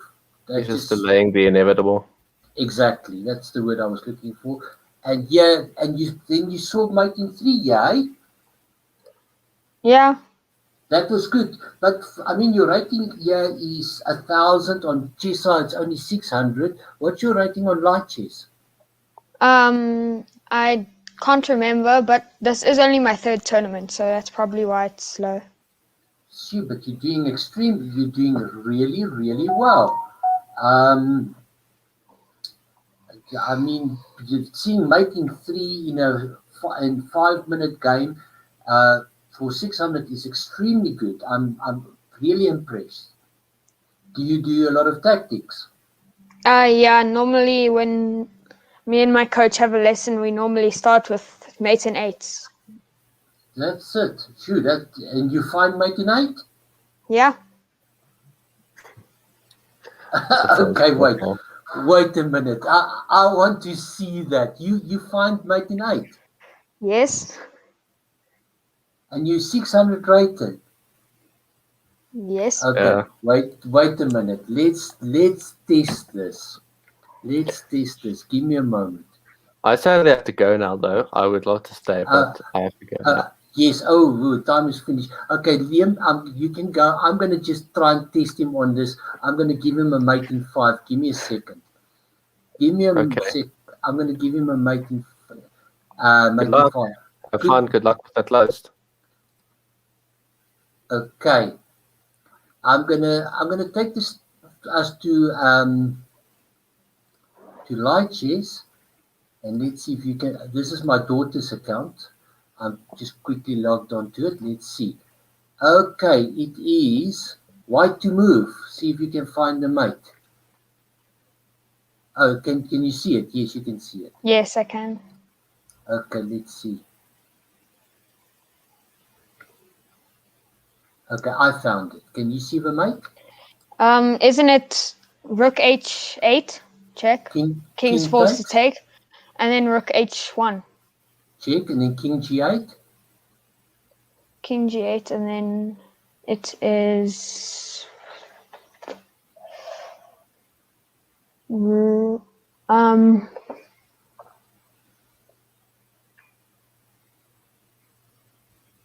queen h1. I mean rook h8 again. King takes. Queen h1. King g8. Queen h7 mate. Well done. Let's just show everybody that was very well spotted. So it's rook check, king has to take, rook check, queen check, and queen mate. That's mate in 5, I think. Well done. Very well done. Very impressive. I think you're gonna do well if you keep doing tactics like this. You will do well. And good luck for next week. We will keep our eye on you. Thank you. Thank you. Okay. Goodbye. Okay, for the other people of the stream, we'd say thank you for watching.